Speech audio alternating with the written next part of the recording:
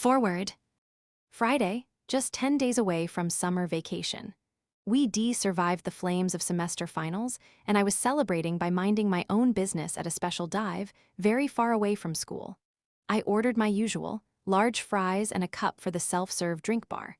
I wiped the sweat from my brow and surveyed my surroundings. Couldn't act too suspicious. I waited for my fries before heading over to fill my cup. Let's do this. The coast was clear. Not a single uniform from my school in sight. I reached into my bag and ruffled around for today's objective, the latest volume of I Can Act Spoiled If My Little Sister Is Older Than Me, right? Soda in one hand, light novel in the other, and a big all pile of French fries. Oh yeah, party time.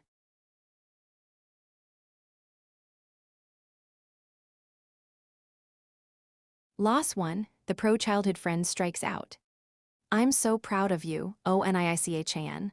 I know, baby, I know how hard you work. You just let me take care of you, all right? You deserve to be pampered. I sniffled. What a saint Kurumi-chan was. What a perfect little sister, the way she loved and cared for her big brother. These affirmation scenes could go on for up to 20 pages, and no, they never got old. I shut the book and admired the heroine on the cover, wondering about when it would be my turn to love. When it would be my turn to have a pair of thighs to rest my weary head on. What's your problem, Saosuke? Are you just not gonna do anything? A shout from the neighboring table took me out of my reverie. Someone was having a bit of a lover's spat. It was always something with these people. Maybe it was an extrovert thing. Whatever it was, they needed Kashitani Kurumi to set them straight. They didn't call her the sweetest angel for nothing. None of my business. I started to get up to grab some melon soda so as to properly enjoy the following insert illustration, but quickly sat my butt back down. I'd goofed bad, real bad. That couple, they were wearing the same school uniform as me. As if that wasn't bad enough, I recognized them. We were classmates. The one who'd shouted was Yanami Anna, one of those bubbly types. Popular. Sitting across from her was Hakamata Saosuke. Again, popular, handsome. Didn't know they were dating, but I wasn't exactly surprised. They were glued at the hip around school. The question remained, why had they picked here, my family restaurant hangout, to have their falling out? I returned to my book, half focused on listening in. Unless you go stop her right now, Karen-chan's gonna be gone forever. You realize that, don't you? Do you have any idea how far away Britain is? We said our goodbyes, the guy protested. And you honestly mean to tell me you took her seriously? Boy, talk about trite. Where had I heard all that before? It really was odd finishing up my story while another was unraveling literally right next to me. Karen sounded familiar. I recalled that we'd had a transfer student come in not too long ago. Haimiya Karen, she was a real whirlwind. The first thing out of her mouth was an accusation. Apparently, Hakamata had groped her or something, I dunno. Wait, she's going back already. No pacing, I swear. Should I not have? Hakamata asked. You wouldn't get it. You don't know how it feels to be in. Yanami hung her head and bit her lip. Honor I. Forget it, she said quietly. She looked up composed and dropped a bike key on the table. Go, she's waiting for you. You're sure? She's a patient girl. Just don't keep her long, make her happy, she deserves it. Thanks, Anna, I won't screw it up this time. Yanami nodded. I know you won't. Don't forget I've got a shoulder to lend if she ends up dumping you on your butt. A moment later, and he was gone, without so much as a second glance back at his friend. Yanami stood there for a while before plopping back down lifelessly. Yeah, you better not finish that sentence, she muttered. And there I was, just kinda sitting there, a foreigner in an exotic land of drama and social lives. I decided the best thing I could do for her dignity was to simply pretend I wasn't there. So I did exactly that and hid behind the menu. Until... Bro, she wouldn't. Yanami Anna, fresh off the rejection bus, reached for a glass. The glass of the man who had just ripped her heart out. Do not know my soul cried in vain. She held the glass tenderly in both hands, and then, ever so slowly, in the straw went between her lips. Line, officially crossed. Her eyes wandered this way, that way, before finally landing on mine. Yikes. Uh-oh, bad. Various other exclamations of displeasure. Part of me prayed she wouldn't recognize me. This hope was dashed as soon as I saw the red start to creep up her cheeks. And then coffee. Coffee spraying from her lips. Coffee on the table. Coffee everywhere. She spat out the drink, and what didn't come out she choked on. This, friends, was why I preferred the two-dimensional. My only recourse was to double down. I had seen nothing. You could tell by how good I was at whistling and how invested I was in the menu. Unfortunately, my talents were wasted on the likes of Yanami, who marched right on over and sat across from me, because God forbid we both minded our own business. I know you're Nukumizu-kun. We're in the same class, she accused. Oh, well, if it is Yanami-san, I sputtered. What a coinkydink. I wasn't convincing anyone. Certainly not Yanami. The blush climbed up to her ears. She shot me her most serious, intimidating look. This better stay between us. Sure, yeah, didn't see anything anyway. Not me. That's right, not a thing. She shot up out of her seat, awkwardly avoiding eye contact. In my defense, I'd gotten here first. Anything I had happened to bear witness to was not my responsibility. Whatever, it was done. I put it out of my mind and headed to the drink bar. A nice cold melon soda would cool my head. When I got back, though, Yanami was still standing there at my table. She had her wallet open, clumsily counting coins. Yeah, she was clearly broke. I went to slip by her, but my conscience held me back. There was no real tactful way out of this situation with her loitering right where I needed to be. This was for the good of my free time, which she was currently wasting. That was all there was to it. I counted to 10 in my head, then called out to her. You, need some help. Wah, she croaked halfway to crying. She nodded slowly. I took her receipt. How much could she have possibly eaten? The answer, a lot. Hakamata had ordered a friggin' steak combo. Yanami, bless her heart, had made an attempt to settle for soup and salad, only to give up and order a burger and dessert. The lack of foresight on display here was truly impressive. All right, well, I'll cover you today, I said. Just pay me back Monday. There went my evening plans to go light novel shopping. A sacrifice, to be sure, but as much as I would have liked to, I couldn't just leave a classmate out to dry, especially not after what she'd just been through. Really, you're sure? I mean, I hardly know you, she said. Hey, whatever gets you gone faster, and she's sitting down. Are you, not leaving? I asked. Thanks, Nukumizu-kun, I really appreciate it. Guess I had you all wrong. Ah, yes, insult me while you're at it. I was beginning to regret giving in to empathy. Not leaving, no. Yanami folded her hands together and stared off into the distance, quite irreverently. We're childhood friends, you know. Oh, do tell. She did. When we were kids, Saosuk made me a ring out of clovers and he asked me to marry him. Can you believe it? Tears welled in her eyes and quickly spilled over. Who, hey, I blubbered. Are you good? This was going well, if you ignored all the prying eyes and literally everything else about the situation. I fled to the drink bar again, picked a tea bag at random, and plunked it in some water for her. I came back and handed it to her. Collect yourself. Thanks, she took a sip. I like this. Good, I think that's rose hip. I remembered the label or whatever that I'd read while I was over there. It's good for your skin. Yanami cast her eyes down. Not like I have anyone to look good for anymore. This was just plain painful. I racked my brain for literally anything to say to get us off the subject and her out of my hair. Wasted effort. One large fry, a newcomer in a uniform, called out. I'm sorry, I blinked. Suddenly there were fries and it was on my bill. I'm sorry we didn't. I care about Karen-chan a lot, I do. She's a dear friend to me, Yanami continued. It's just, well, she just showed up, you know? It's like we're Saosuk and I just not together for over a decade. What happened to all that? She blew her nose into a napkin, then went straight for the fries. Hey, did you order these? I'm the one he asked to marry. How is that fair? How can he just lie like that? I could think of a few things that were less than fair in that moment. Welp, I'd made my bed. I could either keep whining or suck it up and lie in it. How old were you when he made that promise? I asked, barely holding back a sigh.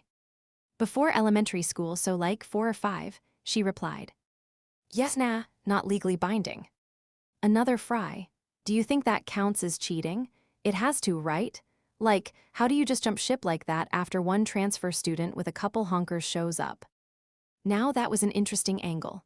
I hadn't pegged Hakamata as a philanderer. Haimiya Karen was a looker, no one could argue that, but Yanami had her charms for sure.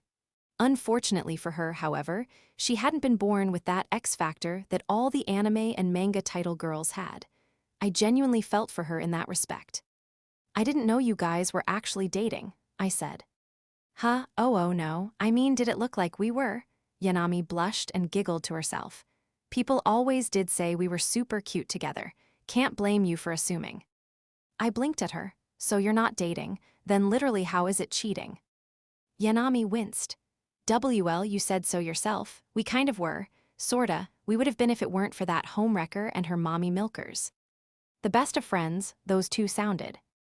Also, she coped, who knows, maybe he'll change his mind at the last minute or something.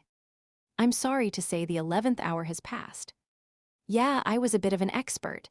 I'd read my fair share of rom-coms, and her goose was downright cooked. I sipped my melon soda, with reverence. You wanna know something? Yanami asked. Just between you and me, Saosuk and I have bathed together. When you were 4 or 5. Saosuk and his new girl would hit that base in no time. Okay, but our families are close. We practically have their blessing already. That's like one of the most important parts about having a wed-ding. The tears returned with a vengeance. Should I be concerned? The wedding, Yanami whined. I had a dress picked out and everything, and that tits for brains stole it from me. Oof, that one was on her. You never picture the dress that far in advance, or your rival wearing it instead of you, for that matter. I wondered what the rejection bus's schedule looked like, because I was over this passenger. I know, okay. It's my fault for sitting around for so long. I should have been brave, she said. You, need a refill. The mint tea here's pretty good. No, tastes like toothpaste. Yanami pouted, then smiled. She wiped her eyes clean. Sorry, bit much, huh? Hey, no worries, I said. That wasn't the apology I was personally waiting for. I'll be okay. As long as Saosuk's happy, I can settle for best friends. Why yeah, okay. Yanami was a roller coaster of emotion. She went on, and I just sat there eating French fries, listening, doing my best to be as patient as possible. There was a word for heroines like her, whose ships wound up lost at sea. They were the losers. Yanami Anna was a losing heroine.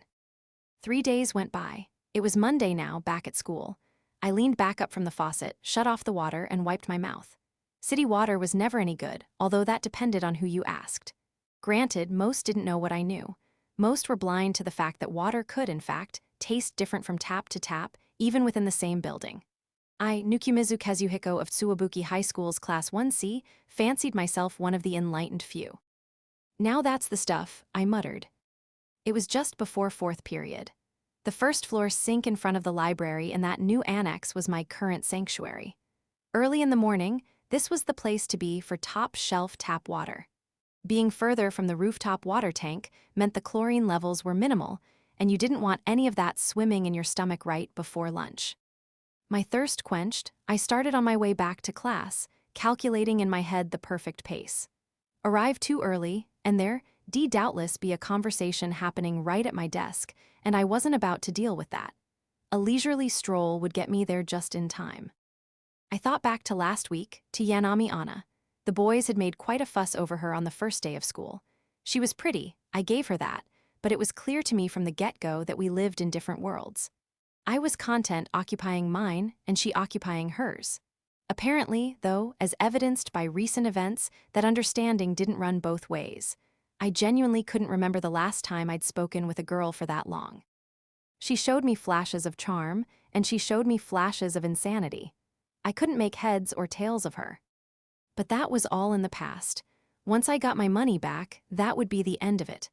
I'd go back to my world, and she'd go back to hers, and I'd look back and think, yep, that sure was a thing that happened. I checked my watch as I slid open the classroom door. 30 seconds to the bell, perfect. I clicked my tongue. Not perfect. Yakishio Lemon of all people was sitting on my desk, that happy-go-lucky, tan girl on the track team.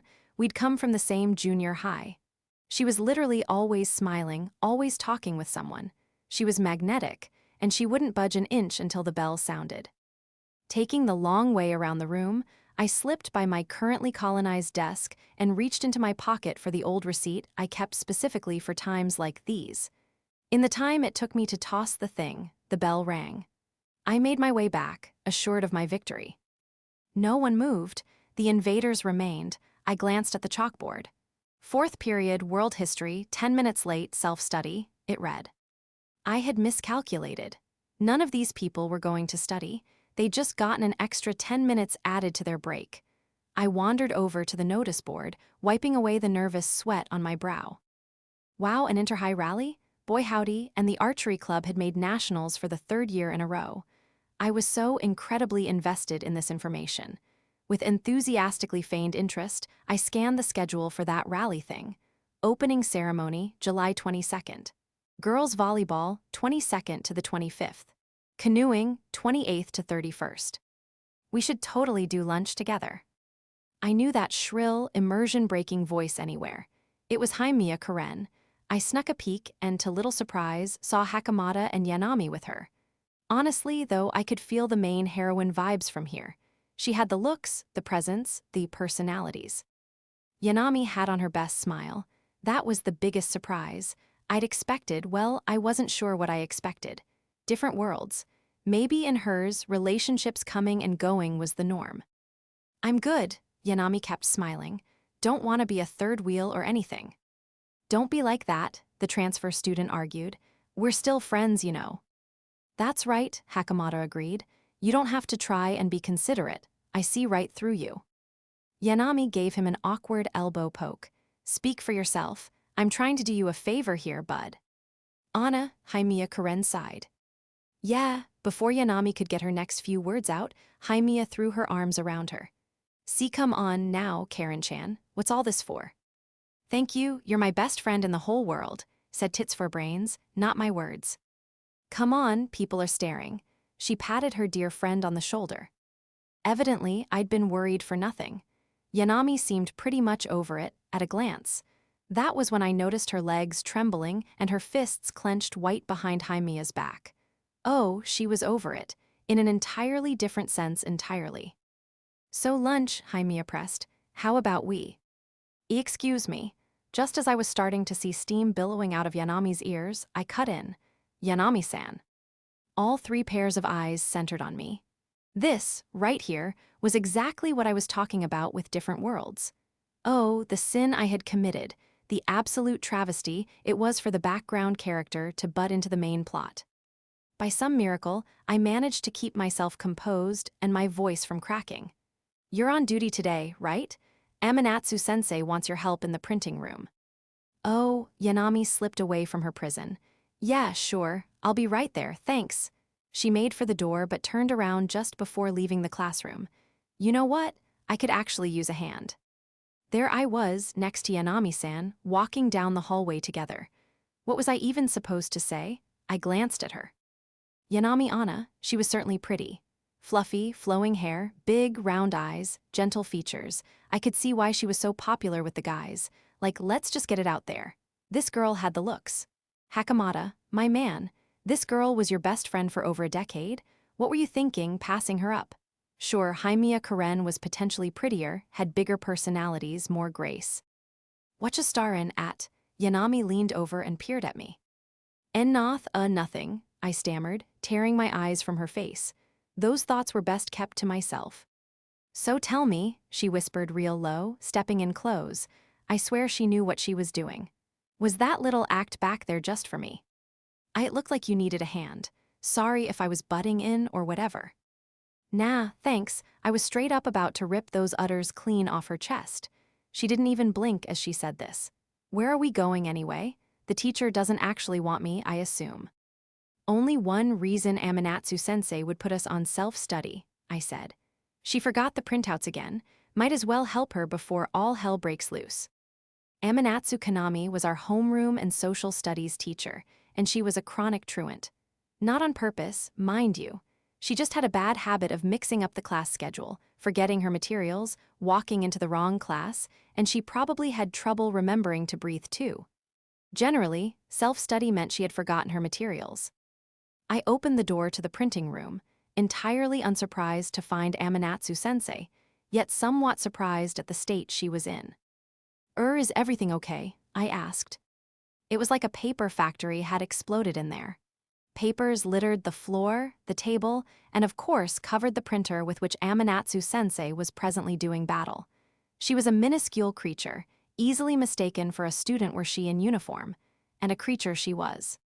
"Ah, Yanami," she said, "you should be in class UKNWAC." Amanatsu-sensei slipped on one of the papers on the floor, and down she went, flat on her face, sending yet more papers flying. Some called her clumsy. I called her a walking safety hazard. "Thought you could maybe use some help," said Yanami. "Right you are. Be a pal and get me enough copies for the class, would ya?" We knelt down and started examining the paper carpet at our feet. Which sheets were we meant to be copying? Only God knew. The allotted 10-minute self-study time had come and gone by the time the three of us managed to fish out the right papers. "I really nailed today's lesson too. It's gonna knock your socks off," Amanatsu-sensei said proudly. To her credit, she did put a lot of effort into her lesson plans. I took a peek at one of the copies.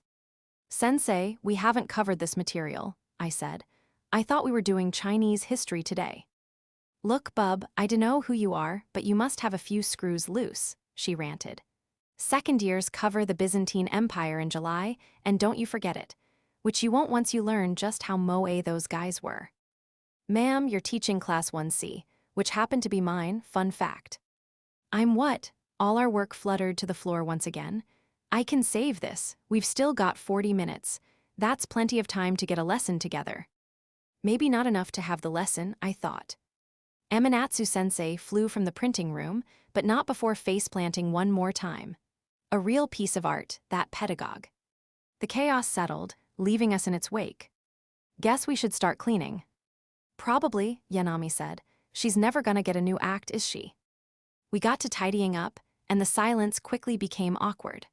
What did boys typically say to girls when they were alone together in a printing room? I wasn't sure, but I did remember something important. I cleared my throat. "So, about the money I lent you Friday." "Oh duh, I don't actually have my wallet on me right now. Can you meet me at the old annex during lunch?" Yanami asked. The fire escape stairs on the side. Sure I guess, long as I get my money." She probably didn't want her friends in class catching her with a dork like me, or the guy who friend-zoned her, come to think of it. I picked the papers back up, completely unfazed by the implications, and handed them to Yanami. She tapped them upright against the table, straightening the stack. "You've probably noticed that they're dating now," she said quietly, eyes like a dead fish. She continued tapping the papers against the table. "Sorta, I guess," I admitted. "I think you got those papers straight, by the way."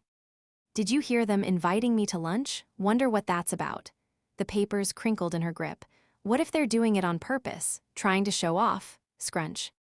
"I mean, I only know him from group work, but he seems like a decent guy to me. I don't think he'd do that, do you?" "No," she said. "No, you're right, Saosuk wouldn't do that." "We're in agreement." "He's an angel, always has been, you should see his baby photos." Yanami shut her eyes, seemingly departing planet Earth. "You can tell, it's like he came straight from heaven. Oh, I just want to post them online and watch the likes roll in." A good while passed while she giggled and reminisced to herself. After dawn, however, comes dusk. I get it now. Flames flickered in her eyes, dark and foreboding. It's all her fault, she's the problem. "I'm sorry." Karen-chan's trying to break me, squash me, stifle me, keep me down so I won't touch her man," she raved. "Let's take Hanlon's razor to this, shall we?" And here I thought we were friends. Saosuk's just under her spell. Yeah, that's it. That little witch seduced him. I recalled a time when Yanami had called Haimiya her dear friend. There's evil in those sandbags, dark and pure and twisted evil. Tell me you're with me, Nukumizu-kun. Personally, I sensed only hopes and dreams in them, but admitting that would have gotten me killed. I glanced at the door, praying to every god that my one way out would return. Moments later, the door miraculously flew open. Oh, thank God you're. Viva Byzantium, Amanatsu-sensei shrieked. Immediate red flags. What are you talking about? Turns out I didn't have Jack for the first years, so I was gonna just hide in the staff room until class was over. But then, she had on the most smug grin. Society was doomed if these were the inheritors. I was like, hey, why don't I just enlighten the youngins? Come on, we've got Byzantine moe to proselytize. Ma'am, please remember this is a school, not a church, I said. I mean, I had prayed for this. Hey, I do my job just fine for the second years. What if you, I dunno, brought a textbook and taught from that? I proposed. That can't be too hard, I believe in you. But I haven't prepared anything, Amanatsu-sensei whined. Improvise. Somehow my half-assed attempts at a pep talk worked. Amanatsu-sensei clenched her fist tight. Yeah, I'm a teacher without a textbook. We will get you a textbook. Dawa shucks, you're a good kid, but you should really get to class, though. Your teacher's probably wonderin' where you ran off to. You are my teacher, ma'am. I was starting to run dangerously low on quips.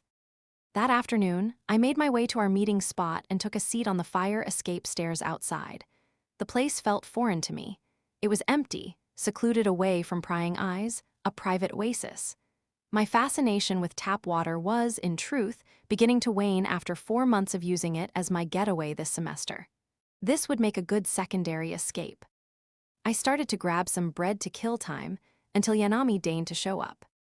Nukumizu-kun, there you are. Yanami came trotting down the stairs. I looked up at her and was met with a face full of bare thigh. Sorry, I stammered. I wasn't Please, God, save me. She plopped down. Karen-chan just invited us to karaoke after school. Ah, karaoke. The extrovert's art. That one such as her would seek my aid, well, a truly perilous art it must have been indeed. Then go, I said. Yanami held her head in her hands and made a sound like a dying goat. And listen to those two sing a friggin' duet together? I'd literally rather hurl myself off a bridge. Is that what you want? Look, I've never been to karaoke. What in the world did she want me to do about it? I'm not an expert in what that entails. Oh, she frowned suddenly and got real quiet. Oh, wow, sorry. I didn't realize, wow, I am so sorry. I don't even forget I said anything. After all that, seriously. Like, why though, was that necessary? Was my suffering really necessary? Can we just drop it, please? So about the money, I said. They keep insisting that nothing's changed, and like, how it's no big deal or whatever. And she brought her lunch. Are we really doing this over food? I sighed. I guess just take their word for it. Now the money. I only found out officially the night you spotted me the cash. That they started dating, I mean. She stabbed her chopsticks into some taro. Again and again. Long time for them to have gotten up to something.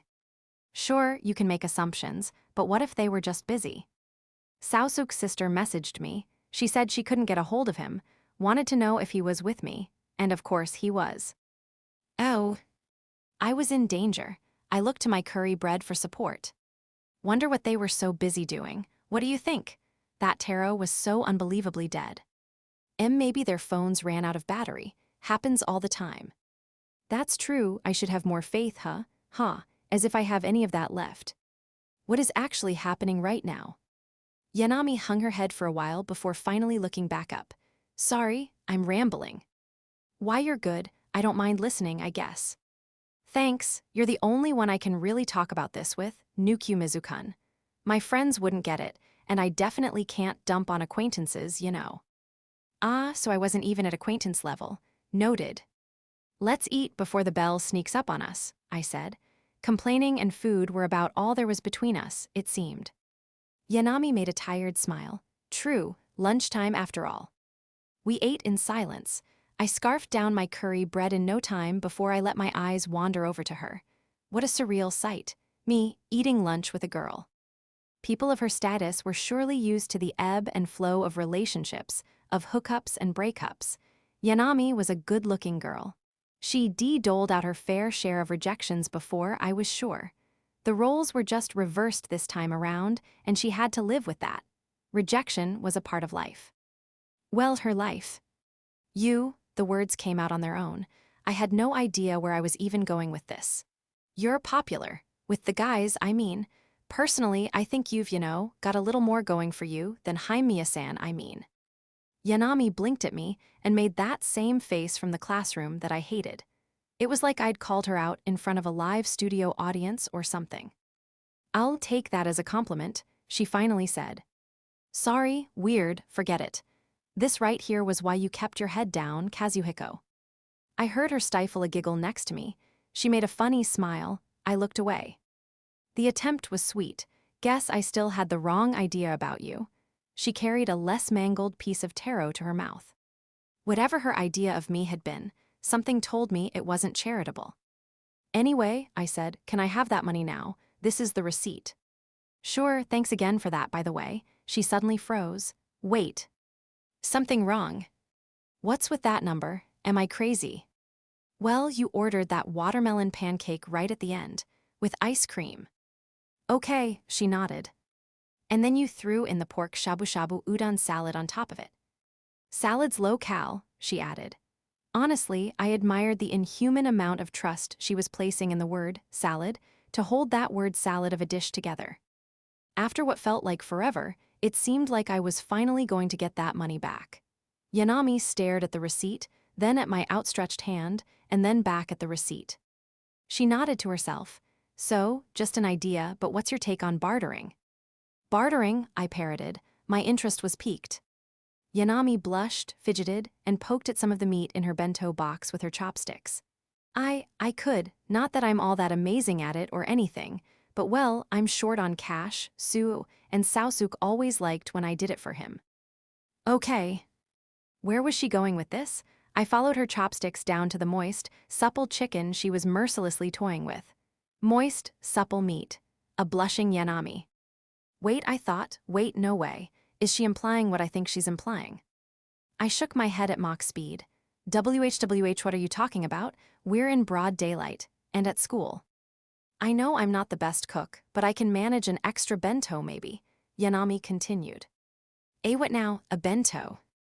Yeah, she cocked her head to the side, completely oblivious. What do you think I said? Nothing, gotcha, bento lunch? I dug and scraped my mind back out of the gutter, then checked the receipt again. I dunno if one's gonna cover all this, though. I was rather proud of the nest egg I'd scrimped and saved up. Yeah, so what you can do is set a price for whatever I make you, and I'll keep doing it until the whole tab's covered. Homemade lunch from a girl was definitely valuable, perhaps even priceless to someone like me. This may have been my only chance at getting to experience such a luxury. The money I'd save on food would add up too. On the other hand, oh God, did I really want to keep skulking around behind people's backs just to play bento appraiser? Maybe we should. I'll be back tomorrow, same spot, Yanami interrupted. Don't forget. She grinned from ear to ear, stuffed her face with yet more chicken, and I didn't have it in me to spoil her mood. Yep. The first bell chimed, sounding the end of lunch. I sank into my chair as exhaustion crashed over me like a wave. How had a simple monetary transaction gotten so out of hand? And I still didn't have my money. We were going to barter, apparently. Instead of cold, hard cash, I'd be paid in Yanami's homemade cooking. Homemade cooking. Just for me, it still didn't feel real. I had to be dreaming. I was resolute in one thing. We were midway through July, and I was gonna keep my head down for the rest of it. None would perceive me the remainder of this semester. This, I manifested in my mind's eye, and thus I was free from social interaction for the rest of the day. The technique had never failed me before. Excuse me, Nukumizu-kun? The technique had failed me. A girl stood next to my desk and was making an extraordinarily valiant effort to speak words. I'm first year, L Literature Club. The girl choked on her own tongue and started to cough. I didn't know what she wanted, but I doubted she'd find it with me. Who from what? Komari, she spat. From the Literature Club, Komari Chika. Komari clung to the hem of her long, baggy summer button-up. She stared at me through teary eyes. I need to talk to you. About what? What do I have to do with your club? Why you're in it? Say what? What? Silence. I searched my memory and recalled a few months back, right after the entrance ceremony. I remembered taking a tour of the lit club and writing my name down on something. On reflection, it must have been a sign-up form. You know, maybe I am, I said. Komari Chika puffed a little sigh, then started mashing on her phone keyboard. When finished, she pointed the screen at me. It read, "The Student Council issued a warning to us about inactive members. We're already low as is." Didn't take much detective work to figure out who the inactive member was. More typing. Be there after school, please. Sure, I'll be there, I said. It all came back to me. The lit club was all girls, except for the president. I'd felt too awkward to keep going, which was why I stopped. If the representative they'd sent to round me up was any indication of the culture there, I had a feeling I'd made the right call. I stood deep in the West Annex, contemplating my life choices and regretting them immensely. All I wanted was to be home. Guessing this is the place. Against my better judgment, I marched toward the club room door. It wasn't my favorite way to spend my afternoon, but they were low on members. Deep down, I empathized with my fellow underdogs. I couldn't bring myself to turn away, so I took a breath and reached for the doorknob. Oh, it's locked. Time to go home. I had tried, and that was good enough for me. I whipped around to find a phone screen in my face. I have the key. Move, it read. Komari Chika squeezed by me and unlocked the door. It would have been so much easier if she just used her words. I followed her inside. Komari made a beeline for a chair, grabbed a book, and that was all from her. Usually, the rude types were supposed to come with soft sides, to actually make them likable. This one was clearly defective. I found a folding chair on the other side of the room to call home and get a good look at the room. A bookshelf spanned one of the walls from floor to ceiling, books crammed anywhere they'd fit.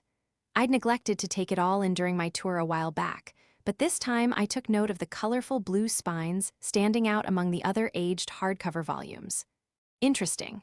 They had light novels. Komari-san, are we allowed to? What? She fumbled around for her phone. Now I just felt bad. Never mind, read your book. I scanned the shelves for an escape from the stifling awkwardness and the boredom and picked out something by Dazai. I was familiar in that I'd read some of his more famous works. He was a handsome guy, that Dazai, surprisingly popular with the ladies. The image of a rushing river came to mind that I did not immediately cast away. I flipped it open to a random page, shocked to find a modern-looking illustration. What scene was it from, I wondered. Some chapter called, "A Punishment Most Sweet." Whoever Takuya was, he apparently had a raging sugar cane, and it was doing weird things to Haruta's winking eye. Wait a minute, this doesn't sound like Dazai.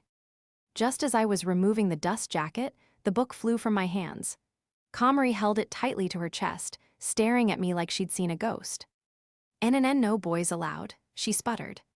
"Why not? It's just Dazai Osamu." "Not for boys," Komari repeated. I wasn't even remotely following. "I see the ice is broken," came a third voice. A girl with long black hair and pigtails entered. She had a mature look about her that her glasses accentuated. Komari leaped behind her, leering back at me. "Maybe not."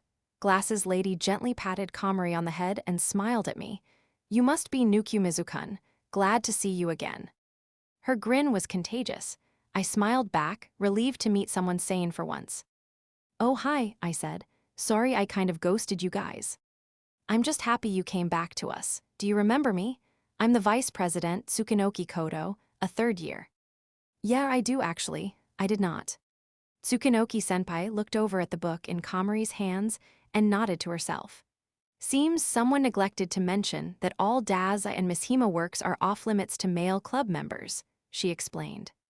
"Miss Hima Yukio and Dazai Osamu, both of them?" I asked. The lenses of Tsukunoki-senpai's glasses flashed meaningfully. I did not know the significance of this, but my instincts were telling me to run. Hands on each of my shoulders held me in place. "Wrong, my boy," senpai said. "Dazai first, then Miss Hima. Dazai Osamu x Miss Hima Yukio, not the other way around. There are no switches here, are we clear?" Her eyes implied there was only one answer to this question. I nodded out of fear for my life. "I'm glad we could reach an understanding. Now sit, and I'll get us some tea." I'd spoken too soon. Sanity was clearly in short supply around here. I averted my gaze and stared idly at the zipper to my bag resting nearby, where no one could hurt me. Komari tapped my shoulder to get my attention. She held out her phone. "I'm on your side. It's Miss Hima first. Miss Hima then Dazai." This debate was not for me, unfortunately. "What sorts of books catch your eye, Nukumizu-kun?" the vice president asked as she set the tea down. Mostly light novels these days," I replied. "Light novels, eh? Well, we've got plenty of those. Feel free to borrow any." That was welcome news. Thanks to a certain someone, my shopping schedule had been thrown out of whack. "So who are the other members?" I asked. "The president's out right now, but there's him," Tsukunoki-senpai said. "He's the third year who showed you around during the tour." The description rang a bell, a tall, friendly, and handsome bell as I recalled. Senpai took a sip of tea. "Wait, was that it?" "Nothing like a hot cup of tea despite the heat," she sighed. Are there any others?" "Nope." She placed her cup on the table, grinning smugly for some reason. "The student council's been writing us about that lately. We'll need you to be present for the time being, at least until the heat dies down. You can help yourself to the tea, of course." I glanced at the shelves full of light novels. I could live with that. "If you say so," I sighed. Tsukunoki-senpai grinned and then hopped up. "I should get going. Komari-chan, be a good host, will you?" Komari made a nasty grimace from behind her book. "That doofus Shintaro forgot he was on duty today, so I've gotta save his bacon." She had a boyfriend, huh? These high schoolers and their hormones. It was like they always said. In junior high, romance was an elective. In high school, it was pretty much a prereq. Whoever they were. Someone had probably said it. Either way, I was missing that credit. And again, Tsukunoki-senpai stopped just before the door and turned around. "No Dazai or Miss Hima, I cannot stress that enough." With a wave, she left. Not seconds later, there was another phone screen in my face that read, "Miss Hima then Dazai, don't forget." "Short on credits too, huh?" "I got it," I said. "Mind teaching me what this club's all about?" "Oh, Komari made no effort to hide her displeasure. "Who else am I gonna ask? The vice pres ran off to get her boyfriend or something." "He isn't her boyfriend," she yelped. Shintaro is the club president. Tamaki Shintaro, they're just childhood friends." She started fiercely typing something on her phone but froze midway. My battery." Komari began rifling through the nearest bag, which happened to be mine. I was about to make a quip when a knock came at the door. When it rains, it pours. "It's Shikia," a voice said slowly. "Student council is now a good time." Not." I shut up as soon as she entered. She was like a flashbang, her hair wavy, bright brown locks adorned with little flower accessories. Around one wrist she had a scrunchie, and both sets of nails were loudly decorated. Her unkempt uniform and short skirt hung loosely from her body. At a glance, you'd assume she'd gone light on the makeup, but her eyelashes definitely popped. The white-colored contacts were a nightmarish touch to cap off the look. This was a Jaru, a genuine, true, in-the-flesh fashion freak, and an existence far removed from my own. Shikia scanned the room, then marched up to me. I gulped. Whatever she wanted from me, it couldn't have been good. I was face to face with a Jaru of all things. My heart raced as I awaited the verbal lashing that was sure to come. "Nukumizu-kun," she breathed, "club member." "Why, yes, that's me," I answered in the same sluggish way. This girl was throwing me off. This wasn't the energy I was expecting, not that I was complaining. "I apologize, my duties require me to be thorough," she said, slowly again. "Tell me, what sort of activities does the literature club conduct?" Shikia-san leaned against a nearby wall like she was out of breath. I waffled between concern and confusion. "I, wouldn't really know." "No, are you not a club member?" Her pale eyes pierced me. Whoops. I'd nearly forgotten it was kind of my fault the lit club was under scrutiny to begin with. I looked to Komari for a lifeline. Unfortunately, she was too busy cowering in the corner, gripping her poor dead phone and shaking like a leaf. Very reassuring. "Well, we're the lit club, so we, read books," I said.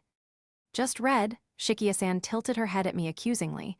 What in the world else did these clubs do? So no activity.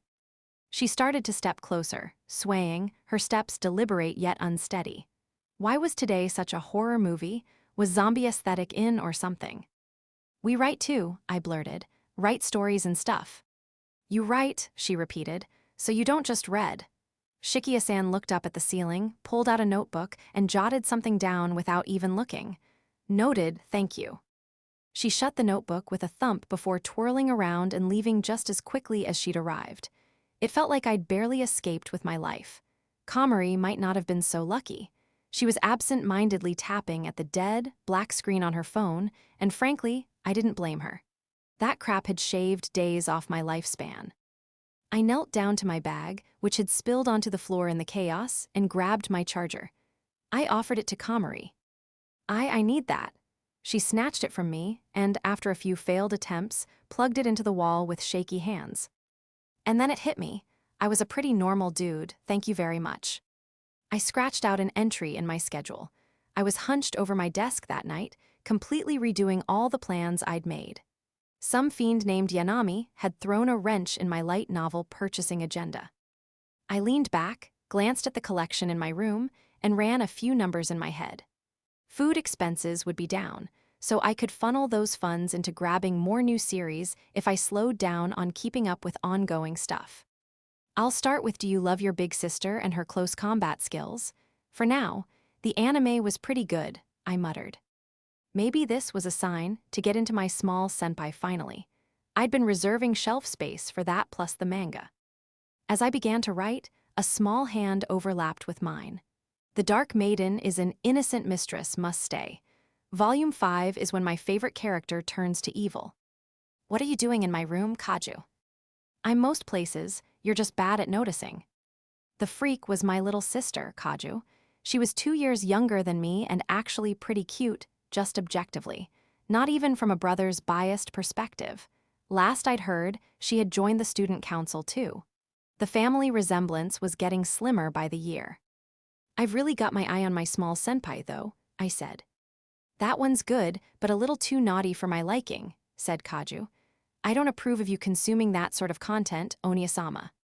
How do you even know that? A friend let me borrow it, too naughty. What the heck, how come I didn't get to check it out? I silently complained. Kaju stuffed my mouth full of cookies before I could vocalize my protests. Not bad. Next, she forced my lips around a straw, iced tea.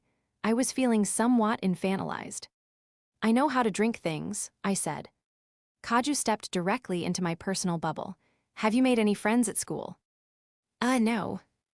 I was afraid you'd say that, she sighed solemnly. You worry me, Onia-sama. You're in high school now. You're not allowed to have no friends anymore. I was officially an outlaw. How many people did you even talk to today, not counting teachers? That was a good question. There was Yanami, Komari, Tsukunoki-senpai, Shikia-san from the student council. About 4, I replied. 4? Kaju's eyes went wide as saucers. I was pretty proud of that number. She couldn't bring me down from this high. Onia-sama, having no friends is nothing to be ashamed of. You just said I'm not allowed. That doesn't hurt me. What hurts me is that you would lie to me, your own flesh and blood. I wasn't lying. She brought me down from that high. But what hurts me more is knowing I drove you to such tragic measures. Kaju shoved yet more cookies into my mouth, tears pooling in her eyes. Kaju, please, I grunted through crumbs. It'll be okay, Onia-sama. She held me oh so tenderly in her arms in the height of summer. It was way too hot for this. I'll find some friends for you, I promise. Nukumizu Kaju, obsessive brother-lover or just a worrywart, I wasn't sure how to frame it. Either way, this was par for the course for her. Was having no friends really so terrible? I wasn't unhappy or anything, personally. Aside from little things, like not hearing about schedule changes, which would occasionally make me late to class, and being unintentionally excluded from most communication, I didn't much care. I sipped some more iced tea, grateful at least, that things couldn't possibly get any worse. Current tab, 3,617 yen. The next day, lunchtime. I had come to the fire escape to get my bento, only to be immediately accosted. Gee, thanks. Who's me? Yes, you. I had hardly spoken a word and Yanami was already most displeased. Remember when I asked for your help yesterday? Karaoke? No? Well, guess what? It sucked. Yanami sat next to me, only adding to my confusion. I didn't realize this was going to be a whole thing. What do you want me to do about that? Sometimes all a girl wants is a little validation, Yanami grumbled. That frozen duet straight up traumatized me. I searched my memory. Oh, did they do that one that goes, let it snow, or whatever? She gave me a look. Not quite, it seemed. No, they did the song that Anna and the prince sing together. That bit at the end, oh my god, I didn't think I'd make it. The part where he goes, can I say something crazy, will you marry me? That one I remembered. And then Anna's all like, can I say something even crazier? Yes, Yanami reenacted with a wispy cadence. She threw her head in her hands and wailed a wail that would have put the damned to shame. She was just torturing herself at this point. She's doing it on purpose, I tell you. She's trying to break me, that ice queen. Why, you know how couples are. It's just the honeymoon phase, I said. Anyway, did you bring lunch? Cards on the table, I was pretty excited and couldn't wait much longer. Could anyone blame me? A homemade bento from a classmate, a girl no less, was plenty justification for a little impatience. Here, she mumbled. The bento box, if it could even be called that, was a colorful mosaic of what looked to be paper. On top, I could make out text reading, thighs, 98 yen. The thing was made of carefully folded flyers. Reminded me of some craft project I'd see at my grandma's. What am I looking at? I asked. The plan was to just make your portion while I cooked mine this morning. I did mean to, really. Okay, and my mom saw me going for a second bento box and said Saosuk was a lucky guy. Oof, that was a gut punch. Moms really knew how to make it sting. I maintained a respectful silence as I opened up the bento. Inside was but a lone sandwich wrapped in plastic. This is from the convenience store. Yeah, were you even listening? I couldn't make you anything with my mom breathing down my neck. The only thing homemade about this lunch was the packaging it came in. Suo, how much do you think for this? Yanami asked. Let's say 268 yen, I said. Yikes, okay. Hey, I was just reading the label. She scooped up a piece of fried egg from her own lunch and plopped it into my box. We'll call that 300. I pulled away when she tried to test her luck with carriage next. That girl wasn't gonna upcharge me. Back to the first topic, it sounds like those two really just need some space. You've got plenty of other friends to hang out with, don't you? I tossed the fried egg into my mouth, a little burnt but not bad. The Yanamis like their eggs on the sweet side. They can get weird. She started languidly mangling the rest of her eggs, another victim. It was always just Saosuk and me before Karen-chan transferred in. When I'm not with him, it's like people start making assumptions. Oh, I said, I'm, not sure what to say. Plop carriage into my box. How much? I stared at the fried chicken, and it stared back, mocking me for my naivety. 350. Where'd you go after school yesterday, anyway? Yanami asked. I saw you leave a different way from usual. You keep tabs on me. I mean, bit hard not to notice the guy beelining for the door by himself every day. There was never any bite to her words, and yet they consistently wounded me. No more, though. I chewed smugly on a mouthful of sandwich, safe in the knowledge that such conspicuous days were behind me. Turns out I'm in the literature club, I said. I'll be hanging around there for a while, I guess. Huh, didn't know you were into that sorta thing. Yanami munched on an octopus-shaped sausage. Maybe I'll come check it out too, you mind? Not really, didn't know you were into that sorta thing. I like flowers just fine, thank you. Literature, not horticulture, I enunciated. Maybe I did understand how she got rejected after all. A grain of rice clung to her cheek. Bell chimed, school was out. One's first instinct would naturally be to book it, but hark, this was folly. The secret to the art of departure was patience. Danger lurked in a school of freshly liberated students, particularly at the doors. Social groups often picked these areas to loiter so as to ensure a pack didn't leave without all of its respective members. They would not budge for a lowly background extra such as myself. 'Twas a vicious cycle, the life of one of the B-cast, one without escape. I lazily gathered my things, keeping a close eye on the flow of people. The door was largely clear, but this was a trap. The pack remained. They had simply relocated to the shoe cupboards at the school entrance, where the loneliest and most stubborn of the bunch would often congregate.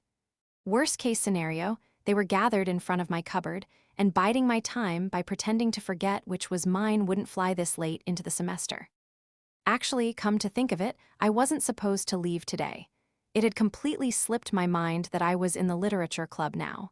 For the time being, at least. A man suddenly slipped into the classroom and came straight up to my desk. "Hey, Nukumizu-kun, I hear you're in the lit club." "Hi." Yano Mitsuki was his name, another familiar face from the same junior high as me. I wouldn't have called us friends, per se. We'd just gone to the same cram school together, so we were technically on speaking terms. For the record, his grades were better than mine, and yes, he had glasses. "Yeah," I said, "I guess I am." "One of my teachers told me you guys have an Abe Kobo collection there," said Ayano. "Could I swing by to borrow it sometime?" I wouldn't have known. All I'd cared to note were the light novels. Probably. I'd have to ask my senpai."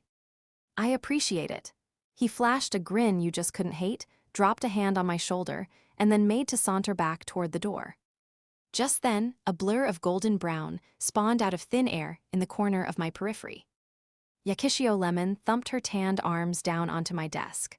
"Hold up, Mitsuki." She leaned in uncomfortably close, a mixture of 8x4 brand deodorant and sweat dominating my senses. "Why me? The team's off today, so I was wondering if maybe you wanted to grab something to eat or whatever." "Sorry," Ayano held his hands together in apology. "I've got cram school today." "Aw, come on," Yakishio moaned. "We're first years. Don't you know that all study and no play makes Jack a dumb boy?" "I'd do a little less play, and a little more studying, unless you plan on being a first year forever." Now they were just flirting, right in front of me. Awesome. Another girl poked her head into the class. "Mitsuki-san, we're going to be late." I recognized her. She and Ayano had spent a lot of time together back when we shared a cram school. Her looks and grades had made her a bit of a celebrity at the time. Never would have guessed we went to the same high school. "I'll be right there, Chihaya," Ayano said. "Later, Lemon." Oh, a rain cloud rolled in over Yakishio. "Okay, bye." She waved at him, slowly and lifelessly. I was at my limit and ready to dip, but Yakishio was making that difficult given she was blocking me from grabbing my bag. "Excuse me, Yakishio-san," I said. I need my." "Hey, Nukumizu, are you and Mitsuki friends? I don't think you were in our class last year." She blinked at me, her long eyelashes far too close for comfort.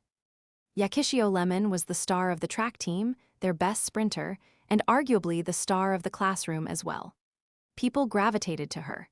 She had short hair, a gentle face, and the kind of toned figure and sun-kissed skin that could have stolen anyone's breath away.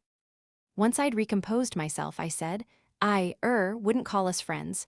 We just went to the same cram school. Sometimes we talk." Yakishio's eyes lit up. "Oh, I getcha, so you know who that girl is." She shoved her face right up to mine, throwing my poise to the wind yet again. "Aya Sugumo-san, I think her name is. They were in the accelerated course together. Pretty equal on grades, from what I remember." Oh, okay." She stared vacantly in the direction Yano had left in. "I wonder if he likes smart girls better." "Am I crazy or?" "To clarify," I said, "they were together a lot, but they just looked like friends to me. Same course is all." "You're so right," Yakishio cheered. "I still got friend vibes too."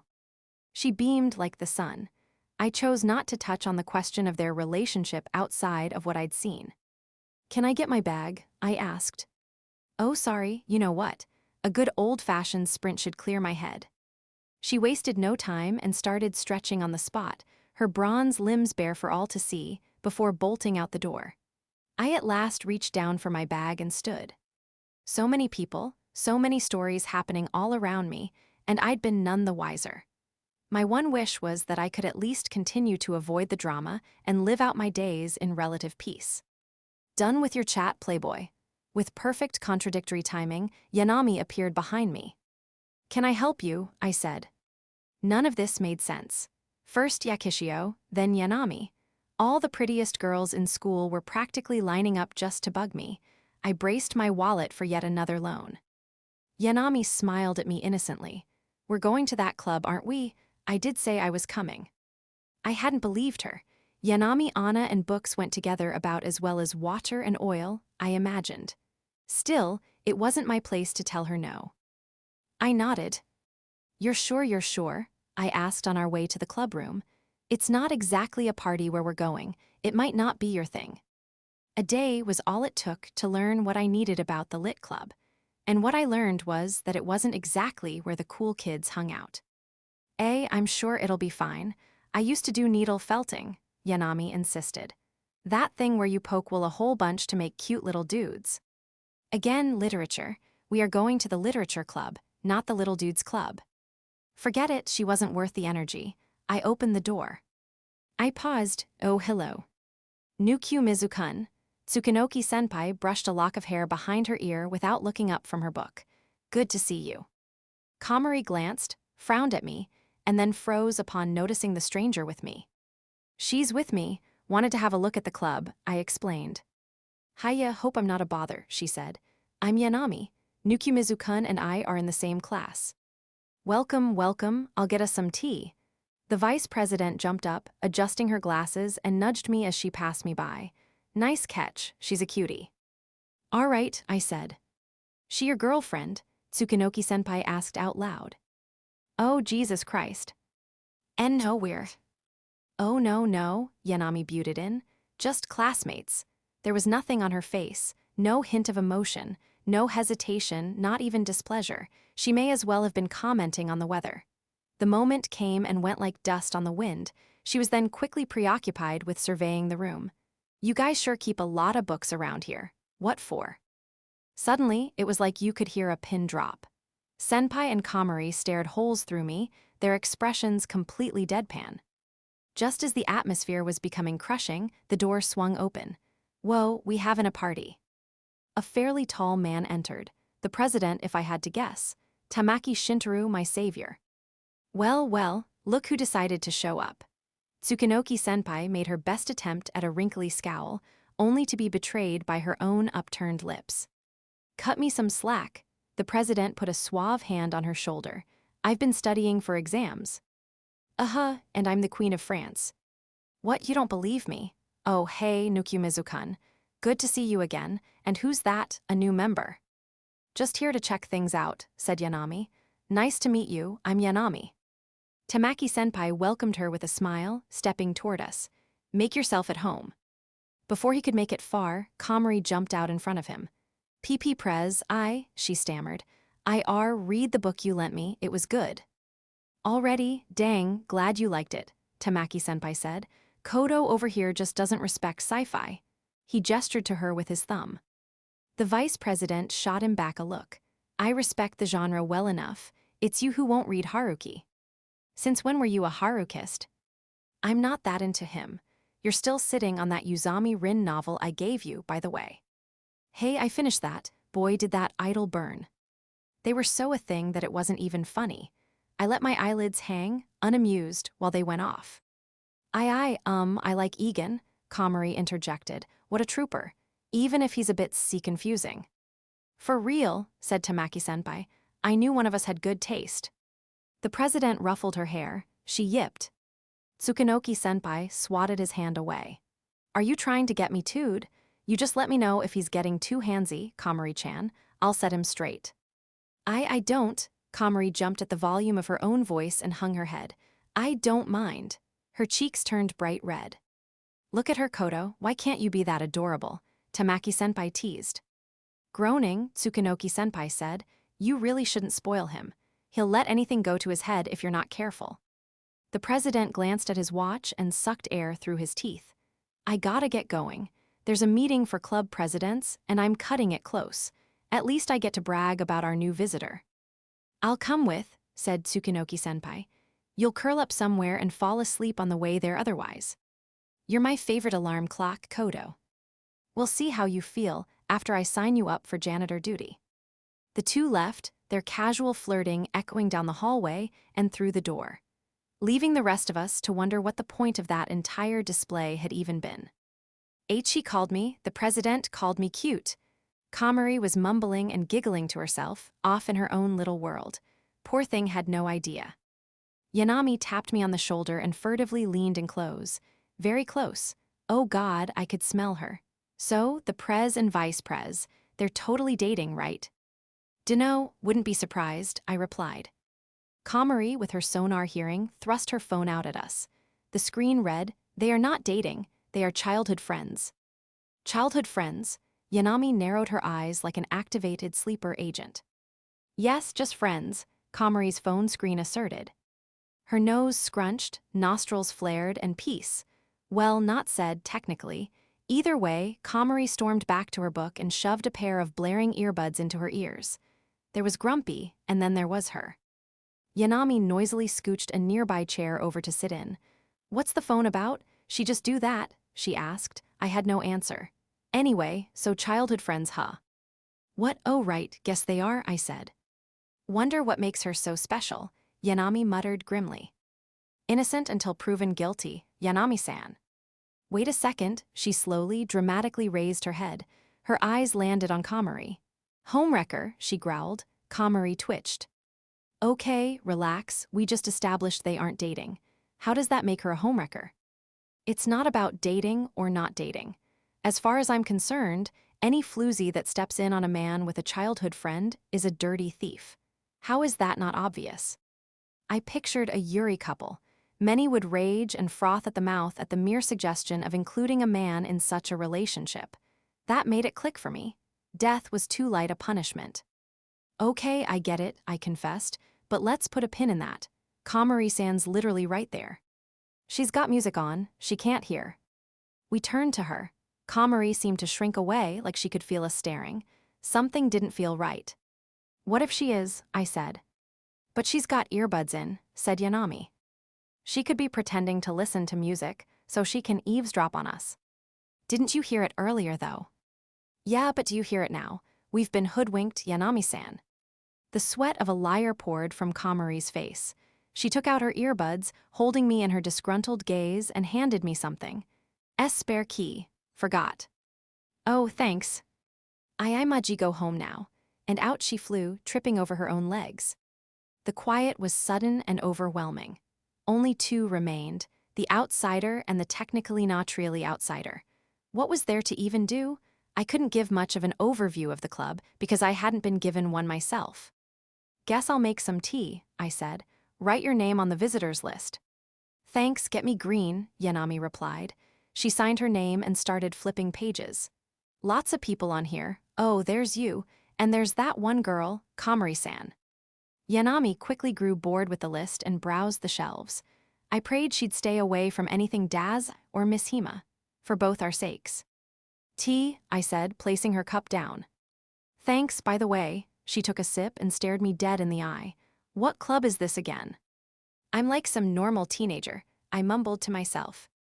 The most use I had ever gotten out of line was stamp packs of my favorite characters for the novelty. Now I lay there, sprawled out on the living room sofa, an actual message in my notifications. A spirited welcome from Tsukunoki-senpai. I had joined the Lit Club group chat. My high school career had truly peaked, but I honestly didn't mind getting off the ride here. A humble life was all I craved. A chill one, like that of a clam. Those guys were chill. I remembered Ayano asking about borrowing some books. A good enough excuse for my first message. A guy I know wants to borrow the Abe Kobo collection. That cool? I echoed out loud as I typed. Weirdly enough, I sorta understood why old folk did that so much. Here began the true test. Would I actually get a reply? I'd heard of getting left on read before. What if everyone had straight up blocked me? The notif came, few, not blocked. Tsukino mono, absolutely. An addendum, however, let not this fish escape our net. The rest of whatever that was aside, I'd gotten my permission. I resumed my lazy idling. Not long after, Kaju strolled over and sat down across the coffee table. You are a beautiful person, Onia-sama. Thanks. You're such a good listener, and you always make me feel like I have worthwhile things to say. Except for the times I call you out, like just then, as a matter of fact. You're so patient, Kaju went on. You're never short with me or my antics. So you're aware that they are, in fact, antics. She cleared her throat all formal-like. Anyway, we're going to make a cherubin. I was speechless. For once I had no quips. She had one. Right, I finally said. You lost me. Little more context, please. You're scaring me, Oniasama. You've been lying there smiling at your anime characters all day. There was the character, part of Cherubin. Still lost. We should funnel those emotions into something productive, Kaju said. We'll make a bento in the style of some popular anime or manga, and then people will talk to you. Why specifically anime or manga? Because that's the only thing you can hold a conversation about. She wasn't wrong, she really was, still rude. Who am I eating with that's gonna look over and be like, wow, look at this guy, he's got a cherubin. Please, Oniasama, I know you're friendless, but surely even you eat lunch with people. Nope, not really. You what? Kaju put her hand to her mouth. Disbelief filled her eyes. But don't you ask anyone, all you have to do is ask, you know? Therein lay the crux of the issue, my dear sister. Do you need me at school with you? I'll go, I'll ask for you. Whatever social life I even remotely had before would be smithereens if you did that, I said. Cherubin it is, here, I made a test sample. She produced a bento box and lifted the lid. I thought your face would be a good place to start, help smooth along introductions. It was a work of art. Like genuinely, this went beyond a cute food gimmick. The realism was a little unnerving. I used Sesame to write an informative profile about you. You'll be the king of school in no time. Somehow, I doubted my classmates would be very interested in my height, weight, and first crush. Why did you put you for my first crush? I asked. I don't understand. You've been calling me cute since before I can remember, Oniasama. As brothers often did for their sisters. I won't be needing a bento for a while anyway, I said. Someone's already making lunch for me.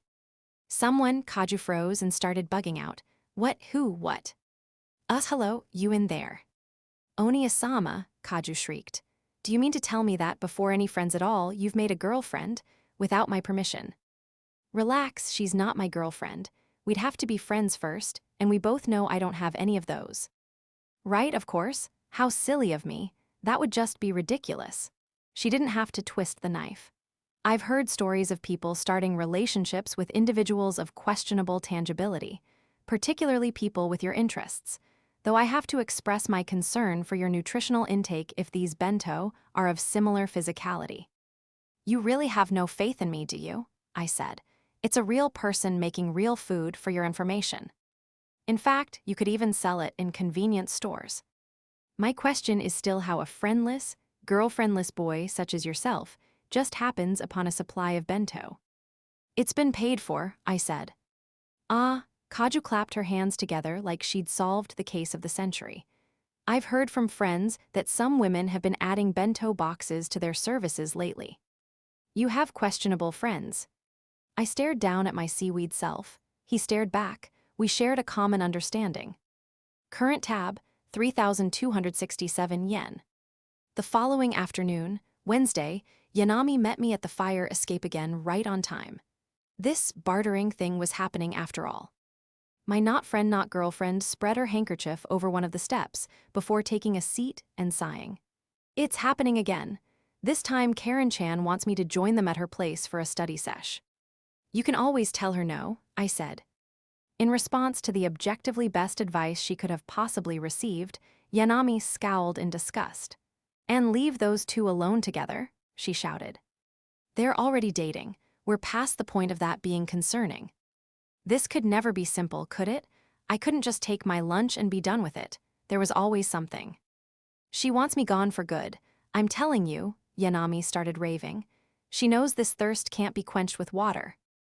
Some thoughts are best kept to ourselves, I thought decidedly to myself. You can't keep assuming the worst, I said. She probably just thinks it'd be too awkward to be alone together, so she wants you there to lighten the mood. So I'm the bait, and Saosuk's the prey. I'd stepped on a landmine. No, that's not what I'm. I make it seem simple. I lower his guard, and once she's got him in her room, Yanami batted her eyelashes at me. Oh, gee whiz, it seems like Anna-chan won't make it, she cooed, her voice pitched up. Excuse me. We're acting, play along. It's Karen-chan and Saosuk alone in her room. Okay. I wasn't sure why she needed me to reenact her worst nightmares. From the top, oh gee whiz, it seems like Anna-chan won't make it, she cooed. Now you, Nukumizu-kun, you're Saosuk, go. Oh, really? I guess that means it's just us. I said in a voice. This is so dumb. What if I said, Yanami cast her eyes down and cuddled up against me, I kept her away on purpose? I dug through the annals of my mind. I'd seen and read enough rom-coms to know what came next. What if I said I had a feeling and came anyway? Isausug. Karen. We gazed at each other for a beat, and a beat later Yanami zipped back upright and smacked her knees. I knew it. She's after his chastity, that witch. In your dreams, I have no doubt. Anyway, my lunch, I said. You realize this is why you have no friends, right? With that helpful little gem, Yanami pulled out an aluminum bento box, just the one. Hold the lid, she said. I did. Yanami stabbed her chopsticks into the rice. What are you doing? I asked. Remember what I said yesterday? Can't bring 2 boxes. She shakily hoisted up a chunk of rice, then dunked it into the lid I was holding. The glob had quite a bit of weight to it. It looked halfway to Machi. My plan this time was to just try and cram lunch for 2 into this one, more coming. The next 2 servings, meat and veggies both, were hard, firm blocks molded into the shape of the bento box. Appetizing didn't describe it well. You can eat now, said Yanami. Oh, thanks. I contemplated how exactly to tackle the rice glob for a moment.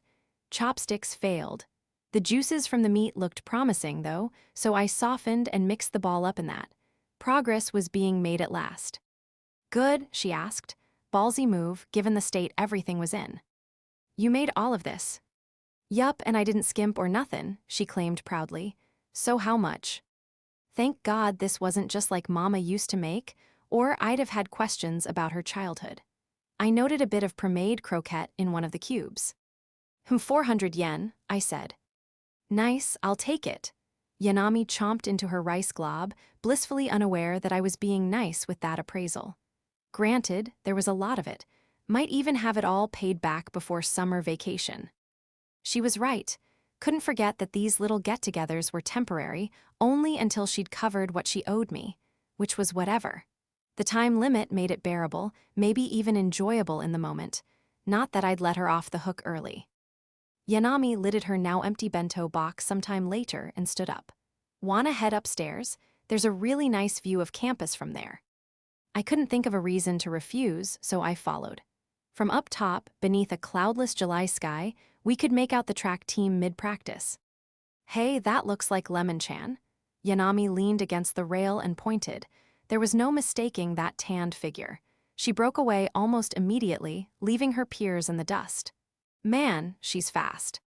The type of person who could spend their 50-minute break eating, changing, practicing, and then changing again could not be me. And not in a derogatory way. Watching them just felt like watching birds fly. She won the 100-meter in that citywide rookie race, I said, even placed in the inter-high prelims. You know a lot about her. The notice board did at least, and I knew a lot about that. Lemon-chan's so incredible. It was mindless banter, so I started to make a mindless reply.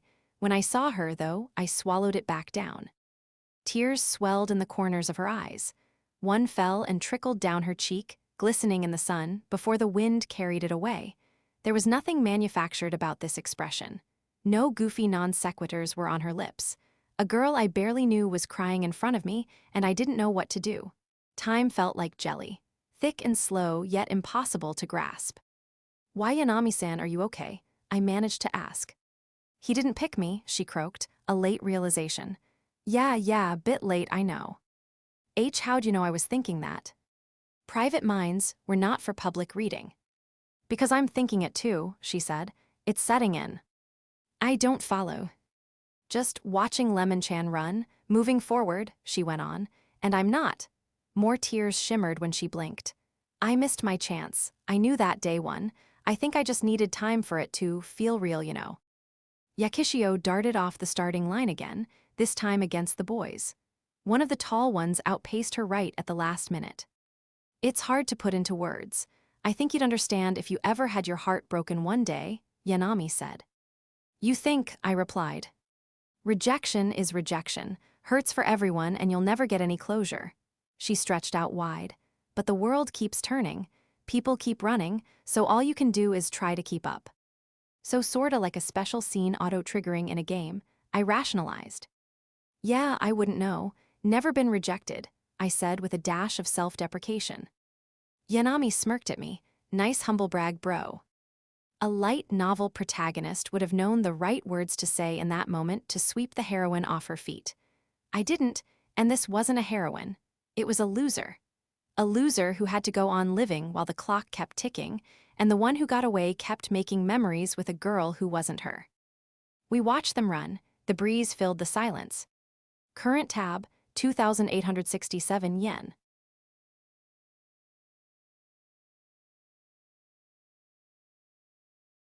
Intermission, even though she was hungry. She was a good girl, an angel. A mechanical beep, sounded, from the rice cooker on a dimly lit countertop. A pajama-clad Yanami Anna made no effort to stifle her yawn as she peeked into the fridge. Eggs and not much else. In the crisper drawer, she found some shriveling Kametsuna spinach and half a pack of ham. Only frozen pasta and some ice cream greeted her in the freezer. Some extra excavating, however, managed to unearth an opened bag of mixed vegetables. Maybe I can work with this. Yanami Anna laid out her spoils: eggs, ham, mixed veggies, and some yellowing spinach. She gnawed on her ice cream bar pensively. Cooking was by no means her strong suit, but a certain fussy boy's lack of enthusiasm had gotten under her skin. Since he wants to play that game. An idea, Yanami swung open a cupboard. Past an assortment of canned goods originating from all manner of places and times, she pulled out a particularly dusty one from the back. Its label read thusly: Imperial Hotel, Special White Sauce. This would do nicely.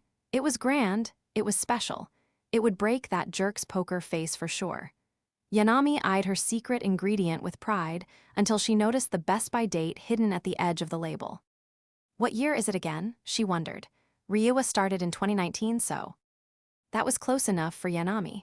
She clunked the can down onto the table. If a guy like Napoleon could make or eat canned food, she couldn't remember which, 100 years ago, what was 1 or 2 past the date in modern times. Yanami took a chunk out of her ice cream, satisfied with her theory. Then she knelt down on the dark kitchen floor, held her head, and made a closed mouth shriek into the lonely silence. And so that summer night went on for 15-year-old Yanami Anna and her hypersensitive teeth.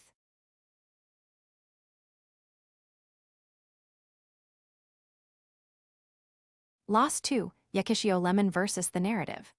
So many cicadas. The cries were deafening, and the sweltering sun didn't help matters. Second period, PE, was finally over, and all that stood in the way between me and freedom was cleanup duty. I dropped the last hurdle into the storage shed and wiped up some of the sweat dripping from my face. The system was broken. It just wasn't fair that the guy on duty had to be whoever's seating number happened to match up with the day of the month. Whoever decided that little rule must have been number 30 and thought himself real clever. I'll kill him, I grumbled, beating the dirt off my hands.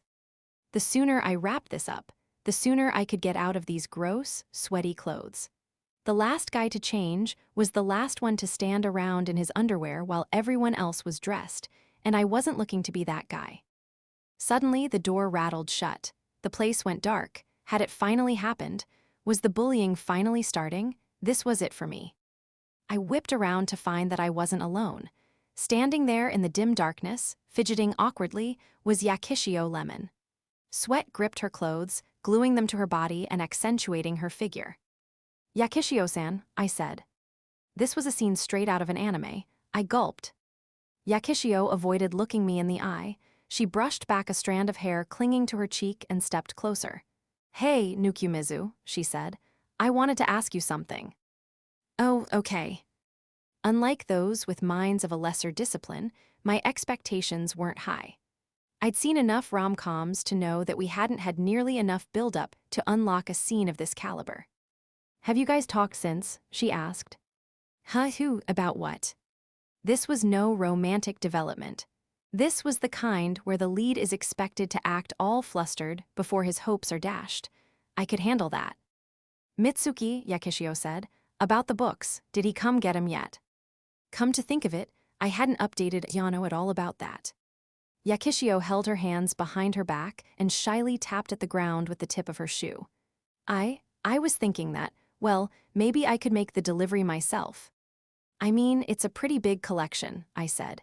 It'd make more sense to have him come and, Yakishio kept fidgeting. I caught on. Actually, let him know for me, would you? I got permission so he can stop by whenever. Can do, you've got my word he'll get the word. Her smile lit up the shed. The dust dancing in the beams of sunlight seemed to almost sparkle around her. I'll let him know to come by after school. Actually, wait, I have an idea. Yeah, Yakishio tilted her head, still smiling. We came from the same junior high. The sentimental side of me felt like doing her a favor. How about you tell him to come by on a day you don't have practice? I said. It was the perfect setup to get them together for longer. Maybe I could even work something out and get them the room to themselves for a couple hours. But why though? Yakishio said, peering confusedly at me. So you can, come take a tour of the club. On the same day, I said, I couldn't possibly have made it clearer. You know. Not really. Screw it. You could just tell him to come pick up his books and be done with it, I explained. Or you could pick a day you don't have practice so you can come together. If you don't know how to invite yourself along, the tour gives you an excuse to be there anyway. She clapped her hands together and raised her eyebrows in realization. Oh, I get it. You're a smart guy, Nukumizu. Her lips spread into a wide grin. She smacked me on the back. I had you all wrong. You're not so bad. I wasn't sure I wanted to know what all these ideas my classmates kept alluding to were. D don't get it twisted, though, Yakishio said hastily. Mitsuki's just a friend, you know. We're just bros, that's all. Nice save, I said with a dry expression. Yakishio pouted at me. Ranking in the social hierarchy didn't equate to emotional maturity, it seemed. Anyway, can we, wrap this up? I'm melting over here. She fanned her shirt at the collar. Meanwhile, I forced myself to bite my tongue. She tried the door. What? I tried the door with her. No dice. Yakishio turned to me. I, think we might possibly be locked inside. You're joking, I said. Help, is anyone out? Shush, Yakishio hissed. Stop yelling. She swung one arm around my neck from behind and held on for dear life. The many things pressing against my back almost made me forget about all the nasty sweat she was covered in. Almost. Can't breathe, I choked. Try as I might to throw her off, it was her muscles against my lack thereof. I see a light. I tapped her arm. Oh shoot, sorry, she said. You okay? You're insane, I panted. Why the actual hell did you stop me? Because Mitsuki's class had PE too. He could be out there. And we didn't call for him because, Yakishio asserted. What if he saw me alone in here with another guy and he, well, I dunno. She twiddled her thumbs. I would have found it cute in any other situation. Well, we've got to hurry before everyone leaves, I said. The next class'll show up soon enough, okay? Let's just wait till then. And then they'll find a guy and a girl who have been alone together for God knows how long. You could cross-dress, Yakishio proposed. If that's on the table, you'd sell it better anyway. We were getting nowhere, and all our classmates had left in the meantime. The murmurs of students had been replaced by a cacophony of cicadas. Yakishio hoisted herself up to peek out a high window. Why's no one coming? Oh, I said, Yakishio-san, I think they might be at the pool. The bell sounded. The next period had started.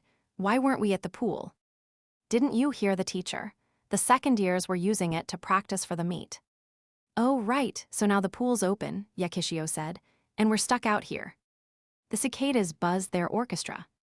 Help, Yakishio cried. I'm in here too. Someone, I shouted. Our pleas echoed out into nothingness. Eventually, we gave up and found a couple comfortable spots on the ground to contemplate. The forecast this morning had said today would be a scorcher, a high of 35 degrees, and the shed was only getting hotter. I stopped feeling quite as sweaty at some point, not because I'd gotten used to the heat, but because I was as dry as a skeleton. Wonder when someone'll notice, I mumbled. The track team will be here at lunch at least, Yakishio panted. An actual, visible puddle was forming around her. Her body was a machine. Hey, are you okay? Yeah, nah, I'm an Impala kind of girl. No gazelle here, she muttered. Oh, cool.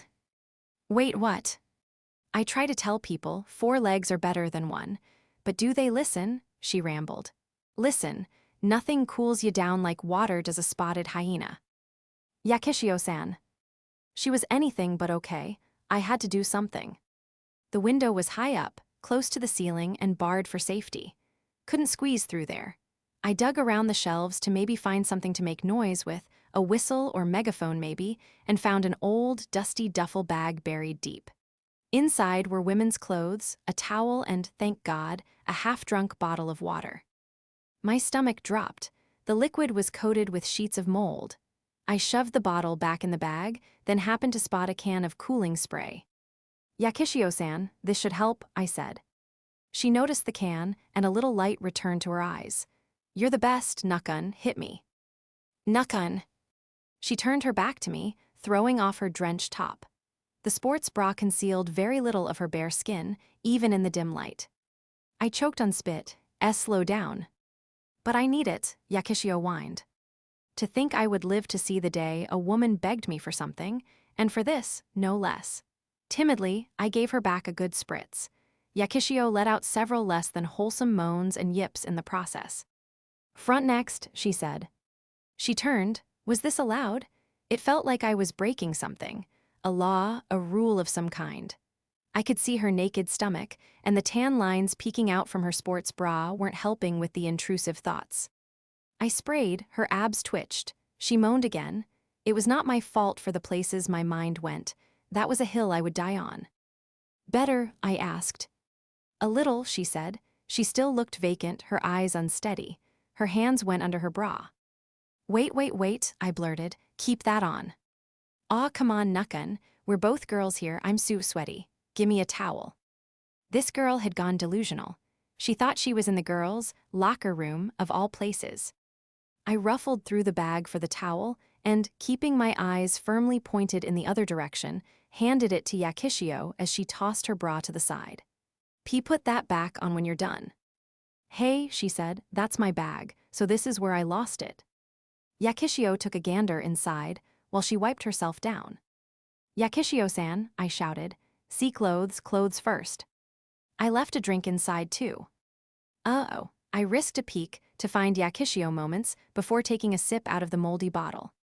Stop, I swiped it from her, do not drink this. Why you being so mean, Nukun? She climbed onto me, reaching for the bottle. I screamed, not looking.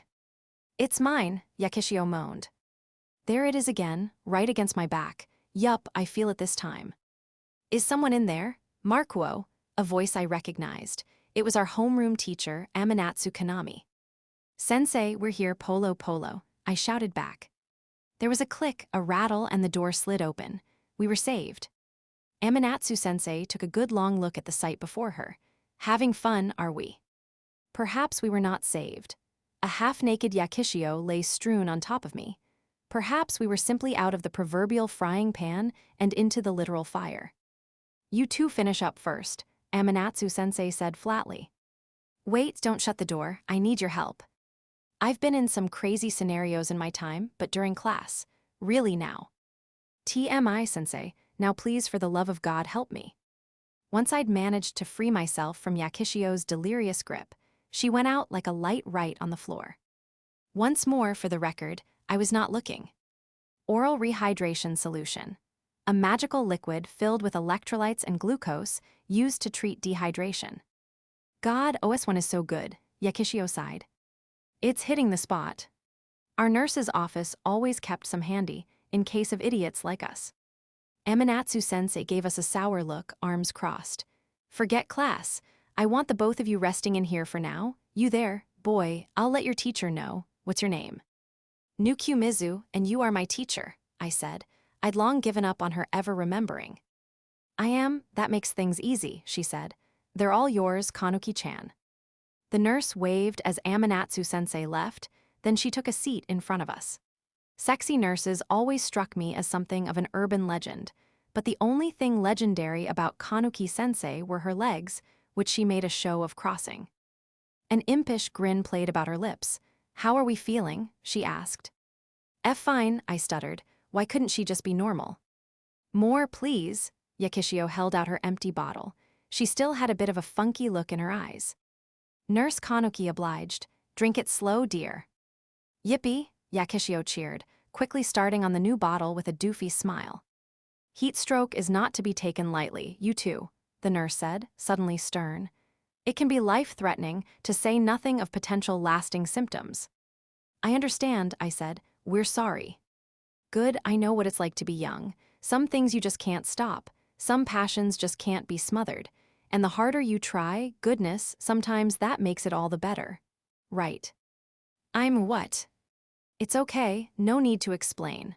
Kanuki-sensei held a finger up to her lips and winked. Whatever happened in that shed, that's between you and your teacher. Communication was breaking down, and I didn't have the energy to repair it, so I changed the subject. Do you and Amanatsu-sensei know each other? I asked. We both graduated from this very school, as a matter of fact, Kanuki-sensei answered. I guess that makes you both our senpai, technically. What was Amanatsu-senpai like as a student? Oh, you'd never guess it now, but between you and me, she was a bit of an airhead, a total klutz. I was positively flabbergasted at this information.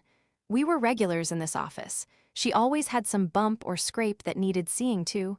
Kanuki-sensei chuckled fondly. And now here I am, working in that same room.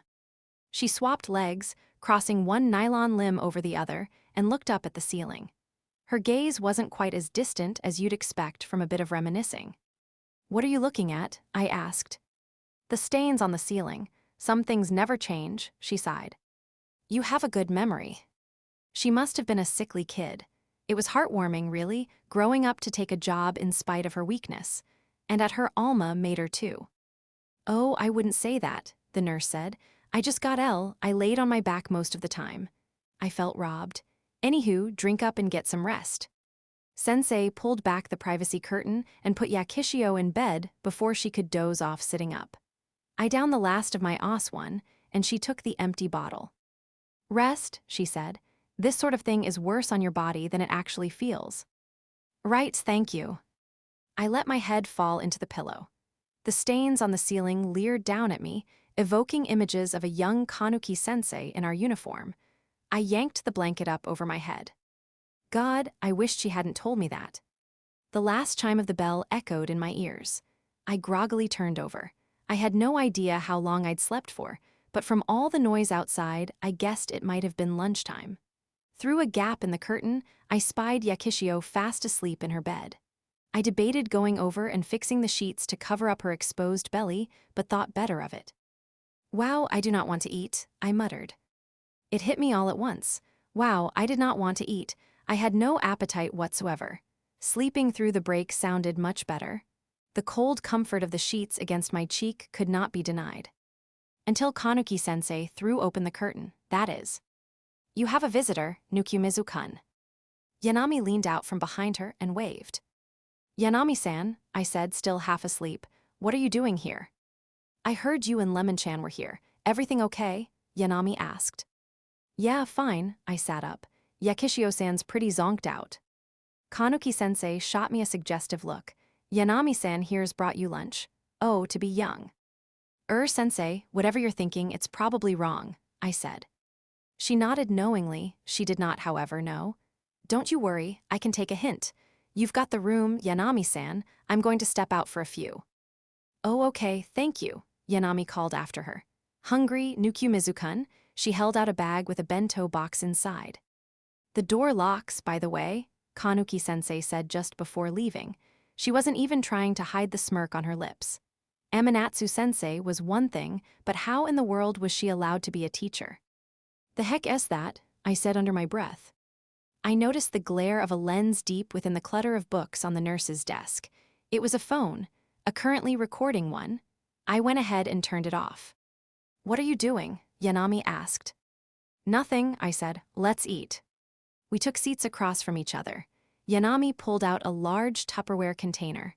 Evidently, the era of cramming 2 portions into one bento box was over. Inside was a big yellow blob. Omurus, I said. Yep, and I'm proud of how this one turned out. See how pretty it looks? I folded that baby perfect. She stabbed a spoon into the middle and cut it in half. I waited, patiently wondering how exactly we were going to split this. Surely we wouldn't be taking turns with the same spoon. Surely she wasn't that crazy. She handed me a spotless white plate. "Borrowed some stuff from home ec," she said. "Take it." I did. Yanami scooped out my portion and dumped it onto the dish rather gracelessly. "There, manners, hands together, let's eat." I followed suit. Thanks. I couldn't remember the last time I'd had omuris. One bite was enough to bring me back. That was the flavor of childhood right there. "Good huh," said Yanami. "What's the verdict?" "I'll say 400 yen. "Not bad, not bad." She nodded and took another bite. I felt that was a fair pricing. It was about what you could expect buying pre-made meals at the store. "Very mindful of you." I was going to regret taking this bait. What? It's a delicate balance. You don't want to be rude, so you don't go too low, and you don't want to come off as a cheapskate either. That pushes the price up. But going too high means less for you in the long term. That pushes the price down, Yanami explained. It's just social dynamics. I had no words. She'd hit the bullseye, and judging from her pompous smirk, she knew it. Where those lines intersect is where you got 400 from. Tell me I'm wrong. She wasn't, and that was the worst part. Did she realize I was being generous? Did she even care? "I've got a question for you," she went on. "Is 400 really what you meant? Listen to your heart, Nukumizu-kun. What does it tell you?" She made a strong case. I couldn't lie anymore. "If you say so, 300. No, wrong direction," Yanami sputtered. Her machinations were truly a mystery. "Sheesh, man, that's your problem right there, Nukumizu-kun." "That right where?" "Fine," she said. "I'll break 400 one way or another." Thunk, Yanami produced a thermos. "Adding soup to up the value, huh?" I mused. Naive, we lived in a world of surplus and competition. Soup came free with most lunch specials nowadays. Some cafes even threw in coffee and toast. Yanami unscrewed the top and poured the contents onto the omuris. Who said it was soup? Bechamel sauce? So that was why there hadn't been any ketchup. Personally, I was more of a ketchup guy, but points for fanciness. Taste dictated that I acknowledge that much. 405. I stopped myself. This was a slippery slope, and at the bottom lay a world of endless toppings and endless upcharges. Patience. "Go on," Yanami said. "Finish the sentence." I ignored her and tried a bite. "Holy, this is awesome." "Hech," she chuckled. "Got that around New Year's. It's the good stuff. Imperial Hotel. So how much, huh? Look me in the eye and tell me that wasn't an Imperial experience." She had me. Imperial Hotel wasn't just any brand, it was top-shelf stuff. I couldn't not appraise it accordingly. My pride as a man with taste was on the line, and I just knew that, should I disappoint, my palate would be ruthlessly put into question. 500 yen, I said. "Thank you kindly." Yanami sneered. She must have felt so proud of herself for nailing me like that. I was in what we in the business like to call damage control mode. There was a yawn and a swish of curtains. "What are you guys doing? Sounds like fun." "Good morning, Lemon-chan," Yanami said, feeling better. "Better than better," Yakishio replied. "That nap was just what I needed." "Oh hey, I'm glad you're not," I trailed off. Images resurfaced, the chaos in the shed, the sights. Yakishio found a chair for herself, raising an eyebrow. "Hey, Nukun, I don't actually remember much of what happened. Do you?" "Who, me? Oh, totally. Amanatsu-sensei found us." I shot off. "I don't remember that at all. Guess she's the one who got me fresh clothes." She tugged at her gym uniform. "The tan lines." "Yup, it was all Amanatsu-sensei and I wasn't looking. Didn't see a thing." Yeah, I'd hope so," Yakishio said. "Why would you?" "Nukumizu-kun, you're being kinda gross," said Yanami. The looks they gave me, they stung. I could hear the void calling. "Anyway, what is that? It looks super yummy," Yakishio said. "Oh, it totally is," Yanami said. "Made it myself here, open up." She held out a bite for Yakishio, who graciously accepted. "That is good, the sauce totally makes it. What even is it?" "Imperial Hotel, and I know, right? You've got good taste, unlike some people." Yanami gave me a smarmy glance as she held out another bite for Yakishio from my plate. "There's plenty more where that came from." "Excuse me," the door rattled open. "Is Lemon here?" Yano Mitsuki poked his head in, catching Yakishio mid-bite, mouth agape. He made a wry smile. Yakishio shot upright. Mitsuki, her face turned from tawny to bright red. I heard you, D passed out from heat stroke, Ayano said. Guess I worried a little too much. Nah, oh, I'm feeling so faint. I'm so glad you're here to nurse me back to health. Here, he held out a bag of fruit cups and apple sauce. I'm guessing you have an appetite. You got all that for me, Yakishio said. Maybe jumped the gun a bit. I don't know why I thought you'd be worse off. I'm so sick I can hardly swallow. Thank you so much. You might be right. Ayano reached for her cheek. Mitsuki. He plucked a grain of rice from her face. I'd have trouble eating from there too. IITH thank. Anyway, I don't mean to be a bother, he said. Do you wanna stay a while? Yakishio spat out. Yanami-san made omuris and it's really good. She did, huh? Mitsuki-san, there you are. Another visitor appeared at the still-ajar door, Ayano's study buddy, a Sugumo Chihaya. Oh, did you need me for something, Chihaya? Ayano asked her. I was thinking of using the study rooms later, since we don't have lessons today. Would you like to join me? Sorry, I've got to be home early today. I'll see you there tomorrow. Okay, I'll message you tonight. A Sugumo promptly traipsed away. Ayano smirked back at her. So much for see you tomorrow, I guess. There was something there, something that definitely hadn't been when I went to cram school with those two. I'm going back to class. Take it easy, okay, Lemon? I will, Yakishio replied. Thanks. She watched Ayano leave with forlorn eyes. It was a textbook case of lovesickness. Hey, Yanami materialized next to me and jabbed me in the ribs. What's with Miss Doe eyes? I sighed. She's got a crush on Ayano. Huh, interesting pair. I went to the same junior high school as them, but I think they've been together since elementary. Which makes them, Yanami deduced, childhood friends. I didn't buy it and made that known on my face. She shook her head. You just don't get it, Nukumizu-kun. There are two types of women in this world, besties and bitches. Quite the dichotomy. Yanami scowled at me. So which one is that other girl? That was a Sugumo-san, I said. They met at cram school, 3rd year of junior high if I remember right. Yakishio, having finally come back down to planet Earth, slammed her hands down and leaned across the table. The dishes clattered. What do you guys think she is to him? Personally, Yanami said, I don't see how they could be anything but friends, given how little time they've known each other for. I knew it, I totally agree, Yakishio shouted. Okay, come on, you guys saw the way they looked at each other, I interjected. The ensuing vitriol was incredible. Silent eyes threatened my very life. I shrank away. I'm sorry. So what? Yanami accused. You think a year-long fling means more than a time-tested childhood bond.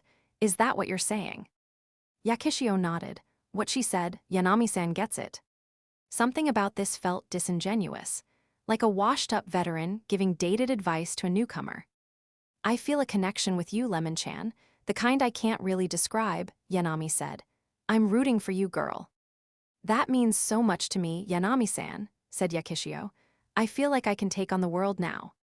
And they lived happily ever after, except for me. Yakishio-san, you're eating my lunch, I said. I am, it's pretty good. You should have some too. You're using my spoon. I mean, then take it. She held the spoon between her teeth, bobbing the handle up and down at me. I reluctantly pried it from her. The warm, glistening, saliva-coated silver was almost, no, not even a little. It was disgusting. I jammed it back into her mouth. She gurgled. I'm not that hungry anyway. You can have it, I said. I was never good with eating or drinking after people. A trait I often forgot about myself because I never ate or drank with people much to begin with. Well, then I'd just feel bad. I can leave a little for you. A little, I'm honored. Oh, by the way, Nukumizu-kun, Yanami said through a mouthful of omuris. Komari-chan told me to tell you to be at the club room after school. No excuses. I wondered what for. Maybe the student council had found something new to get on the lit club about. I let my eyes rest on the girls and their ricey, omelette-y feast. They were attractive, I had to give them that. The only fly in the ointment was, well, everything else about them. An odd kinship connected them. I could already tell that Yakishio had the makings of a loser, just like Yanami. Hugh, Yakishio sighed, that was good. Suddenly, I tasted metal, then egg, then sauce. My admittedly extremely rude train of thought was cut short by a spoonful of Amurus. See, told you I'd leave some. She shot up out of her chair. I'm Ma, head back. Tell the nurse I said thanks. Did she have any notion of the concept of hygiene? You couldn't just go around shoving spit-covered spoons in people's mouths, especially when it was your spit. Being cute could excuse some things, but not that. Regardless, Yakishio left, escaping justice, and I was frozen stiff. Yanami snickered. Someone's blushing. I am not. So naughty, indirect kisses at school. The scandal. I am not blushing. I lifted up my plate and started shoveling the last bit of the Amurus into my mouth. Oh, by the way, I won't be able to make it to club, she said. Going shopping with a friend. All right, noted. Wait a minute, she still planned on going to club. I would have been impressed even hearing she remembered what its name was. You won't be too lonely without me, will you? No crying, okay. She was laying it on thick. Would the teasing never end? I looked up, disgruntled, to see that she was genuinely frowning at me. Now I was just confused. I'll manage, thanks, I said. Phew, Yanami scooped up the last few grains of rice on her plate. Hang in there, you'll be all right. What in the world was I to this girl? Tsukunoki-senpai looked at me, then at Komari. The air was heavy. Komari fiddled around with her fingers before quickly hiding them beneath the desk when she realized I was watching. We are gathered here today for one reason and one reason only, the vice president began. A matter concerning the very existence of the literature club has presented itself. She theatrically raised 2 fingers, one on each hand. I have unfortunate news and annoying news. Which do you want to hear first? No good news, I asked. I can give you the unnecessarily and tediously verbose option, if you like. Never mind, let's have the unfortunate news first. Tsukunoki-senpai nodded and lowered one of her fingers. Our days of lazy reading are over. We are now authors.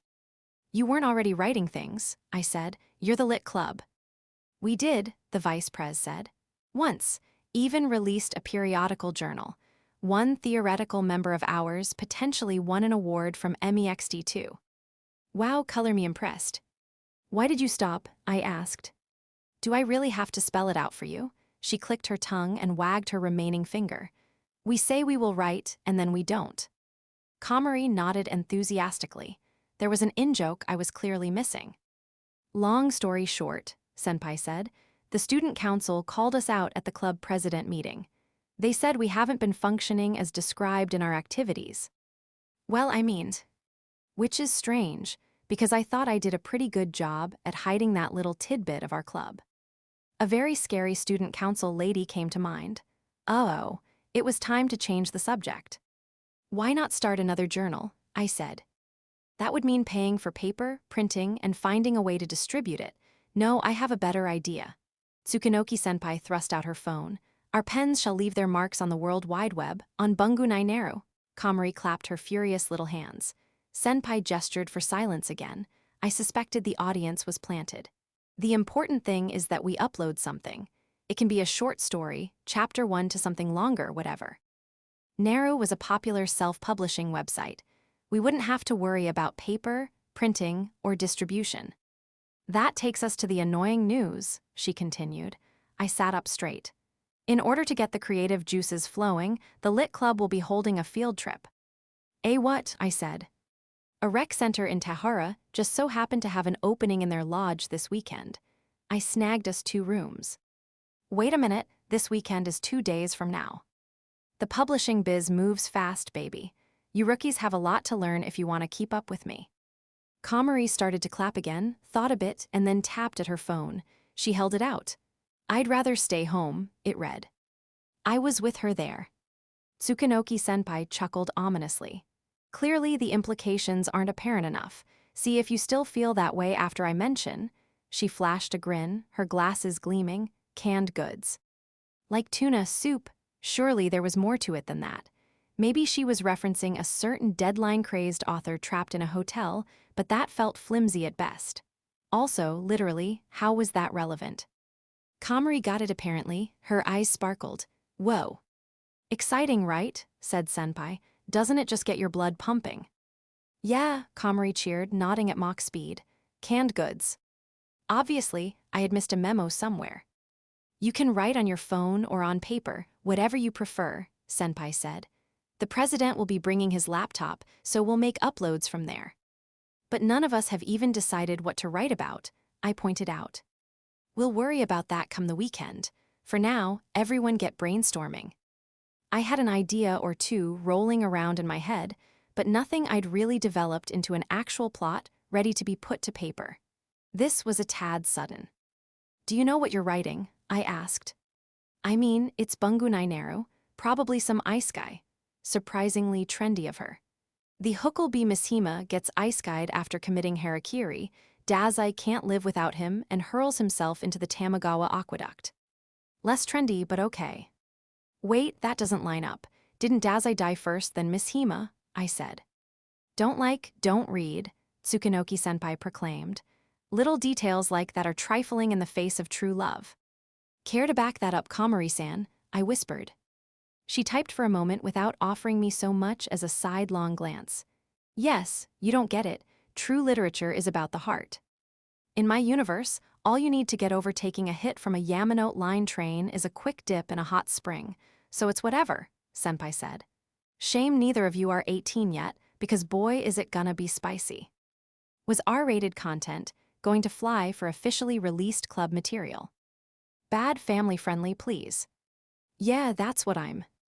I nearly jumped out of my own skin. Standing in a shadowy corner of the room was Shikia-san, second-year student council pencil pusher. Tsukunoki-senpai gave her a quick glance, completely unfazed. How long have you been there? Dunno, Shikia-san breathed. Fell asleep, waiting on people. Her head fell languidly to one side with her eyes fixed on me. You have a proper club, very good. She jotted something down without looking again, then collapsed onto a chair. Tsukunoki-senpai, field trips require papers. Please submit them. Will do, senpai said. I'll herd the president over there by tomorrow. We are always watching. Would it hurt them to blink? Like once, she was scaring Komari. Poor thing was shaking over in the opposite corner. Is it just me, or do you guys have it in for us? Senpai griped. We are indiscriminate in our proceedings, expenditures, budgeting, disbandment, eradication. Shikia-san trailed off, and just like that, in grim silence, she shuffled away. I still didn't know how to comprehend her existence. I doubted I ever would. Do you guys know each other? I asked senpai. We have a bit of history, she replied. Normally, she's a little more docile, doesn't move a whole lot, that girl. Is she like okay? She's got surprisingly good grades. Was in the top 10 on the last test, apparently. A Gyaru and a scholar, that was the perfect combo as far as I was concerned. If only she weren't utterly terrifying. You seem pretty smart yourself, I said. Komari rushed over and kicked my chair hard. Nukumizu, we don't talk about Tsukunoki-senpai's grades. Are they bad? I stopped myself from commenting on the irony of her wearing glasses. I prefer the term brimming with potential, senpai said. Also, speak for yourself. You had a midterm recently, didn't you? I think I ended up 37th in my grade. Shocked silence filled the room. Did I look that dumb? I'm sensing a lack of potential, Tsukunoki-senpai said. It's very middling, Komari added. Be better. Did I really deserve this? You could have had a steamy rivalry with the cool, bespectacled valedictorian, senpai ranted, or a red-blooded friendship with the confident and assertive class representative who helps his bro out of a tight spot in his studies. There's just nothing to work with. I didn't mind that. Or at the very least, Komari chimed in, you could be 222nd like Tsukunoki-senpai. That could be something. What can I say? What was she so proud of? There were 6 classes of first years of about 38 students each, which put the total at 228. Don't you have college exams coming up? I said. I'm well aware and not worried, she said. I'm very decisive, even got a first choice all picked out already. I'd be more concerned about whether they pick you. The glasses and her pretty girl demeanor had lowered my guard. Now, though, I could be certain. She was as crazy as the rest of them. What are we doing Saturday, senpai? Komari said. The vice president quickly pulled out her phone.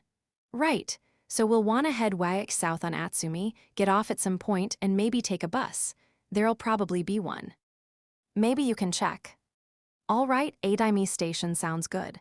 She beamed. Be there at 7 or 8ish, and don't be late. She wasn't gonna check. I took a detour by Toyohashi Station on my way home.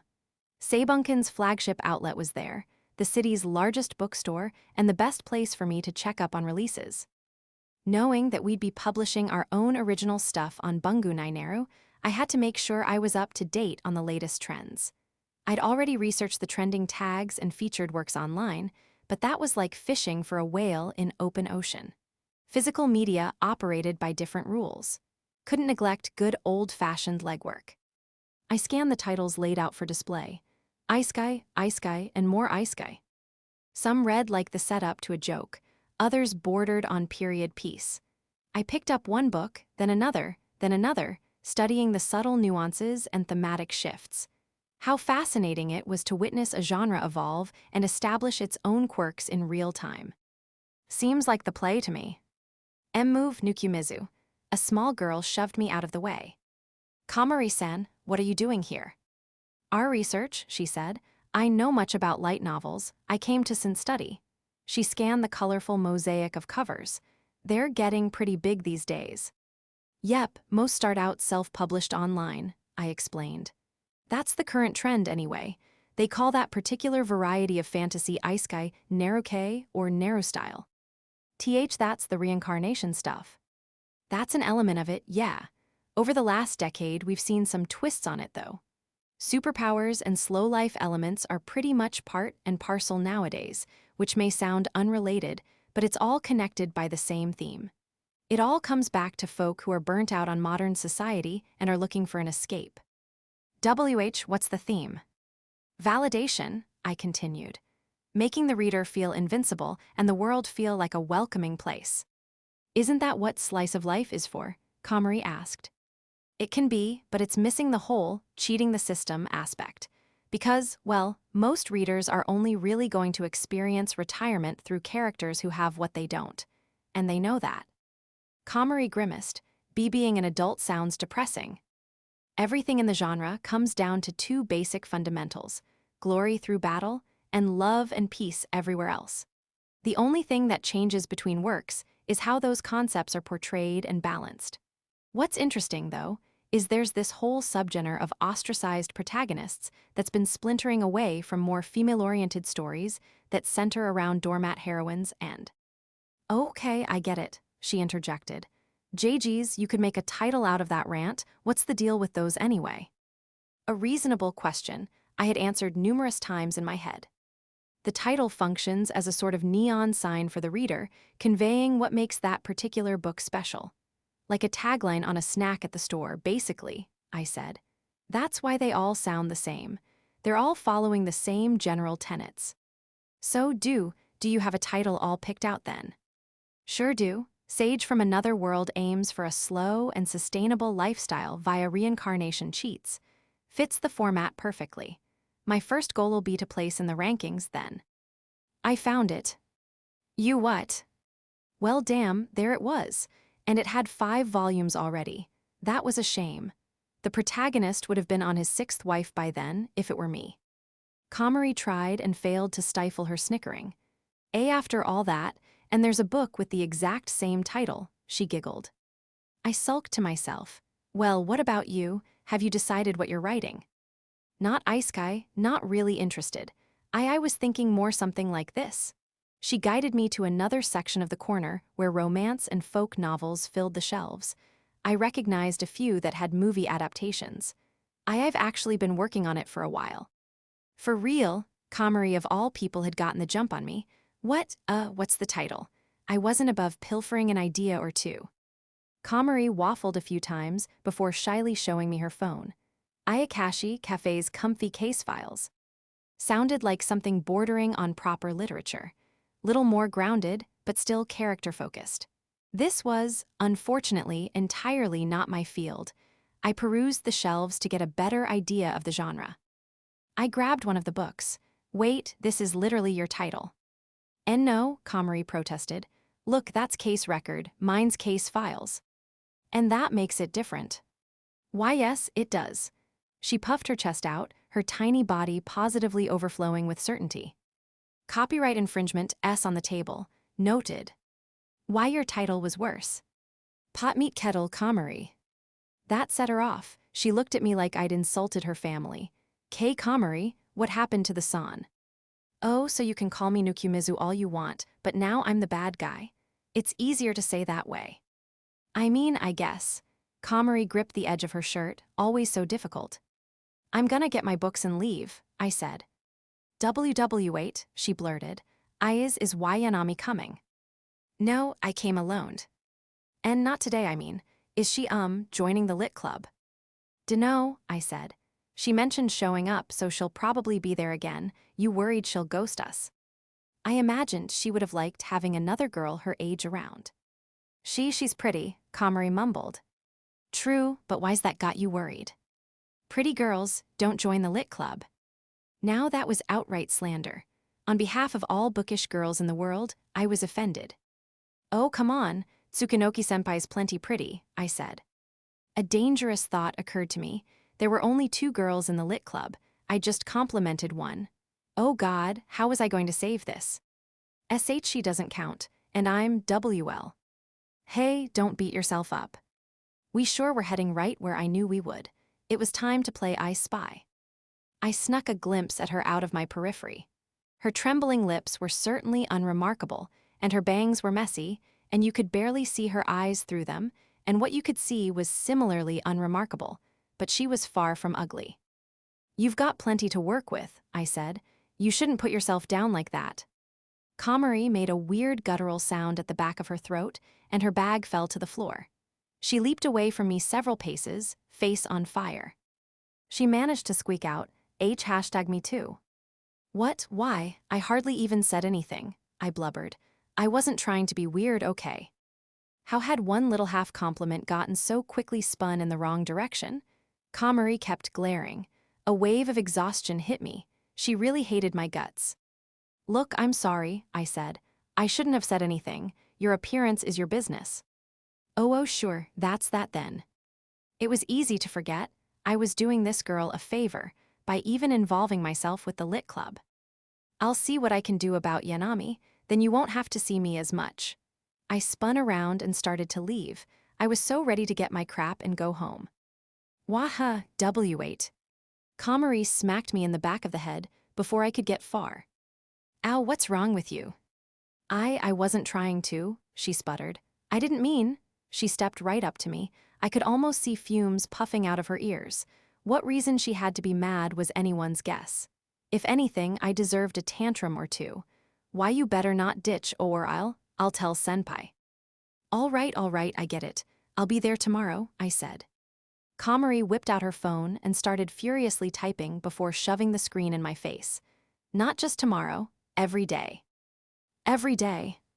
Every day, she spat, a little too literally, and without another word, she scurried away.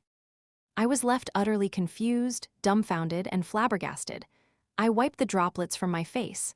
She really had to learn to say it, not spray it. I didn't start on my way home until the sun was well on its way below the horizon, even with how long the days had gotten. Red tinged the sky, the buildings, and the streets, and that would soon give way to purple, which would quickly give way to night. This time of day was always the loneliest to me for some reason. I picked up the pace. A girl in a familiar uniform appeared in front of me. Streaks of the setting sun illuminated Kaju's profile in deep orange. A plastic bag hung heavily from her fingers. I hurried forward on lighter feet and took the bag from her. Onia-sama, she yelped. You scared me, just now on your way home. Yup, late day for you too. Mom and Dad said they wouldn't be home until after dark, so I got caught up in talking with a friend, Kaju said. I peeked inside the bag. Udon noodles, onions, quail eggs, yams, all the ingredients for our family's favorite dish, Toyohashi-style curry udon. I noticed my sister peering up at me. What? I found out today that I'll be away from home over the weekend. Is that okay? Sure. Why are you asking me? I was worried you might get lonely. You won't cry, will you? Seriously, what was with everyone treating me like a sad little puppy all of a sudden? Where was that attention a week ago? I'll manage, I said. Won't be home this weekend either. Going on an overnight field trip with the club I'm in. Wait, you are, Kaju hollered. Are you telling me you have friends now? I dunno if I'd go that far. Kaju scampered off and flew into a nearby grocer. Your finest adzuki beans, sir. We're having red rice tonight. Well, hey there, Kaju-chan. The owner sauntered over, wiping his hands on his apron. Since when was she that popular? Celebrating something. Yes, sir, my brother S made his first friend, Kaju proclaimed with glee. Whoever they are, I need to whip them up something special. That's just wonderful. He looked at me. And you're the guy I've heard so much about? All of us business owners have been mighty worried about you. I can never come here again.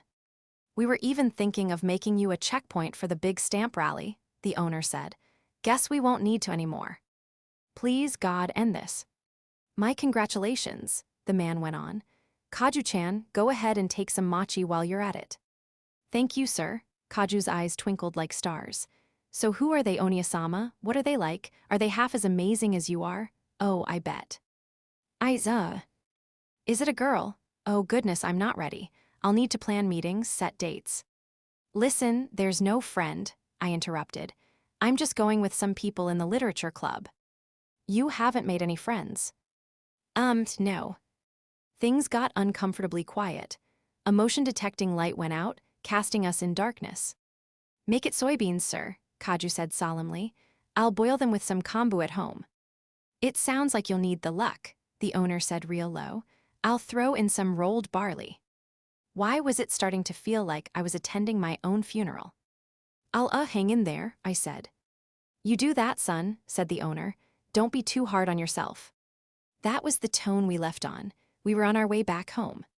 Still a club, a field trip. That's all totally new for you, Kaju commented. First time I've done anything like it, since I got forced into the Boy Scouts in 5th grade. We didn't speak of that summer. Nightmare. Baby steps, Oniya-sama, said Kaju. You're making progress. Maybe. Feels more like things are happening around me, and I'm just along for the ride. That's fine too. Nothing wrong with seeing where it takes you, is there? She grinned and patted me on the head. I'm very proud of you, Oniya-sama. That's my big brother. She then yoinked one of the bag loops from my hand. Feel like helping, I said. Just feel like spoiling you a little today. Kaju smiled brighter than the sunset. I couldn't help but smirk back, slowing my pace to match hers. It didn't feel right letting my little sister spoil me. There was something oxymoronic about it. Maybe I needed to do a little more than just hang in there. Current tab, 2,367 yen. Literature Club Activity Report. Tsukinoki Kodo, is it painful to be the person who waits, or is it more painful to be the person who sleeps alone? The clicks and snaps of game pieces on a board echoed down the hallway. A man in military garb slid open the door and entered. There, on one side of a shogi board, sat a cross-legged man in loose, unkempt kimono robes. He simpered, a familiar expression, and felt his stubble. The military man barked, "Why are you here?"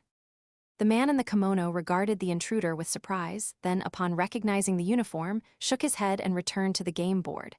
Mishima-kun, we meet again. He picked up a piece and admired it, a melancholic calm gracing his visage. My wish is granted. Here I am, though the people perplex me. Clack. The noise simply entertained the kimono man.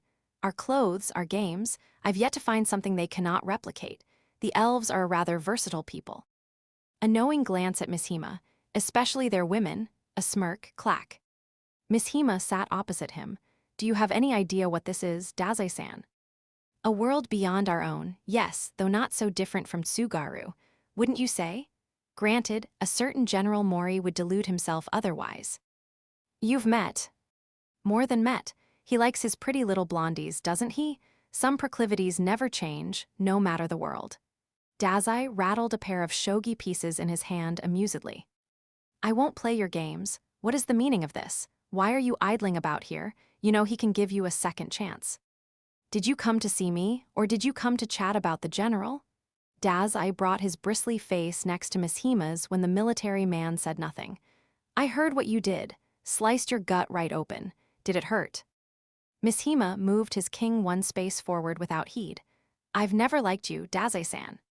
And yet here you are, we both know how you really feel. Dazai pushed aside the shogi board and gripped the only game piece he truly cared to play with, Miss Hima's hand. Dazai-san, I know you do.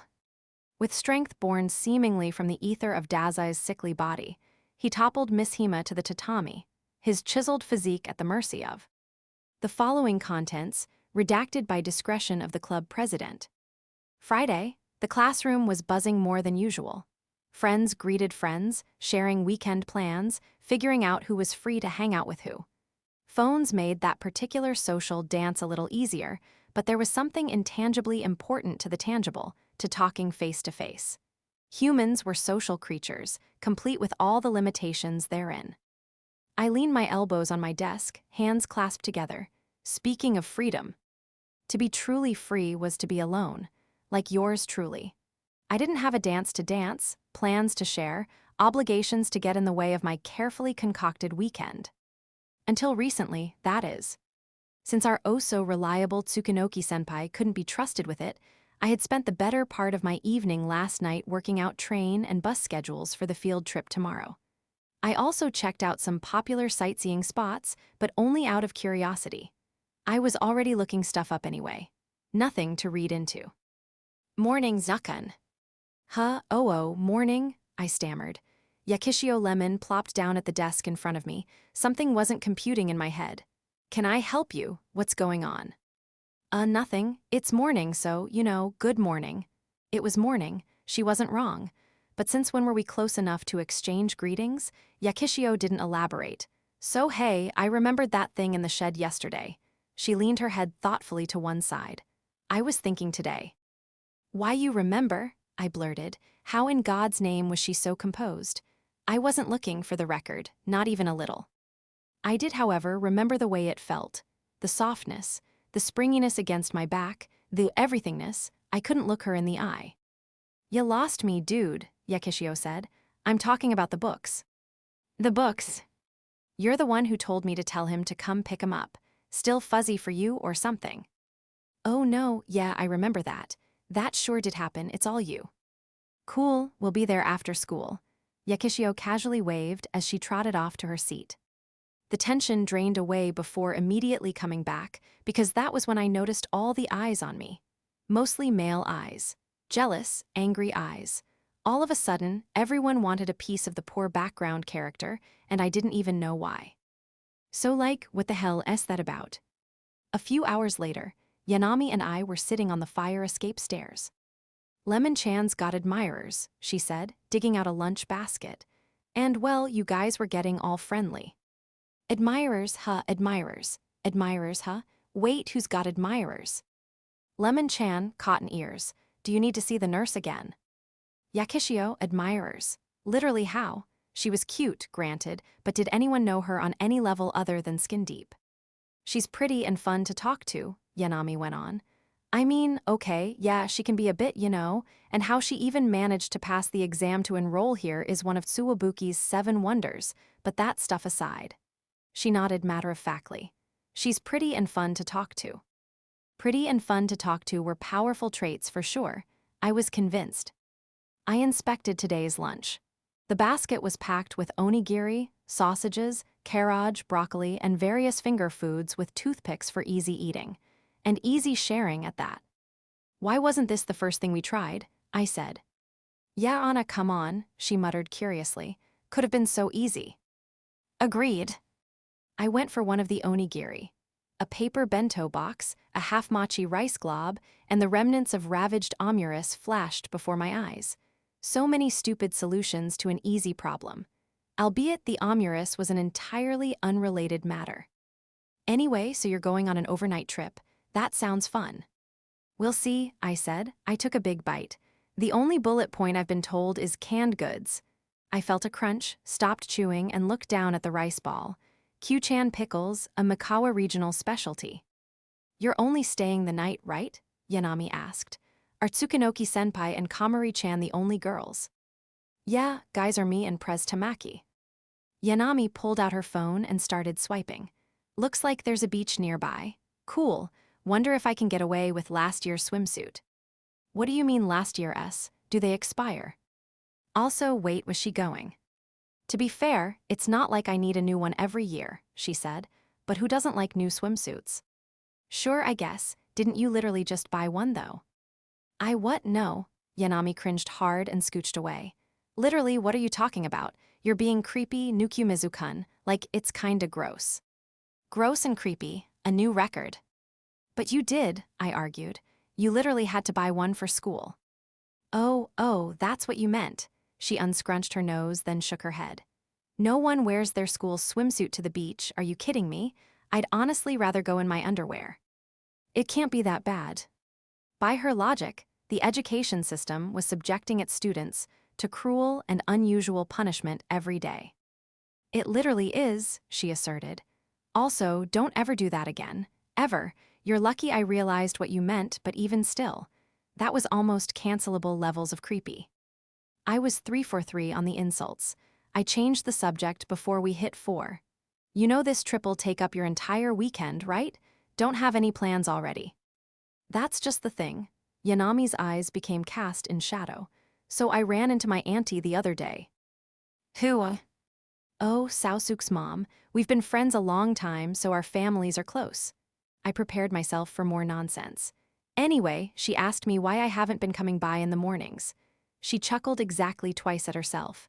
Which is funny, you know, 'cause like, why would I? He's got a girlfriend. It'd just be weird for me to keep waking him up. All right. And then she asked if we were fighting. We did used to do that a lot, get in little arguments over stupid things. Yanami watched a passing cloud float by. Wish it was that simple. I had no idea how to respond to any of this. So apparently my parents had the same idea because turns out they're planning a friggin' surprise barbecue together. Totally out of nowhere. She got right up in my face. I need you to take me away from here. Take me to the ocean, Nukumizu-kun. This was sounding a little too much like a cheesy soap opera. Isn't there a much easier way to achieve the same effect? I said. Can't you just step out while it's going on? You haven't seen my dad at a barbecue, okay? That man will grill for hours and hours until I get home. Okay, then plan a sleepover with some friends. And not talk relationships. Listen, Nukumizu-kun, that just doesn't happen, and unlike you, I actually care about what my friends think of me. First of all, that was plain rude. Second, I had no friends. I racked my brain for a way out, any escape whatsoever. Yanami wasn't having it and gave me an unamused look. You sure are bending over backward to keep me from coming. Not on purpose, I insisted. It's just, can't you tell the situation to one of your buddies and have them bail you out? I mean, Yanami frowned. It's hard to explain. I don't want them caught up in all the drama. Oh, you haven't told anyone, even a little. I can't, really. Everyone kind of already knows, and they're trying to keep things feeling normal. I don't want to be the one to make things heavy. She let her eyes fall a little. I can read the room sometimes, thank you. Not with me, apparently. Well, who else am I gonna vent about all this with? She grumbled. She said something similar to me a few days ago. I dug for my phone. I knew when to throw in the towel. I'll have to ask to be sure. You're technically not a member and all. I can be, I'll do it right now, even, Yanami blurted. Send me Tsukunoki-senpai's ID, I'll talk to her. I know senpai's from the group chat we're in, but I don't have yours. Yanami stared blankly at me. Just check the class chat, dude. Duh, of course, I don't have that. Huh? There were no words for an uncomfortable length of time. Yanami fled from the tension by staring down at her phone. Sorry, this is awkward. She blinked and darted her eyes around. But hey, like that's just you know? Classic Nukumizu-kun, doing his own thing, right? That was the saddest attempt at consolation I'd ever seen. It's fine, doesn't bother me. I've only just recently started using Line anyway, I said. Why up, classic Nukumizu-kun, she repeated, a little more affected this time. Here, add me, do you know how? Yeah, I got it, it's that shake it thing. Tsukunoki-senpai had done all the behind-the-scenes of getting me in the club group, but I made sure to do my research. I was a veritable friend-adding pro. The what thing? There's no shake it thing. There's not. Then where the heck had it gone? Did someone lose it? Just show me your QR code, she said. Where do I? Yanami reached over and tapped a couple of things. There, you should have gotten my friend request, now you accept it. Okay, done, and now you're added. Yep, you can add me to the Lit Club group chat now. I slowly navigated my way through the menus, and when I was done, Yanami nodded in proud approval. Back to Lemon-chan, she said, counting what remained of the carriage with a toothpick. When do you two get all buddy-buddy? Do we look like buddies? I mean, she gave you a nickname. Nukun, she'd taken to calling me. It came out for some reason in her heat stroke-related delirium back at the shed, and evidently it stuck. Surprisingly irrelevant in the story of how we knew each other. Remember the guy who showed up in the nurse's office? I said. Ayano Mitsuki from Class D. Oh right, the guy Lemon-chan was making eyes at. He was pretty handsome. The Lit Club has some books he wants to borrow. Yakishio-san's kind of acting as the go-between. Yanami hummed in mild interest, then tossed a piece of carriage and broccoli into her mouth. I can start calling you Nukun too, if you want. But why? 50 yen a day, she added. A shrewd twinkle sparkled in her eyes. I looked away, no thanks. Kaju's questionable friends may have been on to something. Fifth period came and went. I was killing time until the next bell, wandering the hallways away from all the people. One more period, and then we'd have to go over all the weekend plans in the clubroom. Yano and Yakishio were coming at some point too. Things were busy. Long gone were the peaceful doldrums of yesterweek. I stepped outside. There was a water fountain next to the athletics field where students fresh off PE class usually thronged to. Not today, though. I turned on the faucet, feeling like a king. Today was pool day, and I was in heaven. It was the perfect distance from the classroom. Its outdoor location bestowed upon it a kind of holy distinction from other, less pilgrimage-requiring water fountains. And hey, there was a charm to that rustic taste. I stood back up and wiped my mouth, just in time to meet eyes with a familiar someone doing the exact same thing. Nukumizu, Komari Chika grumbled from the opposite fountain. She was not happy to see me. What are you doing here? Quenching my thirst, I said. Komari eyed me suspiciously. All the way out here, she was too sharp for her own good. I could say the same to you. You're trying to get away from the classroom too, going on your own water fountain crawl. Who asked you? I did my research, I'll have you know. Intriguing, my inner scholar chuckled ever so condescendingly. She knew not who she was talking to. Oh, my dear Komari, I said. I, too, am particular about my water. Admittedly, I am curious as to your findings. Oh, really? She narrowed her eyes at me. Which fountain did you use this morning? The tap water war had begun. Around first and second period, you'll find the one on the fourth floor next to the third-year classroom, on the east end, is of superior quality. You're our reasoning. The water that early will have been sitting in the tank overnight. This goes for all water in the building, but that spot in particular will be lower in chlorine and still somewhat cool in the summer sun. It's the best water on the fourth floor, bar none. Komari hummed with interest. The closer you are to the tank, the better, I continued. The one trade-off is you'll have more chlorinated water. That location is the exception. It offers maximum freshness with minimal drawbacks. I ran my hand through my hair like the savant I was. My victory was assured. It should have been. Komari scoffed, so naive. What, how so? East side of the fourth floor is best in the afternoon, just before lunch. Before lunch, that was madness. The upper floors were suboptimal that late in the day. Explain yourself, I demanded. The chlorine content is higher, the water is warmer, what benefit is there? Naive, so naive. The higher temperature makes it easier on the stomach. Komari wore her victory on her expression. The tables were turned. But the chlorine, I objected. It's too bitter, the smell. Exactly, it dulls the senses. The senses. What reason would she have for dulling her senses just before lunch? And then it hit me. It makes it easier to eat in the bathroom. There it was, how I wish I could have unheard it. You have a whole club room. We're not allowed to use it during lunch, she said. People were using it to skip class. Here was sloth in its worst form. The indolence of one had led to the tragedy of another. Look, Komari, how about you come to my spot? She made a gagging noise. Lovely. Hey, I'm not inviting you to eat with me. There's a set of stairs to a fire escape around the old annex. Pretty deserted. You can take a different floor or something. I'll consider it, she hurried off. I didn't even get a passing glance.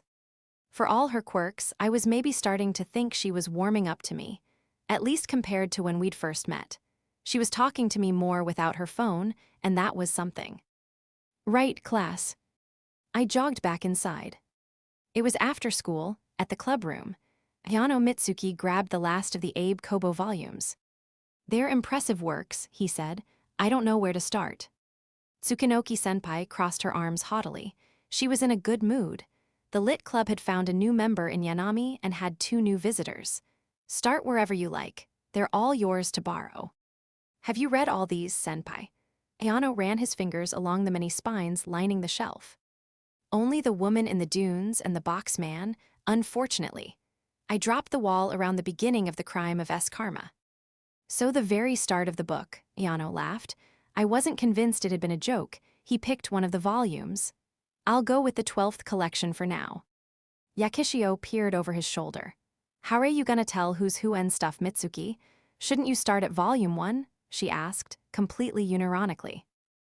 Oh, I'll be able to tell, he replied. It's not all one story. So not like One Piece. Not quite. This particular volume just happens to have a few works I'm particularly interested in. That guy had Yakishio down to a science. Whatever was going on between him and a Sugumo, those two made a surprisingly decent pair. I turned to Yanami, who was off on her own wearing a goofy paper crown with new member scrawled across it. She munched on some Pocky, humming to herself. At least she was easy to entertain. Say, Ayano-kun, Tsukunoki-senpai began ominously, how do you feel about our little club here? I have to admit, it's comfortable, Yano said, but I'm already so busy with lessons at cram school. I'm afraid I wouldn't be around very often at all. Why, that's perfectly fine. Pop in whenever you like, steal a few books, leave, whatever you need to do. Nukumizu-kun will handle the formalities. You just consider these shelves your own. In fact, her glasses gleamed, we've got connections with the library. Let's just say certain strings can be pulled to get you what you need. Wait, seriously. I'm a woman of my word. Yano looked over the recruitment flyer with interest. The vice pres had made an impressive case. I'll consider your offer.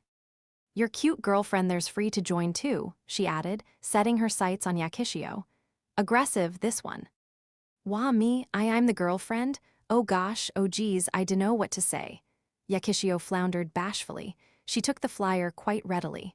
I'm already on the track team though, so you know. Not a problem, senpai continued. In fact, you'd fit right in, we're all doubled up as a matter of fact. Was I in another club without realizing it? That was news to me. Say you're not feeling it one day, just can't get those legs moving. That's where we come in. Throw our president under the bus. Tell the track team he's forcing you to come in, and boom, you've got an excuse to ditch. Tsukunoki-senpai sneered. This was what people meant when they said not to talk to strangers. Come on, it'll be fun. School's better when it's fun, yeah? Nothing wrong with having options. And you get to see your boyfriend more. That'll make him happy. Yakishio lit up like a Christmas tree. It will. It'll make Mitsuki happy. She made no effort to deny the obvious. Yano laughed softly, stowing the book in his bag. I can't put that kind of pressure on her. We're not even dating. Oh, was I mistaken, said senpai. She's got way better options than me. She's always been popular. He swung his bag over his shoulder. Thank you for the book. I'll be back again when I'm not. Yakishio suddenly nabbed his shirt. I'm not seeing anyone, though, and I wouldn't go out with just anybody. Yano blinked at her. Oh. A sun-kissed face blinked back at him. Sorry, I didn't mean to imply anything. No, it's okay. I didn't sorry. Tsukunoki-senpai glanced between them for a while. Are you sure you're not dating? You definitely look like it to me. She was surprisingly dense, and bad at keeping thoughts to herself. CC, come on, senpai, you heard Mitsuki, Yakishio said, grinning all flustered. Right, said Yano, and I already have a girlfriend. Yakishio froze solid in an instant. It was like a bomb went off. Guys, is everyone okay? Yano said. The door clicked open. Hello. Komari took one look at the state of affairs inside, and the door clicked back closed. Did I put my foot in my mouth again, Lemon? Yano asked. Why you have a girlfriend now? Yakishio came back to life like a robot on half-dead batteries. Since when? Just recently, actually. I guess I never told you, did I? I'll introduce you soon. Promise. He scratched at his cheek shyly, then lowered his head. Excuse me, I didn't mean to ramble. I'll go ahead and excuse myself. Hold on, I spoke up. Is it a Sugumo-san? That obvious, huh? I'll introduce you two before long. Ayano smiled in his charismatic way before turning back to Yakishio.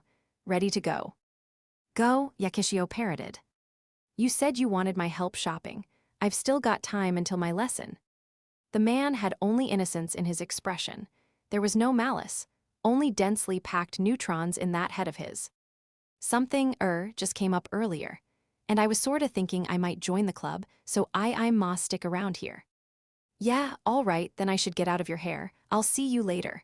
He bowed one last time, and then he was gone. We were left to pick up the pieces, and boy were there many. The silence went on for what felt like an eternity until Yakishio finally started to crumble. I hurriedly shoved a chair beneath her, stopping her from hitting the ground at the last second. She held her hand out to me. Oh, what? I asked. Gimme one of those sign-up sheets. I did. She scribbled her name, rambling under her breath. Girlfriend, he's got a girlfriend. Mitsuki has a girlfriend, ha, ha ha. Boy, do I look stupid. Just a little, I thought to myself. Yanami unceremoniously plopped the new member, crown from her head to Yakishio's. You did good. It sure doesn't feel like it. Yakishio wrapped her arms around Yanami's waist and buried her face in her stomach. I dragged Tsukunoki-senpai out of the room before the sobbing could start. She threw a few timid glances at the door. Hey, so was that my fault, just now? Yes, extremely. I pulled out my phone, sighing. About tomorrow, I looked up the bus and train schedules. I'll send the details in the group chat later. Still meeting at Adaimi. Yeah, but hey. Make sure you send a complete list of what everyone needs to bring well in advance. Also, I haven't been able to get in touch with the president.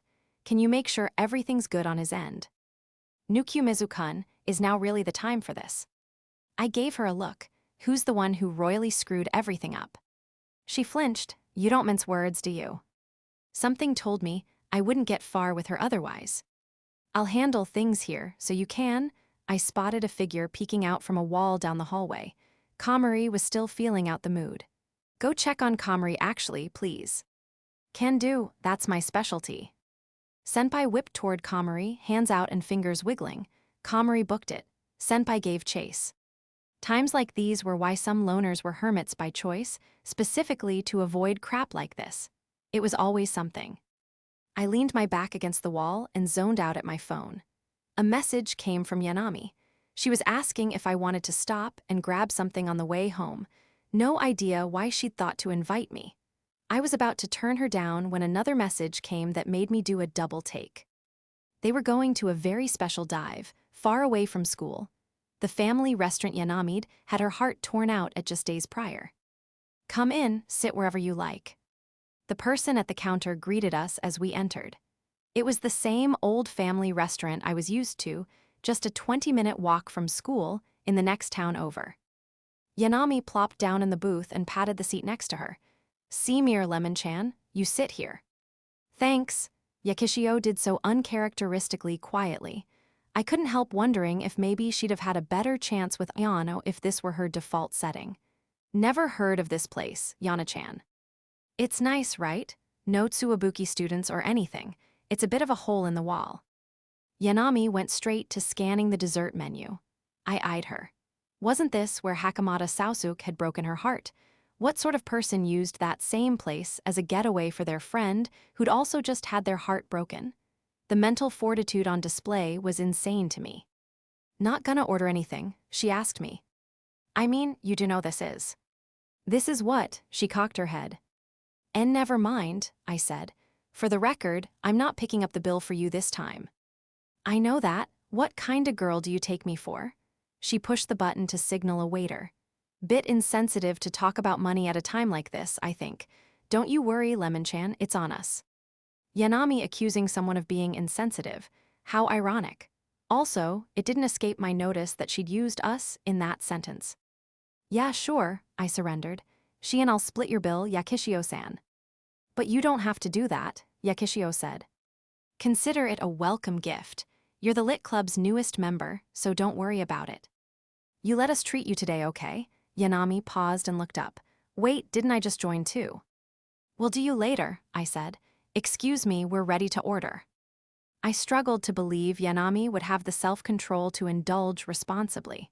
Case in point, she hadn't looked at anything but the dessert menu and still ordered a Salisbury steak. Medium-size rice, please, she added. You not gonna have dinner at home, Yanami-san? Nothing ruins a diet faster than dessert before dinner, don't you know that? So dinner before dinner is fine then, the logic checked out. Yakishio pointed to something on the dessert menu. I'll have a Black Thunder parfait. Oh my gosh, okay, I need that after my entree, Yanami blurted out. So much for the diet. Large fries and 3 drink cups, I ordered. Again, I ain't paying for you this time, just so we're clear. I could not stress that enough. I know that, Yanami pouted. I'm serious, Nukumizu-kun, that right there's why you have no friends. The girls got up to fill their cups. I watched them leave.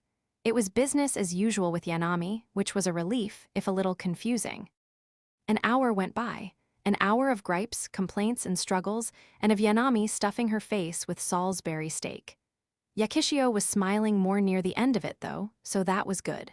We'd gotten somewhere at least. You can wait outside, Yakishio-san, I said as we took a spot in line at the register. We'll take care of the bill real quick. Yanami raised an eyebrow at me, so you can be nice. I'm not a robot when a fail girl's in need. What? Oh crap, I'd let my filter down and stuck my foot in my mouth.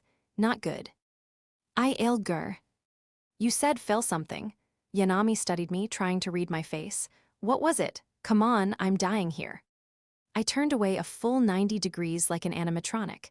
No, I said Al-Gore, like the guy. Who's that, friend of yours? Not likely. He's a famous politician. In America, I said. Where did that come from? A fantastic question. I glanced around, desperate for a lifeline, and spotted a poster. American Burger Fair.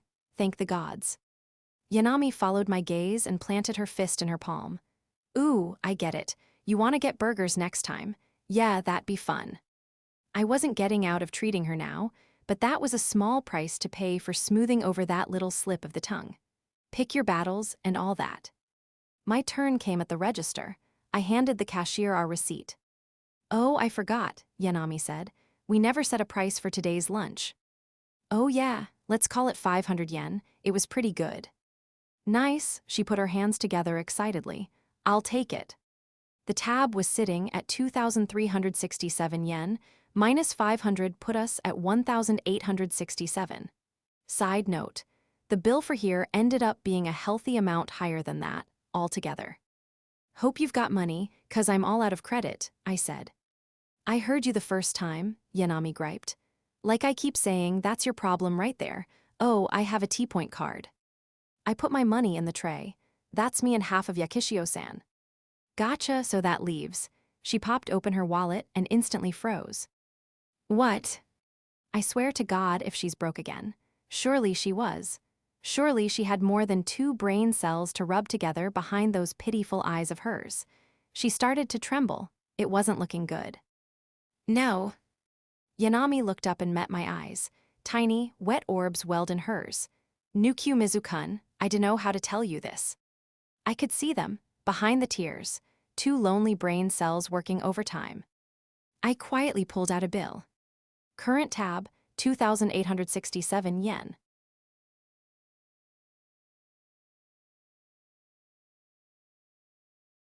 Intermission, a hands-on lesson in passion. Okay, come on, you guys saw the way they looked at each other. Only the harsh fluorescence above illuminated the dark nurse's office. Kanuki Seo made a note of something, voices playing through her earbuds. I feel a connection with you, Lemon-chan, the kind I can't really describe. I'm rooting for you, girl. That means so much to me, Yanami-san. I feel like I can take on the world now. She circled Nukumizu's name in the center of the page. and drew a line connecting Yanami and Yakishio. Quite the triangle. The video recording had been a bust, but her audio equipment had gone unnoticed. She pondered the conversation. The girls sounded friendly despite what their complicated relationship would imply. Though parts of the dialogue baffled the nurse, it was clear that there was no aggression between the rivals. This led to two possibilities, which Kanuki noted down. Nukumizu and Yakishio were getting off on the thrill of going behind Yanami's back, or Yanami was in on it and the relationship was open. Kanuki twirled her pen and added one more. Yanami was aware of the infidelity, but was actually into it. She shuddered. This is too much, even for me. For how average that Nukumizu boy looked, he had quite the system in place. In Kanuki's time, two-timing, sometimes even three-timing, more often than not ended in metaphorical bloodshed. High school was awfully early to be learning concepts as advanced as these. I'm getting old. The air conditioning hummed to life. Kanuki leaned back in her chair and looked up, thinking back on times long gone. Something crackled outside, like feet hitting dirt. At any other time, she would have thought nothing of it, but it was late at night. Kanuki stood, flipping the switch in her mind into teacher mode. No student had any business being there at this hour. She squinted into the darkness, out at the athletics field. A girl was crouched on the track, ready to fly, then she bolted forward so fast she nearly blended into the night. Kanuki almost forgot to scold her.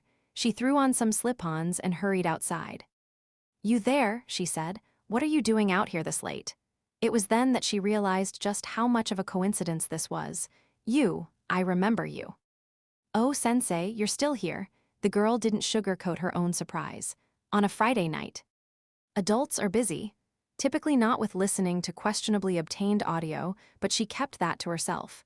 "And I could ask you the same thing. It's after 9, young lady." Just had the itch to run. The team was off today, so didn't get a chance.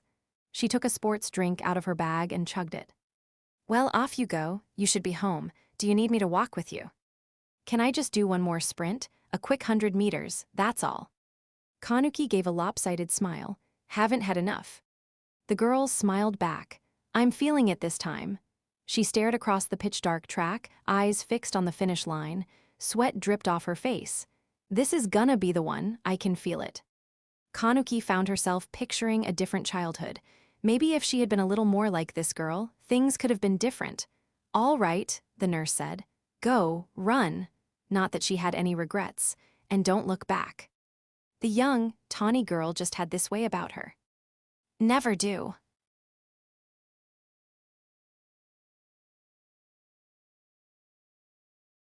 Loss 3, Komari Chika wins the battle, loses the war. A virtually cloudless sky greeted the first day of the trip. We had a dry, rainy season this year, to the point that I kind of forgot we were even in the rainy season.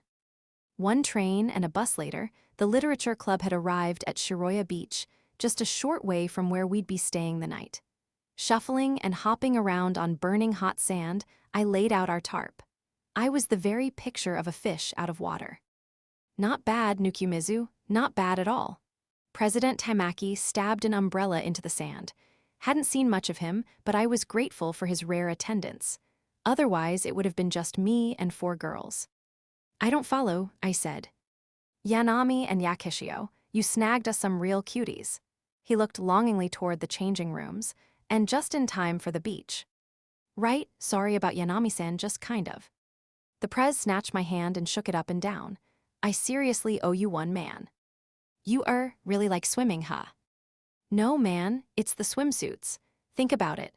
How many men in this world can brag about having seen 4 clubmates stripped down at the same time?"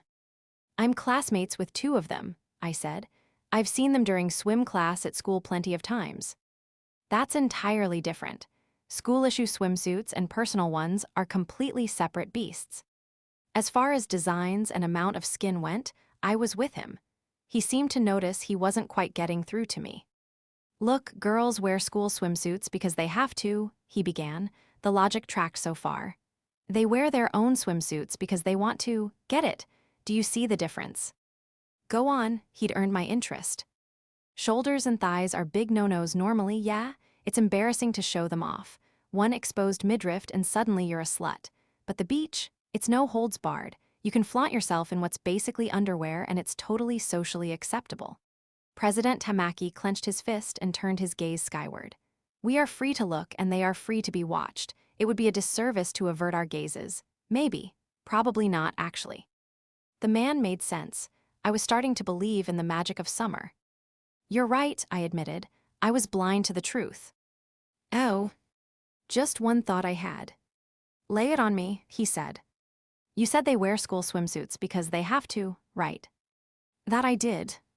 In other words, they're being forced, in a sense, to expose themselves, I said. I think there's something to be said for that. I see. Your perspective certainly adds a bit of spice to what would otherwise be a boring old PE class. The Prez nodded. One might even be able to put oneself in the shoes of an Isekai protagonist, browsing the selection of beast women at a slave auction. I like the way you think. Okay, I wouldn't go that far. I was no longer part of this conversation. Interesting chat. Mind if I join in? Tsukunoki-senpai appeared and yanked the president's ear. Oh wow, he yipped. Wait a minute, Kodo, where's your bikini? Tsukunoki-senpai tugged harder. The president howled. She had on a black one-piece with sheer fabric covering the chest area. Less horn-dogging, more swimming. She marched off, dragging Prez with her by his ear. Ooh, a parasol. Thanks, Nukumizu-kun. I turned, Yanami-san. I wanted to comment on the shaved ice she'd somehow gotten from God knows where, but her perfect skin flashbanged me before I could. There was so much of it. Her bikini was plain, plainly defective. I could have sworn those things were meant to cover more than what it did. She had a figure that defied her appetite and other things that didn't. Last year's swimsuit was maybe getting a little small. Did it look good on her? Irrelevant. A foolish question. The only way I could describe my feelings at that moment was gratitude. What's up, my bod got you buggin' out or something? Yanami teased. I dunno, I stammered. W wasn't really looking. A pathetic attempt at maintaining composure. Yanami planted herself in the shade of the parasol, satisfied. You go ahead, I'm gonna eat first. Aw, you gotta come with, Yana-chan. Yakishio came running next, carrying a beach ball under her arm. She stared out across the ocean. Look how pretty the water is. She wore a tube-top bikini, the kind without any shoulder straps. As if the tan lines weren't enough, the front of her top piece was held together by mere string at the cleavage. And yes, a lot was visible. More gratitude for the fashion designers of the world. I wondered if they had an Amazon wish list or something. Come on, Nakan, you two, she urged. I'm gonna watch our stuff, I said. You go ahead, Yanami-san's gonna be at it a while. Yanami shot me a narrow look. Is that a challenge? Before I could tell her that it was not, in fact, a challenge, she had scarfed the entire cup of shaved ice. Done. Already. Naive Nukumizu-kun. Shaved ice is technically a beverage, don't you knwag? Yanami held her head in her hands and squealed. That's why we don't wolf down cold food, kids, I said. Yakishio came over. You okay, Yana-chan? Feels like my head's about to pop. Yanami sniffled. I was starting to think that girl might not be the brightest bulb of the bunch. You run off once you feel better, I said. I'll just chill here. Thanks, said Yanami. I'm better, so I'ma go now. Don't take too long, Yakishio shouted back at me. The two hurried off, kicking up sand behind them. Yakishio hurled the beach ball at the president the moment he was within range. Had they even met before? Meanwhile, I watched from afar. Something was nagging at me in the back of my mind. It felt like we were forgetting something. That something kicked me in the back. What are you gawking at, Nukumizu? Komari, the Forgotten, scowled through her hoodie. She took a seat a good distance away from me. Not gonna join the others, I asked. Don't feel like it.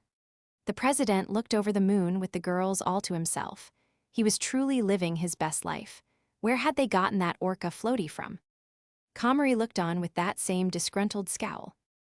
I imagine the president like having you over there too. I'm fine. She started fiddling with her phone in a protective Ziploc bag and didn't look back up. What about you? Don't you have a thing for Yanami? What, why would I? The thought hadn't even crossed my mind. She was still hung up on that Hakamata guy for one thing, and it had barely been a week since she got rejected. Why you're always together, Komari said.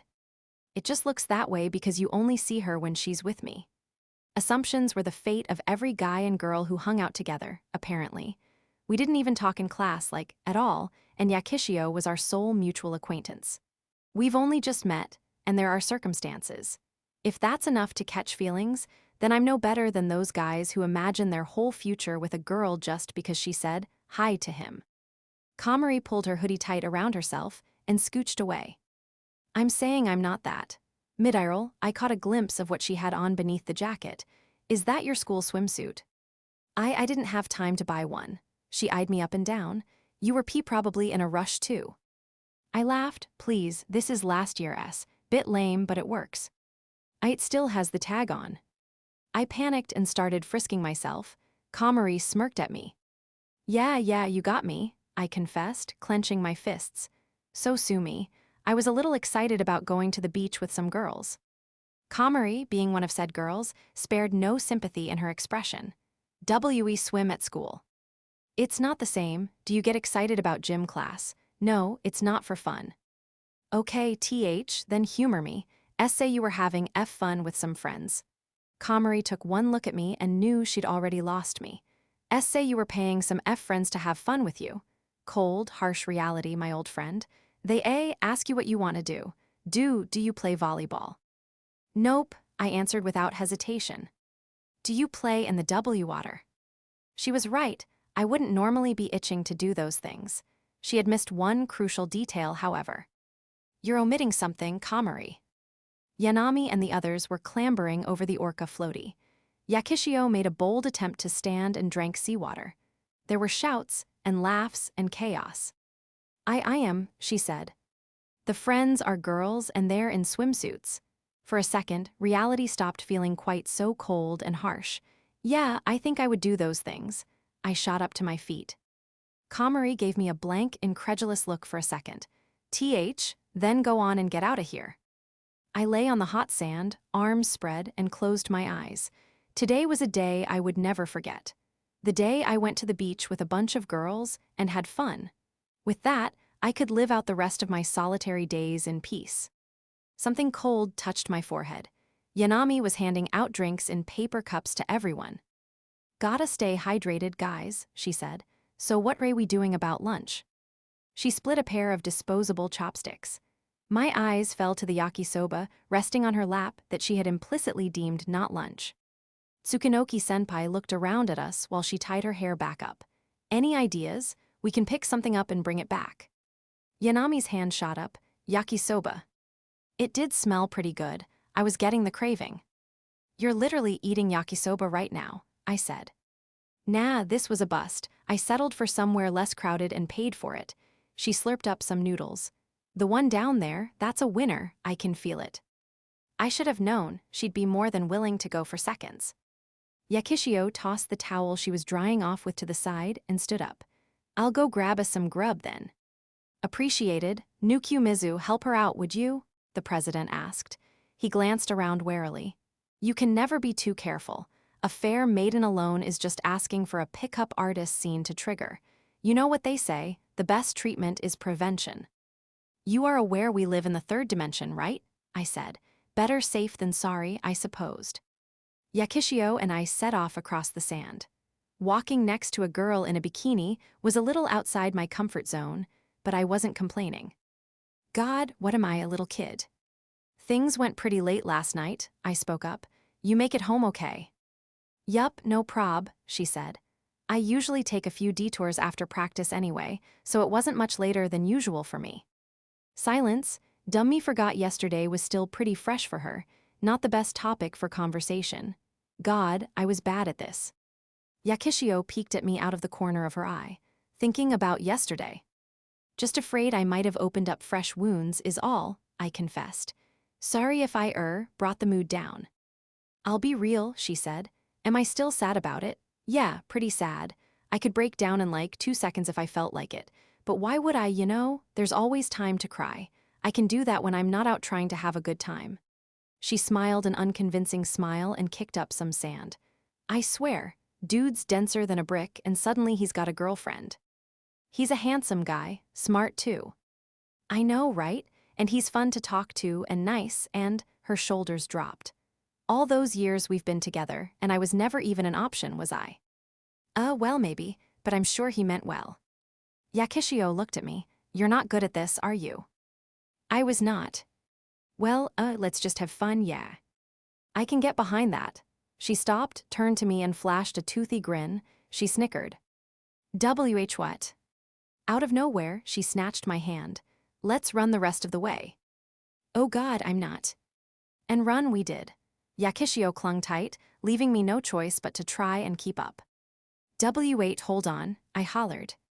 She was fast, insanely, felt like she'd pull my arm out of its socket. It didn't take long for me to trip over myself and promptly face-plant into the sand. Yakishio tumbled down with me. Dude, Nukkun, how slow can you be? She said. What are you, a snail? I'm not too slow, you're too fast. I hoisted myself up, sand coating my body. Yakishio made no effort to move. She flopped flat on her back and started cackling. How does that even happen? She held her stomach and cackled some more. We barely moved, and you're covered. What does how far we went have to do with anything? What did I do to deserve this? I tried to wipe the sand off my face with my arm, but only caked it in even more. Stop, I can't breathe, Yakishio wheezed. I continued to battle with the sand. Oh man, my stomach hurts. She wiped a tear from her eye. Can we just go get lunch, Yakishio-san? Forget the honorifics, don't gotta be so formal. She held her arms out to me from the ground. Yo.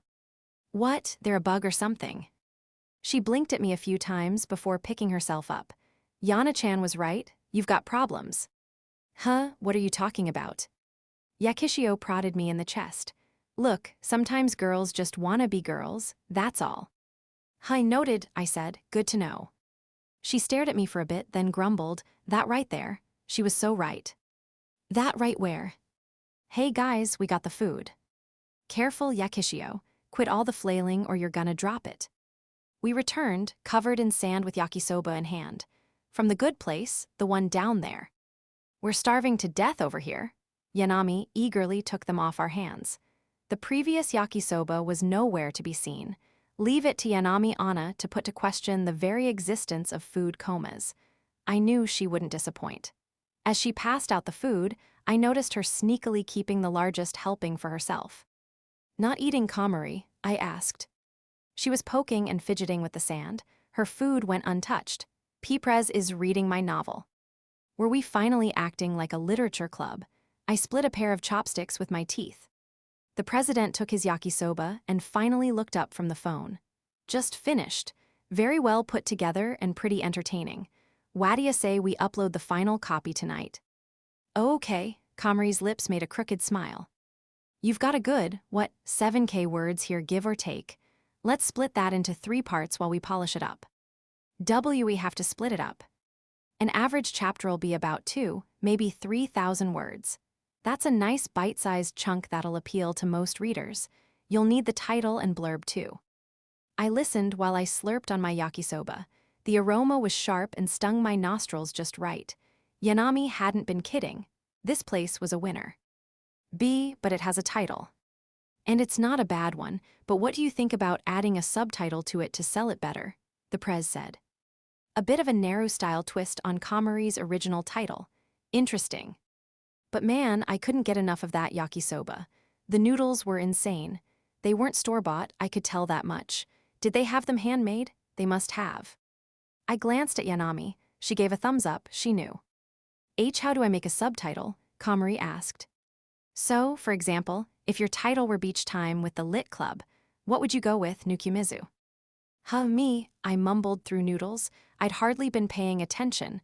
I was all in on this yakisoba, had to play it safe. There were girls here. Maybe and then there were none. A boring answer, but one the president seemed satisfied with. Not bad if you're going for a mystery vibe. Referencing a more popular work could help readership too. What would you use? Komari said. Yes, well, I might be partial to, but it's a nude beach. Or maybe and the more you strip the higher your score. In my professional opinion, that'd bump your numbers up by. Tsukinoki-senpai chopped the president square in the back of the head. Thank you for your opinion, Shintaro. K-Code, he groaned. I wasn't actually asking you to strip. Thank you for your opinion, Tsukunoki-senpai enunciated. Someone get these two a room. The lit club gets up to some complicated stuff, huh, Yana-chan, Yakishio said, digging through her yakisoba. Said Yanami. Hey, did yours come with any meat? I've got squid, but no actual meat. Man, I want meat. Same. 4 eyes and a brain cell for each. They were a dangerous duo. Komari stared down at her phone, muttering to herself, "Do they have to strip?" It was just an example. Your characters don't have to get naked, I said. Are you getting naked? Why? I'm not getting naked. No one's getting naked. Eat your yakisoba. The after-lunch lethargy didn't last long. Hey, they're doing an event or something over there, Yakishio said, leaping to her feet. Let's check it out. Wonder if there are any vendors, Yanami mumbled between bites of her post-meal grilled corn. She didn't wait for an answer and stood right up. Her stomach knew no bounds. Speaking of her stomach, when I looked up it was right in my face. Why Yanami-san, maybe throw something on first. I held out a jacket. She looked at it, then at me. Why, I'm good, just put sunscreen on. I'm not talking about your skin. I looked away. Yakisoba times 2 plus corn equals big, protruding belly. Yanami snatched the jacket from me, then hurled it at my face. I'll wear my own clothes, thanks, I swear you never learn. She grabbed her own hoodie, shoved her arms through the sleeves, and then marched off in a huff, corn still in hand, of course. Yakishio started after her before turning back and grinning at Komari. Come on, you two, you've been sitting there all day. Komari made a weird yelp and looked up from her phone just long enough to act flustered, then got to furiously typing something. The president put a hand on her. P-Prez? She sputtered. Go on, he said, might be helpful for your novel. If you think so. It'll be good for you. Koto, mind going with her? Roger, Tsukunoki-senpai replied. Let's go, Komari-chan. She and Komari took each other's hands and trailed behind the other two. Prez and I hung back. We not going, I thought the best treatment was prevention, I said. Koto can handle it, Tamaki said. If shooting people down were a sport, she'd be a marksman. Was that a compliment? I couldn't tell. He pulled out his phone. Also gotta get ready to upload our stuff tonight. Right, canned goods. I was feeling the pressure of a looming deadline and hadn't written zip. I scanned through my notes for ideas, but was soon interrupted by a DM. The president had sent me a text file. What is this? I asked.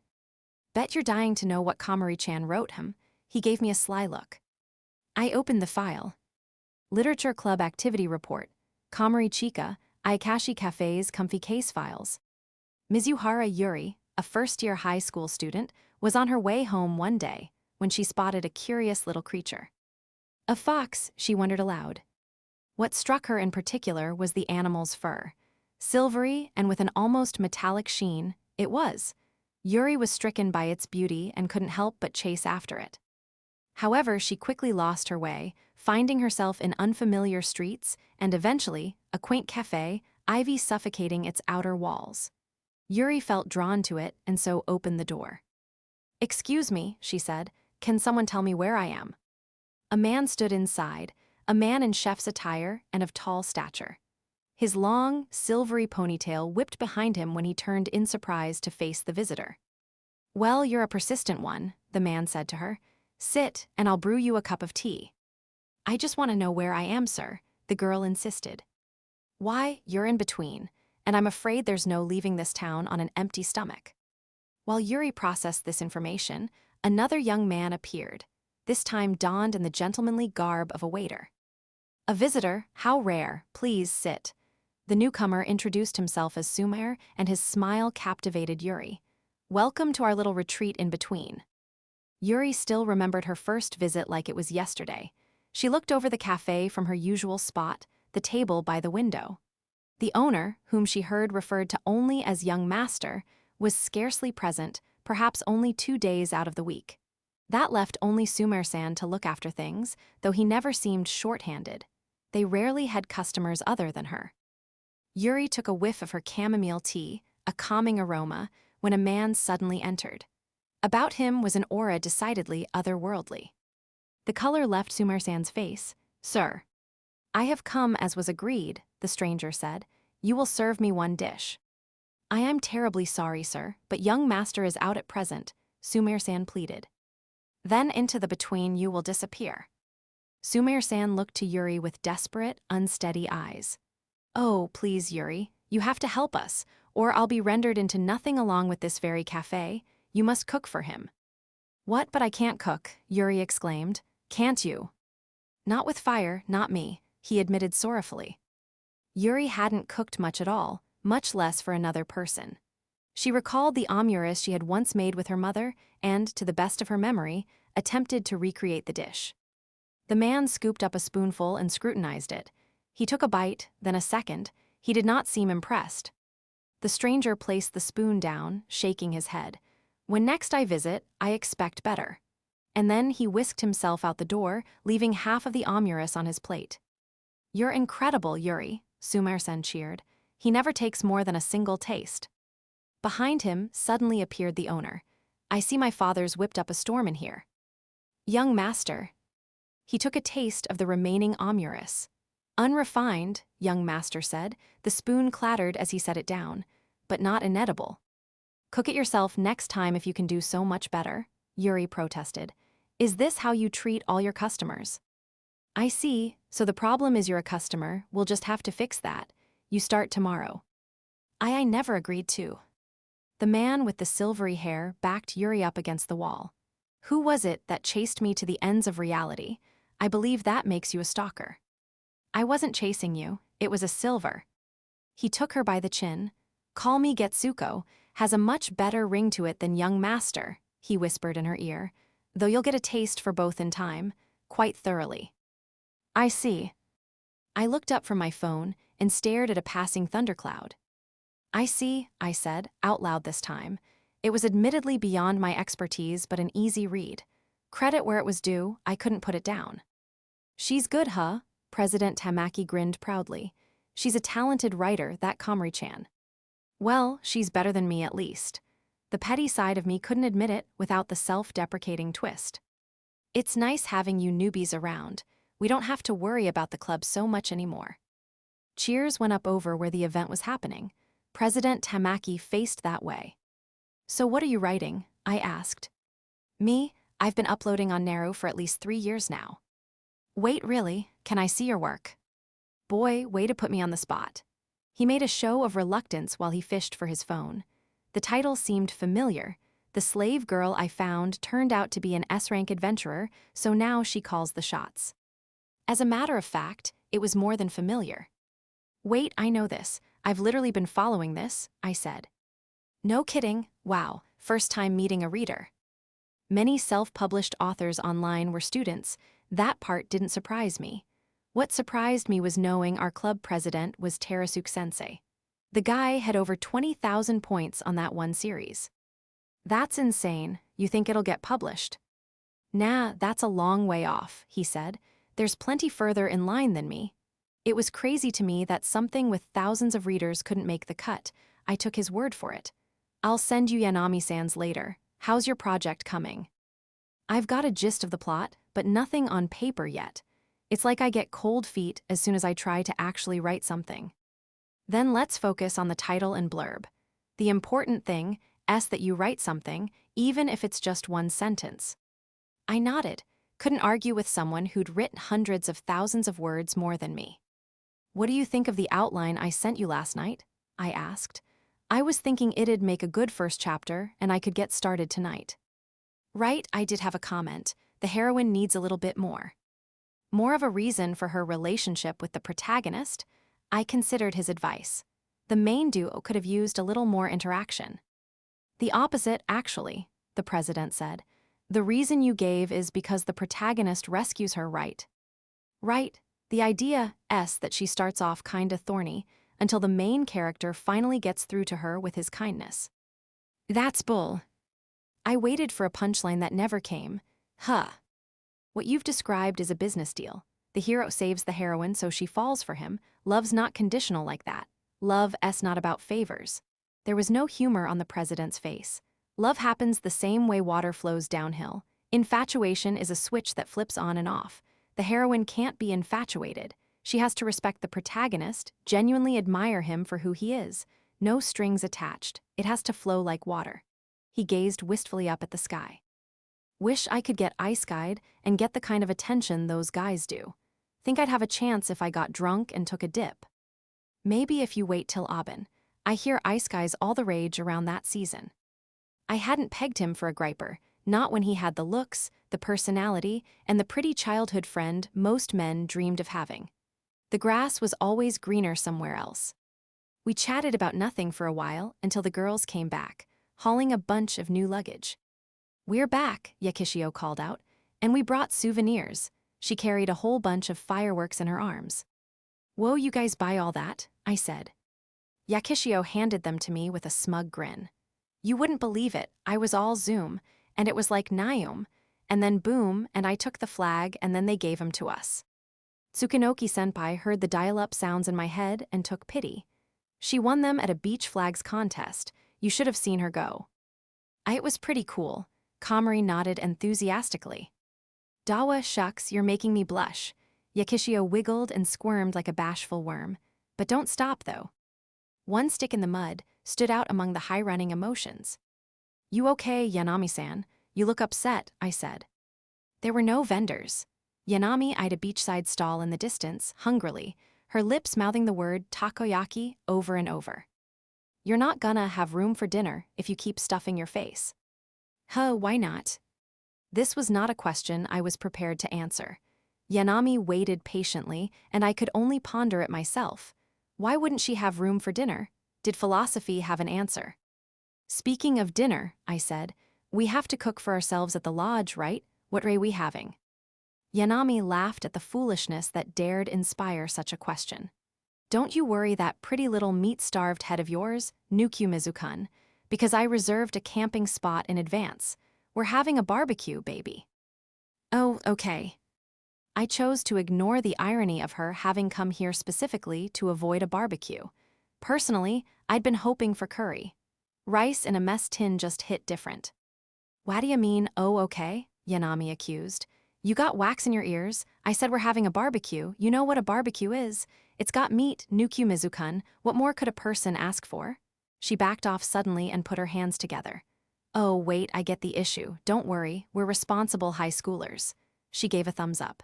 "There'll be beef." "Are high school and beef related somehow?" I asked. Duh. Everyone knows you can't have beef until you're in high school." "No, that's not a thing." "Huh, but my dad said." The reality set in for me. I didn't like where this was going. Was it a law, or did the school say so? It was probably his work or something. You know, like how some people only buy Toyotas for brand loyalty. Phew, I'd saved it. No further down that road. "Maybe," she hung her head thoughtfully, "the ride wasn't over yet. What does he do again?" "I mean, he probably does something right." "Why, yeah, he does something. He's always going on about how he's no sheep, though." This could not continue. The lore was getting too deep, and I wasn't equipped to handle where it would inevitably lead. The bus wasn't too far off. If we wanted to have time to shower and change before it got here, we'd have to start packing up soon. Luckily, Yanami was on her last takoyaki. Yakishio watched the waves hit the shore, stretching, while the rest of us cleaned up. "Hey, you know what? Komari-chan hasn't been in the water yet." Komari rifled through her bag for her phone. Yakishio cracked a villainous grin and took the chance to sweep her off her feet, princess carried. She squawked. "Be right back." No one stopped her. We waved Yakishio and her victim goodbye as she darted toward the water. Komari's flails were in vain. That girl was a hulk. "I'll get the parasol," I said.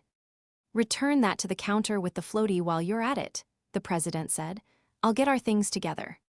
There was a splash, followed by a high-pitched screech. A surprisingly feminine one, coming from Komari. "Shintaro, the other girls and I are gonna get off early to go shopping. You guys get our stuff to the rooms, if that's okay." Tsukunoki-senpai untied her hair. Dark locks fell onto her bare shoulders. She scrunched all the moisture out with a towel and got right up against the president to get a look at the bus schedule in his hands. "Plenty of time until the next arrival for us to get what we need, looks like." Move your hair, Koto, it's cold, the president griped. Get over it. More flirting. Would be a shame if, say, a meteor were to fall from the sky and blow them to smithereens. Sure hope that doesn't happen. Blah, I'm soaked. Komari came trudging back, wringing out her hoodie. Against the backdrop of the ocean, her form-fitting school swimsuit was especially striking. This, I realized, was what Yanami had been talking about. The mismatch, the incongruity of rules and freedom. It evoked a cocktail of emotions born from second-hand embarrassment and immorality. This was high-level stuff. Yakishio brushed her hair back and put an arm around Komari's shoulder. How was it? Felt good, huh? All I taste is salt. Yeah, I bet, isn't it the best? All I taste is salt. The ocean's salty. Didn't you know that? You say the weirdest things sometimes, Komari-chan. Yakishio grinned from ear to ear. Komari was fighting a losing battle. Tsukunoki-senpai clapped her hands. All right, enough goofing around, everyone. Time to get cleaned off and head to the lodge. I'd had my fill, and honestly wasn't opposed to calling it a trip, well-traveled then and there. I shelved the thought and grabbed the parasol. The sun was on its way out, and with it the heat of day. Weird, unfamiliar cries from unknown bugs were giving me the heebie-jeebies. I'm putting the washed veggies here. Thankies, set the chopped stuff out on that tray there, please. Yanami had, for whatever reason, volunteered for cooking duty and for whatever reason, singled me out as her sous chef. You would assume that meant she'd have the skills to back it up. You would assume she worked that knife like a pro, but she didn't. She peeled that carrot exceptionally averagely, occasionally leaning a little toward the left end of the bell curve. Did you have something to talk about, or? No, not really, replied Yanami. Here, cut these carrots into circles. You know how to do that. I didn't grace her question with an answer. She and I got to chopping. Neither was winning any culinary competitions. Can't help wondering why you picked me instead of Yakishio. Yanami froze. Question, have you ever been in the same group as her in home ec? No. Ah, well. Yanami got extremely distant all of a sudden. Let's just say some people don't belong anywhere near a kitchen. My imagination went wild. What had she done? Ostensibly, she was a keeper, an athletic superstar, but it would seem that, deep down, a darker truth lurked. You know she's on fire duty, I said. Nope, none of my business. They'd be fine, I was sure. I remembered something I'd meant to talk about. By the way, I read the story you wrote. Oh, already? Yikes, that's a little embarrassing. It was good, an easy read. Hers was a short story. Just a cute little snippet about a girl on her way to school. It was a stream of consciousness sort of thing centered around her working up the nerve to say hi to a boy she liked. Gotta say, I didn't know convenience store carriage skewers were made like that, I said. Right, most people don't. Wait, what was the story about again? I couldn't recall and didn't much care to. Yanami seemed happy enough. She and I brought our prepped veggies over to the booths where the campsite kept the grills. The president was busy fanning some red-hot coals with Tsukunoki-senpai close at hand, fanning the president, but one person was missing. Where is Yakishio? I asked. I think that's her sulking over there, said Yanami. There she was, just outside of the lamplight, her face black with soot, hugging her knees while she picked beans from their pods. Environmental storytelling at its finest. She looks busy, I said. Agreed. Beef, beef, pepper, beef, sausage. Nothing could assuage Yanami's hunger. She was a meat-starved machine of gluttony. Not even my own slowly browning meats were safe from her talons, and all I'd had was cabbage, a bit of onion, and some corn at that point. Hey, I was working on that. It's not even cooked through, I protested. Oh, whatever, you're so prissy. Yanami consumed the slice, caring little for the actual blood still dripping off it. Some liked their meat well done, some liked them not done at all, and there could be no peace between these factions. Surrendering this battle, I settled for a charred piece of carrot while I eavesdropped on the others. Reddish juices trickled out of the side of Yakishio's upturned lips. Oh my god, this meat's good. Where is it from? Mexico. Shintaro, Tsukunoki-senpai said. This one's done, plate. This slice is done too, Komari interjected. Thanks, man, nothing like the outdoors to make a good meal great. President Tamaki looked awfully content in the center of his mini harem. I couldn't decide if I envied him or not. You eating, Nukumizu? You gotta try this meat, man. I'll try, I said. Something felt wrong. I was in danger and didn't know why. As I scanned my clubmates, a question occurred to me. How were they all engorged on meat already? Yanami clicked a pair of tongs and laid out some more on the grill. The texture makes me think Argentina, Lemon-chan. No one does meat like the Americas. Wow, you're like a genius, Yakishio said. Where's Argentina again? I know it's super far away. Maybe they dry-age their beef. She swallowed another cut. Tsukunoki-senpai shook her head. You want dry-aged beef? Come with us again next year. I'll show you dry-aged beef. Wasn't she a third year? How was she planning on being around next year? Komari chewed on a piece herself. It's been a long time since I had beef. They were devouring the slices Yanami had put on the grill mere moments ago. That settled it. I was in danger. I was surrounded by Team Rare. I refused to go down without a fight and went for a cut of meat I knew would be fine raw, or close to it at least. After only a few seconds on the grill, I snatched up some sausage. Nukun, you just put that down, Yakishio said. Maybe let it cook first. So impatient, Komari grumbled. What? Why? What was happening? Had I slipped into a parallel universe where these people weren't literally just eating raw meat? The hypocrisy on display petrified me to my core. Yanami held out some meat with her tongs. He's probably just hungry. Here, this just finished. I pulled my plate away from the dripping, barely brown pork. Deja vu. Tsukunoki-senpai offered a plate. Here, maybe this'll fill you up. Onigiri, and the rice was red. Where do we get that? I asked. Some people over at another grill shared them with us, senpai said. Fresh too. They were good, seasoned with just the right amount of sesame and salt. It was a cute junior high girl who gave them to me. I wanted to share some of our meat, but I couldn't find her again. I glanced around, didn't recognize anyone. I must have been overthinking it. I swatted away a bug and took another big bite of red rice. The sky cooled from orange to indigo. Buzzing insects and croaking frogs sounded the fall of night. The forest was alive. Ironic how loud it could get out in the wilderness. From a paper tube Tsukunoki-senpai held at arm length, bright yellow streaks of light arced through the air, shifting green partway, then finally red before fizzling out.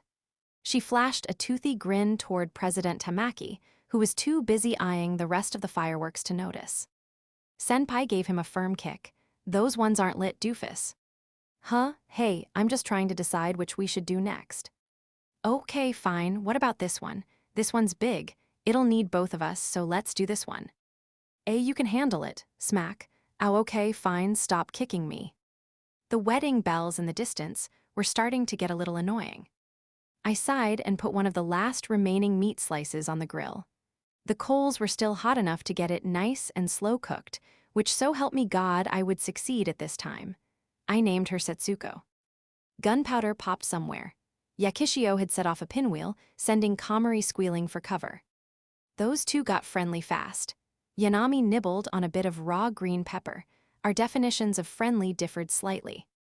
Not interested in the fireworks, I asked. Gotta have dessert first. Oh, I think I catch your drift. Only one thing an open fire calls for. Yanami chuckled, you know it. S'more. Awful, Yanami produced a bag of mixed entrails. How silly of me. This is always how we bookend our cookouts back home. We had already edged too close to the Pandora's box that was Yanami's family situation before. I chose not to test fate again. Setsuko was looking good, one side nice and brown. In human terms, I had just sent her off to elementary school. They grew up so fast. I went to flip her over and get the other side. Oh, dibs. Yanami snatched her up and she was no more. Setsuko, I cried. It happened so fast. There was nothing I could have done. Our memories together flashed before my eyes. Setsuwa. Nothing. Yanami snickered and held her chopsticks out. All you had to do was ask. Here, say Allah. Wah-huh. I looked left and right. No one was looking. I opened up and let her guide the fatty meat into my mouth. Good, she asked. Gee, good. So how much? I nearly swallowed wrong. so that was how she was gonna play it. I felt cheated, but since she'd asked. S7. I was just kidding, dude, she laughed. Wait, what were you about to say? 700. I turned away, and no. Yanami sneered. I'm that in demand, huh? Good to know. Look, most girls don't go around feeding every guy they see. It's a supply-side thing, that's all. Sure, one another. I've got a sale going on. I knew she was messing with me and that there was no way to win, save for not to play, so I didn't. Yakishio was off twirling by herself, fireworks in each hand. Sparks twinkled all around her before shimmering away into the dark ground. It was almost cute, the way she giggled and cheered to herself. She usually was, outside of actual conversation. Komari, meanwhile, busied herself singing the ground with her own fireworks. I could only assume it had killed her family or something. They with their fireworks and Yanami with her food, everyone was off having fun doing their own things. Now that Setsuko was no more and Yanami was busy with her dessert, it was time to decide my own fate. I settled on fireworks. I made my way to the pile and found a small, gun-shaped one around the middle. It was a cheap thing, but I vividly remembered it being my favorite as a kid. I'd pretend to shoot at things, mostly just singe rocks on the ground, kinda like Komari. I peeked at her while I lit the fuse. She was kneeling down, trying to light a large tube firework on the ground to little success. After a few tries, the flame finally took and the sparks flew, for a moment at least, before stopping entirely. The gunpowder must have been damp. I lost interest. And then she tilted the tube and peered straight down it. Don't. I could barely get a word out before it happened. There was a bang, a flash of light, everything went white. When my vision returned, the president was there next to her, the mouth of the tube crushed in his fist. He hurled the firework away. Komari-chan, are you hurt? He shouted. I'm. Did it get you anywhere? Show me. He inspected her hands, then grabbed her by the cheeks and turned her head this way and that. Can you see? Do you feel any pain? Any at all? No, I'm okay, Komari stammered. Oh, thank God. The president finally stopped scowling. Don't ever do that again. You could have burned your face real bad. There isn't much to mess up anyway. Why your hand? I don't want to hear it. He slipped the hand he'd stopped the firework with into his pocket. Don't ever talk like that. And no one wants to look at my face. No one would see. You would. You would look in the mirror every day, and every day you'd think back on today and regret it. I don't want that for you. Komari opened and closed her mouth wordlessly. Don't ever talk like that. I want you to care about yourself. President, Komari finally cried out, her voice cracking. She breathed in deep, so deep I could hear it from where I stood, and then she said, I love you. Time stopped. Yanami flipped some meat. Yakishio singed the back of her hair on a fountain firework. The president didn't move. Komari-chan, I do. Another deep breath. I have feelings for you, I always have. For the longest time, I'm in love with you. She just kept talking like she couldn't hold it all back anymore. I didn't think you really paid much attention to me, but what you said just now, it means a lot to me. She started to trail off, each word eating twice the momentum of the last. So, I love you, I want us to be tea together. When there was nothing more to be said, Komari simply hung her head low, tears at the verge of falling. Tsukunoki-senpai watched it all as still as a statue. Yanami ate her meat. Yakishio flailed at the cinders burning her back. What an absolute circus troupe. There was silence for a long time before the president finally said, Sorry, you just, surprised me a little. He opened his mouth to continue several times, only to close it again. He chose his next words carefully. Can you give me some time to think? Time flowed again. Komari nodded. She met eyes with Tsukunoki-senpai, flinched, and sprinted away. I had a feeling I knew what was going on here. The peanut gallery, Yanami, Yakishio, and I exchanged glances. Tsukunoki-senpai slowly approached the president. What was that? What was what? He shot back. It came out of nowhere, Kodo. What was I supposed to say? Tsukunoki-senpai yanked his hand out of his pocket and doused it in water. Thanks. It's just soot. It's not burned that bad. Why would you lead her on like that? It's cruel. It's just cruel, Shintaro. She wrapped his hand in a handkerchief. Kodo, You know turning her down is the right thing to do. Senpai gripped his hand hard and glared up at him with cold, lethal eyes. Kodo, what are you talking about? So why, she screamed, why didn't you? The president couldn't hold her gaze. Why does it matter to you? It's not your decision to make. It got quiet again. Popping from the offal on the grill punctuated the droning insects. Right, Senpai said softly. That's fair, we're only friends after all. More silence, this time interrupted by a sharp slap against the president's cheek. So sorry for getting it twisted. She was gone. President Tamaki stood alone, and a black snake firework squirmed between Yakishio's legs. How I yearned for that girl's blissful ignorance. She and Yanami shot me urging glances. I considered finding one of those snakes for myself. They mouthed the word go. There would be no peace. Hey, Prez, I said. He looked up but not quite at me. Oh, hey, Nukumizu. Sorry I went and screwed the trip. Don't worry about it. We'll take care of things here. You should, get going. Where, to whom? I had to physically stop myself from using harsh language. I can't decide that for you. Not that I was making much of an effort to be polite. Right, sorry, and thanks. He stumbled off into the darkness. The rest of us heaved a much-needed sigh of relief. Things had taken a hard and unexpected turn into the real. Excuse me. A camp employee awkwardly shuffled up to us. We're about to start putting out grills if you guys don't mind cleaning up. Lord only knew how long they'd been waiting for a chance to speak up. I related heavily. Yeah, sorry, we'll get right on that, I said. So sorry to interrupt. There was no reason they had to be that nice about it. I started throwing plates together. No problem, Yanami put on her toughest face. I'll have this food gone in a flash. Man, who woulda thunk she had it in her. You go, Komari-chan. Yakishio squeezed her sudsy sponge and shared her passion with the twinkling night sky. A confession under the stars with the guy who just put himself on the line to protect you. Gah, it's so dreamy. We're living in the best timeline, girls.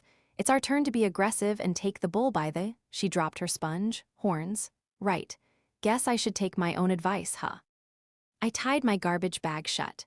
What was it about these loser heroines and pouring salt onto their own wounds? Hey, Nakun, she said. So Tsukunoki-senpai and the president aren't dating. Doesn't seem like it, I replied. I always figured they would be soon if they weren't already. The president made it seem like Komari actually had a chance, though. Tsukunoki-senpai was the last person I'd expected to be up for potential loser status. Yeah, Yanami nodded confidently as she stuffed her face with more offal. Era hood hufkel. Yeah, they are cute, Yakishio agreed. Aho dehudli hadajive hananhu. Oh, totally, I felt it too. Today I learned that Yakishio was bilingual. Something told me my input wouldn't be needed in this discussion, so I took my cue to bow out, using one of my famous Irish goodbyes. Those were my specialty. They wouldn't even know I'd left. Eventually, I wandered over to the bathrooms, drawn to a single dim overhead light. It was as good a time as any to do my business. The urinals there were totally open to the breeze at about eye level, allowing for a somewhat disturbing view of the trees and bushes whispering in the distance. The lack of company was similarly unnerving, though admittedly not as unnerving as the alternative. Nukumizu. I yelped. Were they not already down, I would have needed another pair of pants. P-Prez, Jesus, you scared the crap out of me. I gotta talk to you, man. Cool, awesome, can I finish first? And get your hand off my shoulder. I zipped up, thoroughly washed my hands, and recentered myself. So have you been here this whole time? I asked. I just don't know what to do. You could start by doing what I said and going after one of them, instead of crying to me about it mid-piss. I think I could use an ear right now, he said. So he was looking for love advice. From me, of all people, and about a love triangle, no less. He genuinely would have been better off asking a worm how to outfly a bird. I gave him a look. So I'll level with you. I really don't know what help I could realistically offer. You're kind of in a league of your own, dude. Okay, but look, I can count on one hand the number of relationships I've been in. It's 0. I've never been asked out, and the only Valentine's chocolate I ever get is from Kodo. Ah, but you do get chocolate, I pointed out. And every time it's got friend written on it. Every year, ever since we were kids. Where does she even find that? Why were we talking about this around a bunch of urinals? What was this actual NPC interaction? No one ever invites me when they go hang out with girls either. I'm seriously as loveless as it gets, man. Little did he know of the true depths of lovelessness, of how much worse it could truly be. Sure, but the fact that you're hesitating this much should tell you something, I said. Maybe you actually do feel something for Komari. She's plenty cute, but I just never considered her like that, you know. Then why did you tell her you'd think about it? Look, a girl like her confesses to a dork like me. You'd reconsider a few assumptions yourself. Would I? Regardless, there was still one massive elephant in the room. What about Tsukinoki-senpai? I asked. She was probably the biggest reason he'd never gotten chocolates or been asked out. The president sagged his shoulders. I guess there's no reason to be shy about it now. About what? I've already asked her out, he said, and she shot me down. Wait, what? How was that possible? If those two weren't a thing, what hope was there for any of us? You're not talking like when you were 4 or 5, right? What? No, it was last Christmas. Not even a year ago. Suddenly, everything made sense. The president had been well on the rejection recovery path when in came an adorable little underclassman. She confessed, and now he was conflicted. No wonder. I couldn't blame him, even if it was a gremlin he was agonizing over. That's why I haven't been going to the club as much lately, he went on. Kodo just acts like nothing's changed. He got down on his haunches and hugged his knees. I almost reminded him people peed here. But then you saw the way she snapped back there. I feel like I'm going insane, man. What was that all about? That was the question now. It didn't make sense for Tsukinoki-senpai to have blown up if she'd already made her position clear. Either way, nothing's gonna change the fact that you two need to talk. I put a hand on his shoulder. I have a feeling there hasn't been enough of that. You sound like you know what you're talking about. Are you, like, an expert or something? I smiled sarcastically. Yeah, just call me Casanova. I returned to Yanami and Yakishio with instructions from the president to head back to the lodge. The rest was up to him. My role had ended utterly and entirely. I rolled my sleeves up to start helping with dishes.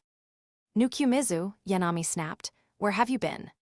Someone was not happy. Maybe ditching, while everyone was still cleaning, had been a bad idea. I had to use the bathroom, I said. Yeah, great, who asked? I was too shook to answer that question.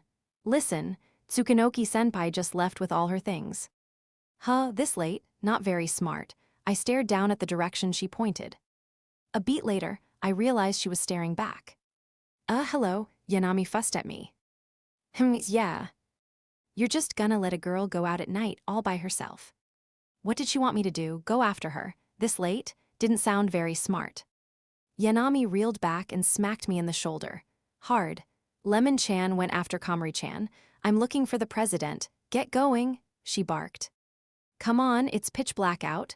She made a face that instilled in me far more fear of her than of the dark. Yes, ma'am, on it.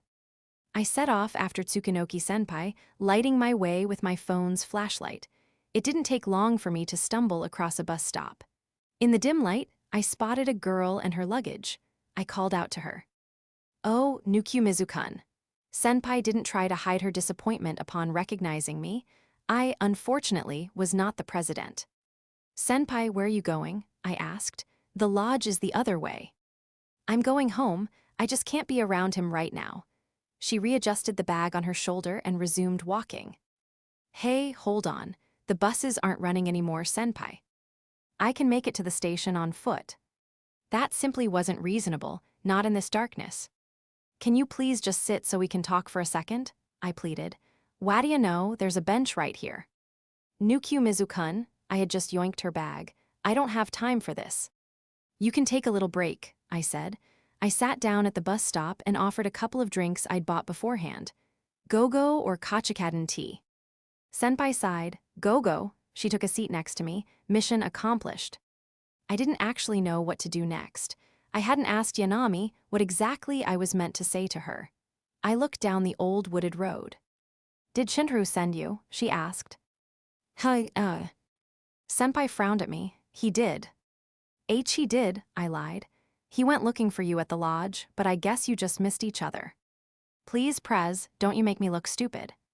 Tsukunoki-senpai took a sip of her tea, then slouched. I'm really sorry this had to happen today. Where had I heard that apology before? I twisted the cap off my tea. This story would have had a quick and easy resolution were it only between her and Prez. Komari was the complicating factor here. Trigonometry was never my strong suit. How's Komari-chan? I don't actually know, I replied. Yakishio's looking for her. I wouldn't be too worried. There was an awkward silence before Tsukunoki-senpai quietly spoke up again. Men do like the quiet ones, don't they? The ones that make you feel like they need you. Here came the heavy stuff. These people had to be beyond desperate if they were coming to me for advice. That is the stereotype, I suppose, I said. Like Komari-chan, I guess she kind of is the ideal. Bold statement. I don't think what most men like is really relevant here. What's important is how you feel about each other, and, well, for what it's worth, I definitely got the vibe that the president was more interested in you than her. I know, I thought so too. What was that about? Wasn't she the one who turned Prez down? Something wasn't adding up. You two need to talk, I said. I think maybe that might make things more clear. What else is there to clarify? You heard what he said. He's thinking about it. He doesn't know who he's interested in. I stumbled over my words a few times, trying to decide how much I was allowed to say. So, here's the thing. The president, may kinda think you aren't into him. What? Literally why? I'd totally called it. The president hadn't been shot down. There was a massive misunderstanding at play here. I couldn't play my hand all at once at risk of screwing something up, so I decided to stay tactful. You two went out last Christmas, right? That information's accurate? I asked. What did he tell you about that for? Humor me. So did he ever, I dunno, tell you anything that day? Yes, he told me lots of things. We talk all the time. No, I mean like anything important.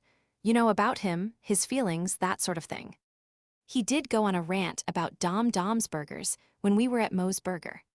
What kind of Christmas date night involved fast food?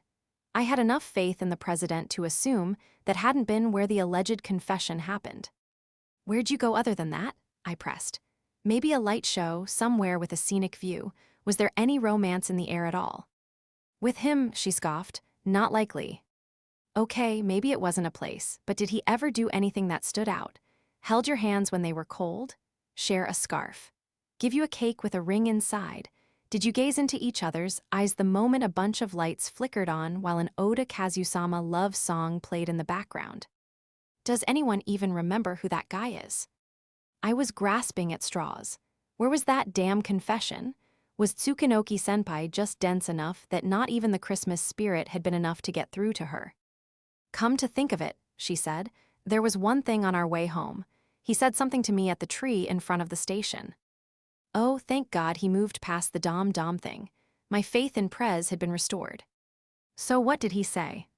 Well, he roasted me for a bit, and then he backtracked and was like, don't worry, because he'd take me if no one wanted me. Oh, that was worse than Dom. What'd you tell him? I asked. I told him to get out of my face and take a long walk off a short cliff. Senpai gave me a confused look. What's this about anyway? Yeah, no, I don't even blame you. There's no reduced sentence coming with that confession. What an absolute dumpster fire of a man. I started mentally collating rom-coms to recommend him for rehabilitation purposes. Conf what? Tsukunoki-senpai got real quiet, but not for long. What? That was a what? It was no longer quiet. I'm assuming he meant it in that indirect. I want to see you when I wake up every morning sort of way. Mystery solved. All that was left was to debate whether I should have said anything at all. And on Christmas, second year of high school, and that was my Christmas confession, what kind of is he mentally fucking deficient? Answer, no, I should not have said any of that. The situation was hanging by a thread, and now it was my responsibility to fix it. I mean, I could be wrong. That's just my interpretation, so take it with a grain of. I'm gonna straight up ban that son of a bitch, Senpai shouted. Can we simmer down, please? Feet crashed against dirt and gravel. I turned around to find the president, shoulders heaving and out of breath. He stopped for a moment, then came closer. Prez, I called out. I was saved. The The rest was up to them and no longer any of my business. I quietly and tactfully started to make my way back to the lodge, freed from the burden of a guilty conscience. Out of nowhere, a hand emerged, sealed my mouth shut, and yanked me behind the tree line. I tried to yell. "Hush, they'll hear you." It was Yanami. I nodded, mostly for lack of another option. "Head down, this is for the good of the club." Her whispers tickled my ear. "Are you sure we should be?" She pinched my side. Message received. I shrunk down below the shrubs and pricked up my ears. Our arms brushed as we shuffled into position. She smelled like smoke and sweat and Febreze. Tsukunoki-senpai had her head down, her expression hidden. The president played with his hair nervously. I guess I should apologize," he said. Senpai shot back, "I heard a lot from Nukumizu-kun. Is it true? Did you talk about Christmas?" She didn't answer. We've been together for over a decade.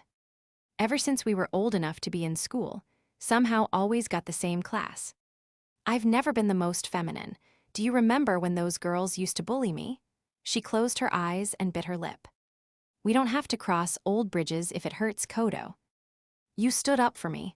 You stood up for me, and you didn't care what they said about you. I can handle a few jerks, Prez said. He meant it. Better me than you. See, that right there's what drove me insane. Even from far back, I could see the red creeping up her face. She held her hand up to her mouth. You shot up in junior high. It wasn't easy keeping you to myself, you know. You make it sound like it was your fault I never peaked. It was, I silently quipped. You're awful, you know that? I waited and waited and waited and waited. She swallowed, breathed, swallowed again, marched up to Prez. And that was your confession? You're unbelievable, unbelievable. We could be soulmates from a past life and I'd still kick you to the curb. She only stopped because she'd run out of air to shout with. Prez laughed awkwardly. Yeah, you're right. He made a clumsy smile and felt Tsukunoki-senpai's hair. She jumped. But that's why I'm gonna make up for it in this one. She bumped her head against his chest. You can try. After a moment's hesitation, the president wrapped his arms around her, and there he held her. More tenderly than glass. Whoa, Yanami's eyes were glued to them, hands pressed together. We were overstaying our welcome for sure. We're leaving, I said. Dude, it's just getting good. It's an invasion of privacy. We need to dip. I grabbed her hand and got moving. Truthfully, we needed to dip a long time ago. Nukumizu-kun. They need time alone, I said. And you need to keep holding my hand because. I recoiled and yanked mine away at once. It was the mood. We'd been crouched together with all that romantic tension going around. It was making me loopy. Sorry, I stammered. I didn't mean to. You don't gotta apologize. She noticed me blushing and immediately flipped into bully mode. Hey, do I get one? You gonna confess to me next? No. Aw, come on. I promise I'll let you down easy. Not happening, I walked faster. Yanami kept pace, still with that same smirk on her lips. Don't you have a heart? Weren't you moved by that just now? Don't you want what they have? She leaned over and fixed me in her annoyingly prying gaze. Sure, but not with someone who just said they were gonna turn me down.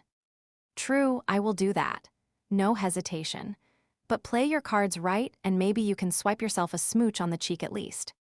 But you'll still reject me. Man, you're fussy, she shrugged. Whatever, we got more important things to worry about. Whatever. She raised her eyebrows at me. Did you forget Komari-chan? We gotta get back to the lodge and check on her. Right, yeah, you're right. I cocked my head and lowered my voice. Whatever. Locked. I had completely forgotten the door to the boys' room was locked. And the president had the key. One option was to wait in the girls' room for him to get back, but yeah, that wasn't happening. I still hadn't recovered from Yanami's brusqueness. She'd been all teasy and jokey, and then all of a sudden colder than the Arctic. I didn't get women. I hauled my tired legs out of the lodge. Maybe I'd find a stag beetle to empathize with. I passed under a window and heard the latter end of a conversation. There was another group here besides us. Some student council trip for a bunch of local schools.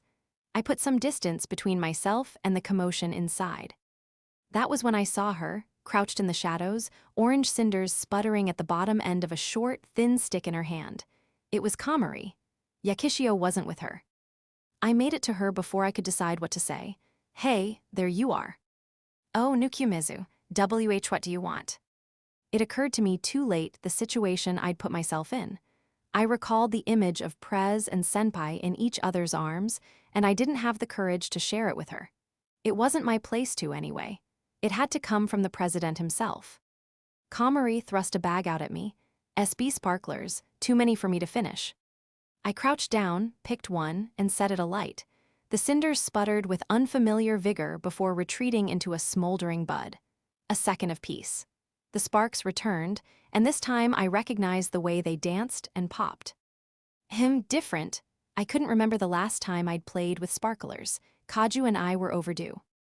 We burned through stick after stick before I eventually found enough nerve to peek at Komari, and when I did, I found her peeking back.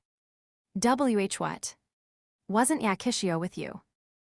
She was, she did one, then got bored and left. You couldn't set much on fire with sparklers. Not her speed, I assumed. You guys seem like you really bonded, I said. That's good. Komari did not look like she agreed. Why you need to see an optometrist? Is that an oxymoron? We were getting somewhere, talking normally. She must have been riding the adrenaline from the confession still. Just had to get her back to the room before tragedy could strike. The girls would be more equipped for it than me. The president came. Before you did, she said. My sparkler died after a pitiful few seconds of life. The bud at the end fell. Oh, and what did he? It's over. She handed me the bag and lit my new sparkler. He turned me down. She sounded numb. Oh, so he told you flat out, huh? Personally, I would have sat on it so I could have backup in case my first pick fell through. Bet you'd have kept me as backup. How'd you know that? Because you're the worst. Couldn't argue with that. The buds on our fireworks smoldered for a while, then burst into sparks at nearly the exact same time, revealing the expression on Komari's face. But she thought about it. He really, actually considered it. She was smiling. It looked like it hurt. I got one over on Tsukunoki-senpai, even if only for a little while. She shook, her tiny shoulders trembled. The end of her sparkler fizzled out, and she watched as it fell to the ground. I am gonna cry now, she choked. So go away. She clung to that dead firework, the wind very nearly carrying her voice away. Please. I went back inside the lodge and found a bench to sit on and cracked open my canned coffee before realizing I didn't feel like drinking it. I didn't know how to feel. The lobby's fluorescent lights buzzed and flickered overhead. I thought about them, the 5 strangers who I'd come here with. What would we be once this retreat from reality was over? Yanami and Yakishio weren't really interested in the literature club. It was just a rest stop for them before they inevitably spread their wings and moved on to something else. Would Komari even feel comfortable continuing to show up? Would our senpai? We were a week away from summer vacation. What would happen to my lunches with Yanami? I took a sip of coffee, suddenly felt like writing. The next morning, we gathered in a meeting room at the lodge. Uploading now. The president tapped the enter key with dramatic flair. With that, chapter 1 of my story, halfway down Love Street, was out for all to read. Ended up quite a bit different from what we talked about. Until recently, I'd planned on writing a slow-life isekai. Even I was still half surprised I had ended up making it a rom-com set in the real world. Inspiration just kinda struck, I said. It wasn't much. You could read the whole thing in less than 3 minutes. I'll slowly add to it over time, I think. Good plan, Prez said. Oh hey, you've already got a comment on yours, Yanami-san. Ooh, really? Yanami stopped munching on her melon bread long enough to lean in and get a look. Her lips curled up and eyes narrowed, darting to me. Foundja, Nukumizu-kun. Why yeah, that's me, I admitted. Everything was all topsy-turvy. The author was supposed to get nervous about their readers, not the other way around. Thanks, by the way, what are those points? You get those anytime someone bookmarks or rates any of your work, the president said, sucking on some fruit juice. You've got 2 comments, actually. He reached to take the mouse from Yanami. That might be me. Komari entered with just her gym clothes thrown on. An uncomfortable breeze ran through the room, but she didn't seem to care. She came straight up to the president. Komari-chan, he said, morning. Good morning, did you get my story? she bowed her head. If you'll help me upload it, please. Prez pulled the laptop back to him. Sure, yeah, he replied, nodding a few times. There it is, and that's your title and blurb, all set. He started to fill in the upload form, then paused. As is. As is, please, Komari gulped. I like my title, and I don't want to split it up. I want that to be Chapter 1. There were no stops or stutters. She said what she meant to, and you could see it in her eyes. The president certainly did. Gotcha, he said. I think you're right. People will appreciate it better this way. He smiled at her, then faced the computer again. It's done. There it is. Komari squinted at the screen, saw her work, and smiled. Thank you. I don't really get narrow. Could you maybe teach me about it sometime? Absolutely. I didn't recognize this Komari. The Komari I was familiar with usually had a scowl or scrunched nose. Maybe that was just me. There was still one more loose end in the room. Tsukunoki-senpai sat at a different table, noticeably more quiet than usual. Komari clenched her fists a few times before marching over and taking a seat across from her. Good morning, senpai. Good morning, Komari-chan, senpai replied. No one said anything for a few seconds. The silence was suffocating until Komari finally broke it. I want you to read my story. Okay, I'll be sure to comment. Thanks. Another awkward moment of nothing. Please be at the club tomorrow. It would feel empty without you. She hung her head. Also, the student council lady is scary. Tsukunoki-senpai beamed. Why you got it, Komari-chan? I'll be there. She won't touch you while I'm around. With the same explosive force that her smile had returned, tears began streaking down her cheeks. Crap, sorry, I don't mean to. Komari scurried next to her. I am okay, senpai, really. I don't know what I was gonna do if you stopped coming. She sniffed. Thank you, Komari-chan, thank you. Komari wrapped her arms around senpai and held her for a long while. Tsukunoki-senpai wiped her eyes, recomposing herself. I always love reading your stories. I can't wait to see this one. Thank you. What about yours? Did you write anything? Well, the censors went a little crazy on mine. It's barely a full page now. She waved her phone around, still sniffling. I'm offended someone would imply what I write is smut. Is it not? The numbers sure seem to imply otherwise. Let's go sit with everyone else. Yeah, we should. They came over hand in hand. The president had the biggest smile. This was no happily ever after. Not for everyone. President Tamaki and Tsukunoki-senpai were together, but at the cost of rejecting Komari. That was just the truth of the matter. Things would have to change. Slowly but nonetheless surely, as relationships always did. Change was a fact of life. I'd simply managed to evade it for longer than most. But it would catch up to me one day, if it hadn't already. Here I was, after all, caught in a web of ever-evolving people. I got a strange sense of wonder, seeing it unfold so up close. A slightly darker than usual, tawny hand slid a piece of paper to me. Here, Nukun, can you put this on that what's-it-called site for me? What is this, you doing a picture journal? I asked. Yup, I found some colored pencils in the lobby, so I figured why not. It was a drawing of the beach. I noted a somewhat Yakishio-esque figure holding hands with another figure on the ground. Is that me? Yakishio snickered. Sure is, detective, that's you right there. Out of context, I could see someone thinking she was dragging a corpse across the beach. Hey, I like that, Prez interjected, peering over. Can't put this on Naru, though. That's for text only. Why don't we make a club Twitter account and put it on there? I proposed. The president clapped. That's perfect. We actually already have one, just don't use it for anything. Tsukunoki-senpai sniffled again and took the picture. I saw a scanner in the office, I think. I'll ask if we can borrow it. Come with me, Yakishio-chan. Off they went together. I pulled up my post on my phone, just to see it. Strange feeling, having something you worked on out in the open like that. Whoa, I've already got a comment and a rating. Ever so trepidatiously, I took a look. The rating was the lowest possible and the comment read, "This guy's a virgin." Well, that was just plain rude. Where was the block button again? But wait, how did they know I was a virgin? Komari, I growled, I know this was you. She curled her lips into a condescending smile. Keep posting, and maybe I'll adjust it. I will. You think I won't, but I will.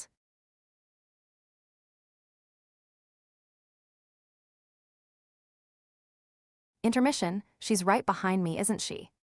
Among the many faces adding to the low din of the cafeteria, one in particular stood out like a sore thumb. She tied her bright brown hair into a loose ponytail and looked lazily up at the poster on the wall. Toyohashi Student Council Coalition Meet, Junior and High School Divisions.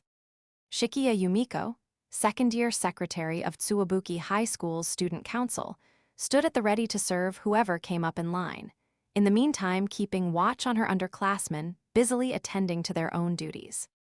One in particular caught her white-tinted eye. A young girl in an apron was working fast, faster than the line could move. She served a mound of rice with a ladle of curry to its side on one plate before the next was even ready. Shikiya even suspected she was taking gender into account, more for boys, slightly less for girls. She picked up a spare plate with a serving meant for one of the boys. A smirk snuck up on her. The amounts weren't different at all. It only seemed like the women's mounds of rice were smaller, and the girl was simply hiding the rest beneath the curry. "Girls, your plates are over here," she announced. "Salad S coming soon." "You," Shikiya said, softly as ever, "I like your ethic." The girl jumped slightly. She turned to Shikiya, her eyes darting between the secretary's exposed shoulders and navel. "Naughty." "I'm sorry." "Ah, my apologies. Just admiring how fashionable and mature my Tsuwabuki betters are." "You wouldn't be the first," Shikiya breathed. The girl handed a tray with salad to a student from another school and shouted more instructions. Things were moving like a well-oiled machine. "Are you interested in our school?" Shikiya asked. "Yes, I am, as a matter of fact. My brother's a first year there. I'm hoping we'll get to attend together in a couple of years." Her smile was bright and refined. She removed her hair wrap, long black strands spilling down her back. "Today has been an invaluable experience. Would you mind if I asked you more about your school later?" "Not at all. Would you like to sit together?" Shikiya searched the sea of people until she found someone waving at her, Haukabaru Hibari, Tsuwabuki's student council president. "I'd love to." The girl scanned the sea herself as she folded up her apron. Everyone had a plate.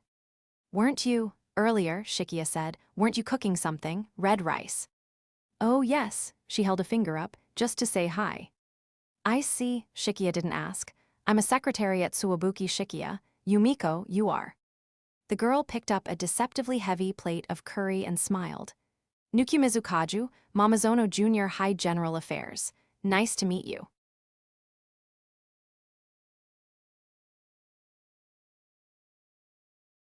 Loss 4, when you gaze upon the losing heroines gaze back. Monday morning.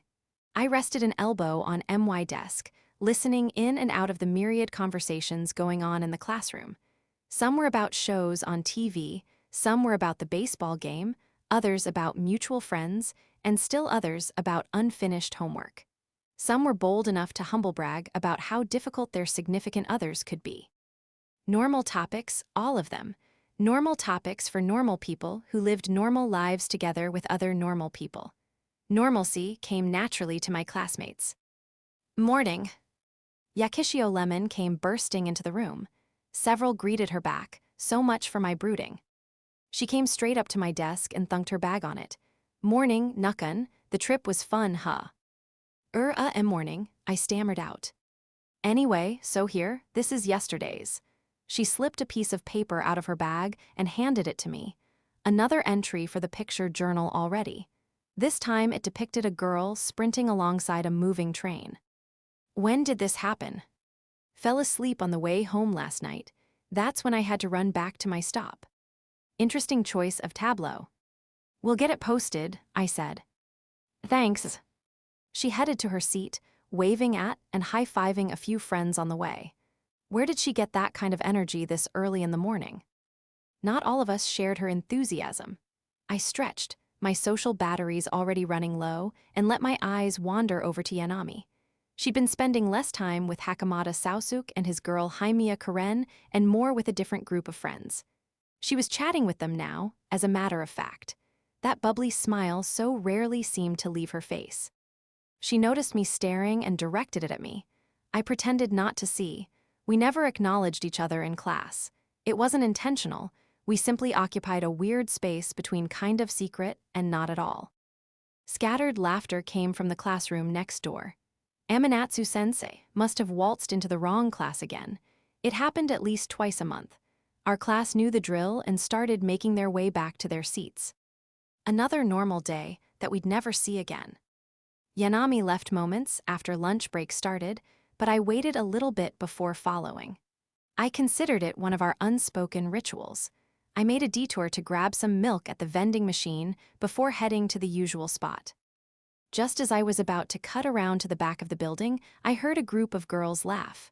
I stopped short of the corner. They were classmates, and I recognized the voices. Most probably would.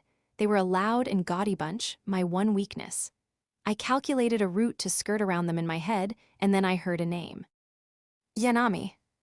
Their voices were low and callous. I stabbed the straw into my milk and sipped. Like, how does it even happen, you know? After all that work she put in, some transfer student pulls the rug out from under her. I'd literally stopped coming to school. Laughter. Yanami had mentioned things being uncomfortable, assumptions being made. Now I understood. I doubted they'd say any of this to her face, but words could linger. People didn't necessarily have to say things out in the open for someone to hear what was being said. This was what Yanami had been dealing with while I went around reviewing water fountains. I started to leave. I wanted nothing to do with it. But did you hear? They're saying she's got her eye on someone else now. That made me stop. She does, a couple others shouted. She does. If Yanami had a boyfriend, she hadn't hinted at it during the trip. For what I like to think were obvious reasons, I glued myself to the wall, quieted my breathing, and listened even harder to the clique's shrill voices. Who is it? I know the basketball captain was talking to her the other day. It's that, what's his name? Nukumizu. Nux who? There was someone else in this school, named Nukumizu. Wait, no there was. Are they talking about me?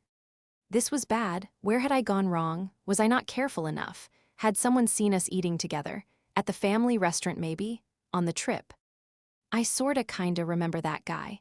He's the one who's, like, right in the middle of the class roster. Evidently, that was my most defining quality. My thoughts continued to race at Mach speed, and meanwhile the girls had gone quiet. One spoke up rather loudly. Come on, Yanami's got it going on. She can do way better than him. For real, bad taste, honestly. He's probably ugly. What little I knew of Yanami rushed through my head. She was still in love with Hakamata. If this rumor spread. Honestly, she kinda got on my nerves. Like, get over yourself, you know? Most halfway decent guys can probably see the red flags. Yeah, honestly, they probably deserve each other. More laughter. I only stuck around long enough to hurl away my now-crushed milk box. What was that all about, Nukumizu-kun? Yanami was ready and waiting at the fire escape. What was what? Didn't you see me look at you? Why'd you ignore me? Hey, I was trying to be subtle. You know, so everyone in class doesn't catch on to us hanging around each other. The laughter echoed inside my head. Something I couldn't describe grabbed my heart and squeezed. Bit late for that, Yanami said. We're in the same club, dude. We can talk at least. Okay, I'm sorry. I wasn't trying to ignore you. Better not have. She pulled out today's lunch. That trip sure was eventful, huh? Yeah, it was. There were a lot of words to describe it, but I had to admit I'd also add fun to the list. I'd written a little bit more of my story. Writing always seemed like a purely solitary affair to me. This project felt different, though I couldn't place why. Having people in it with you was new to me. I got to show off my cooking skills, so I'm happy, she said. Now I present today's lunch. The former half of that statement was questionable, but I could confirm the latter. Today's was sandwiches. Not convenience store sandwiches, actual handmade sandwiches. I saw ham and lettuce, egg, and a mysterious third variety with slices of a green something or other in it. I picked the mystery one, cucumber, and is that moromi miso? Morikyu, a tasty snack that combined the satisfying crunch of a cucumber with the salty sweetness of miso. And it was now in sandwich form. Go on and try it, I want to know how it tastes. I gave it a bite. Yeah, surprisingly good. You might be onto something here. If you ignored the soggy cucumber bread, I think some margarine would really elevate this. Aw shoot, forgot that. How bad is that gonna hurt the price? I'd nearly forgotten about that. What was the tab even at again? Good sandwiches took a surprising amount of work to put together. That in mind, I was leaning toward 500 yen at least. Honestly, they probably deserve each other. I heard the girls again. Yanami was fun, pretty, and a class icon. I was a background character. We didn't deserve each other. I was a parasite. Nukumizu 2,867 yen, I said. Whoa, no way, that's a new record. Wait, Yanami cocked her head. Isn't that how much I owe you? Guess it is, you're debt-free. Okay, I'm flattered and all, but they're just sandwiches. She looked at them, perplexed, then at me. Yanami Anna was an enigma I hadn't even begun to crack. I couldn't make heads or tails of her. When was she joking? When was she being serious? Roll the dice. Win or lose, she'd come out smiling. It's just starting to feel like I'm extorting you or something. I dunno, just doesn't feel right. Hers wasn't the type to involve themselves with guys like me. She belonged at the top. She was attractive. She was bubbly. She was popular. She was goofy. She was admittedly kind of a crybaby. Thanks for all the food, I said. It was good. She was a heroine, and she was a damn respectable one. Hakamata didn't know what he was missing. Quietly, calmly, Yanami finally replied, We started this because I needed to pay you back, sure, but I haven't hated it. It's been fun.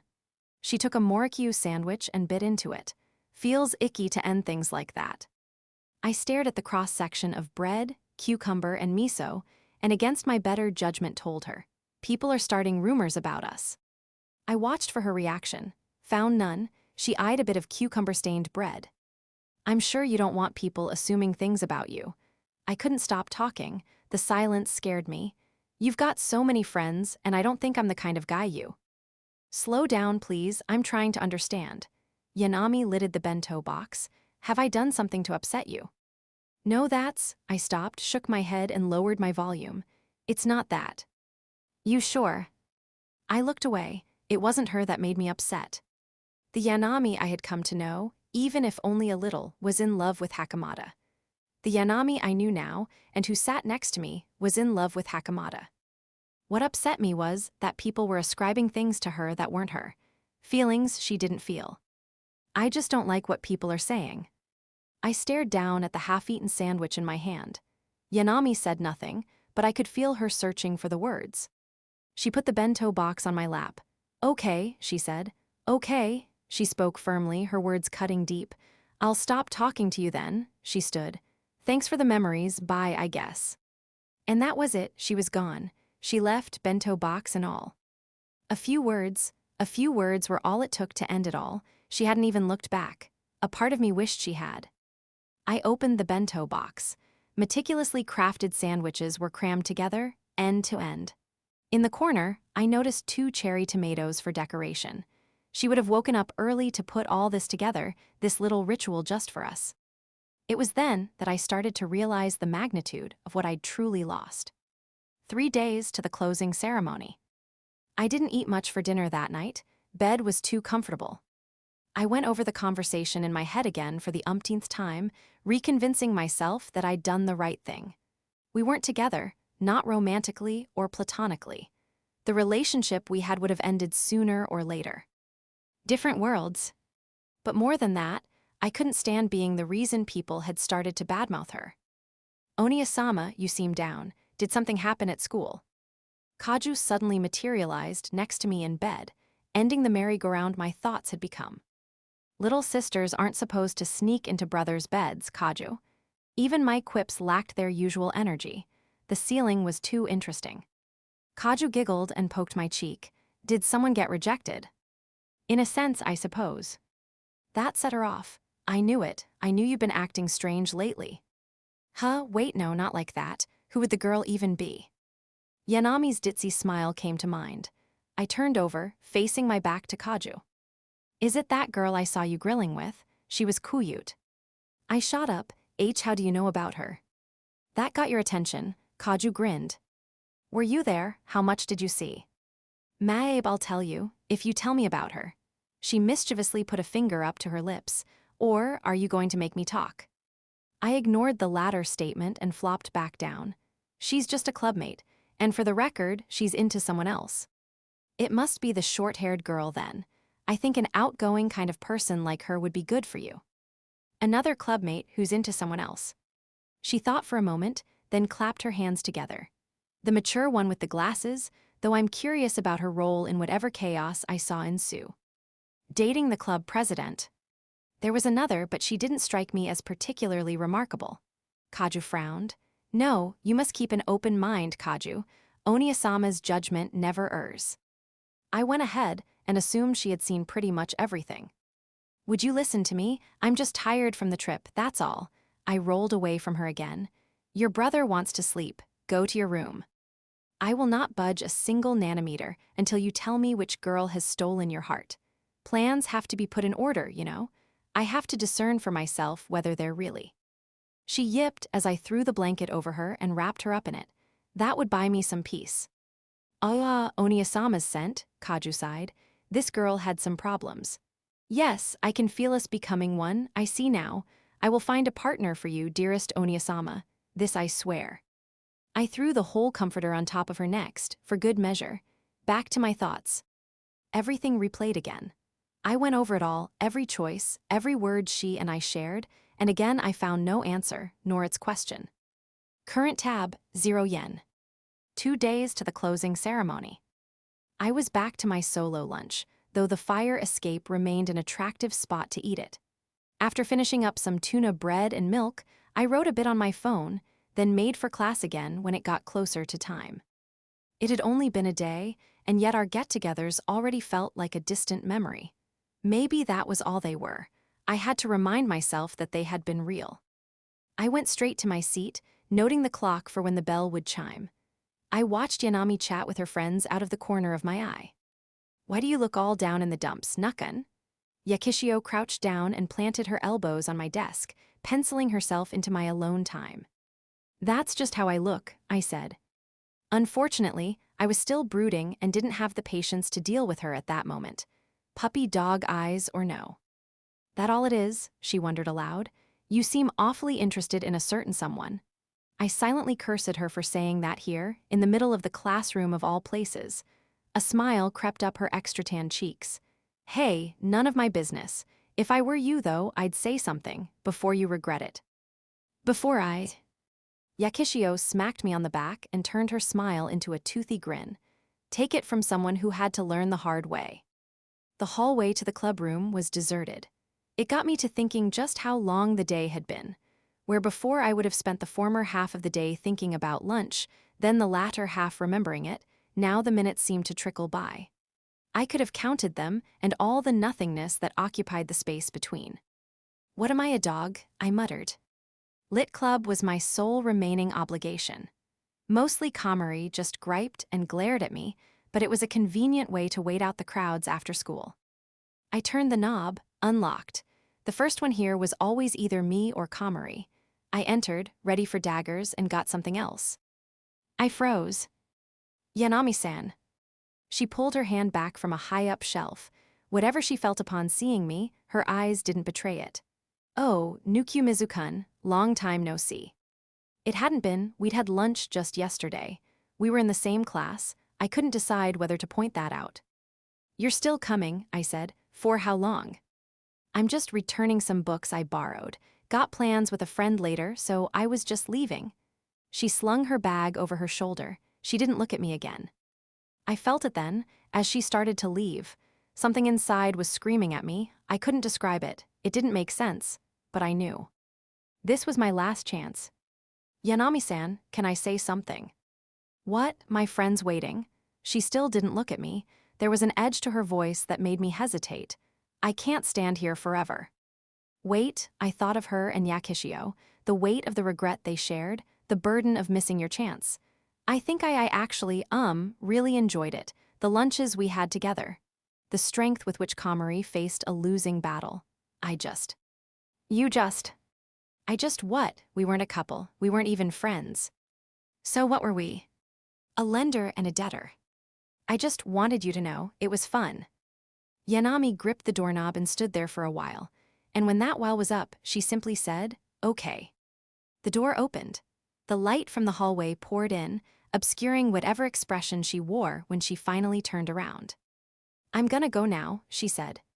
Nothing happened for the rest of that day, and then it was the next. The closing ceremony was tomorrow. The classroom was more alive than usual, what with summer vacation right around the corner. Amanatsu-sensei almost handed out our report cards early to no one's surprise. The people loved her for it. The last lunch break of the semester came. I occupied my spot at the fire escape yet again, nibbling on curry bread and entertaining myself by staring at nothing. Afternoon practice for the sports clubs had been suspended on account of the heat, which didn't stop Yakishio, of course. Seeing a teacher practically drag her away from the track was about as much show as I got with my lunch. Girls crazy. I squinted at the breeze rushing across the field and shielded my bread from the dust cloud riding it. That was when I heard the footsteps clicking down the stairs behind me. I sat up straight. Oh, there you are.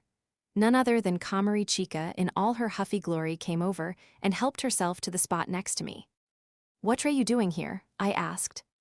"Why, you're literally the one who invited me," I cursed past me, "and I heard you got rejected." A smug grin plastered itself across her face. "C couldn't help coming to laugh at you. Little bit short on sugar for the coating there." "Where'd you even hear that?"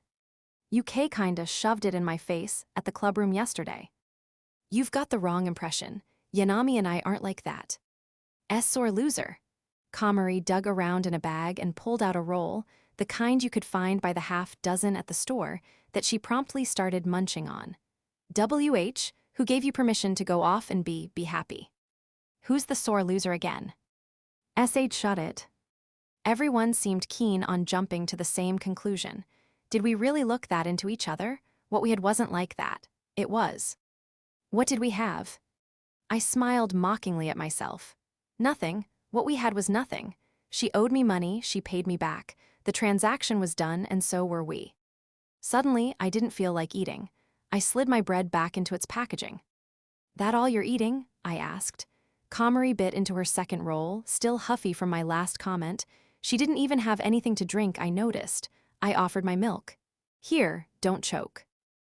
"B, but that's yours." "I've got tea in a water bottle." Komari eyed the milk box greedily. No additives, then she snatched it and poked the straw right in. Watching her suck it down made it feel like I was feeding a stray cat, which, come to think of it, you weren't supposed to do. You had to either ignore them or take them home. No in between. Komari noticed me staring and pulled away.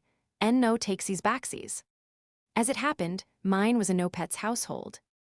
Komari and I didn't talk much. I ended up leaving halfway into the break. She could have my oasis for the day. "There you are, Nukumizu, I wanted to hey, hold up dude." I stopped next to some guy, having nearly walked straight past him. It was him, Hakamata Sausuk.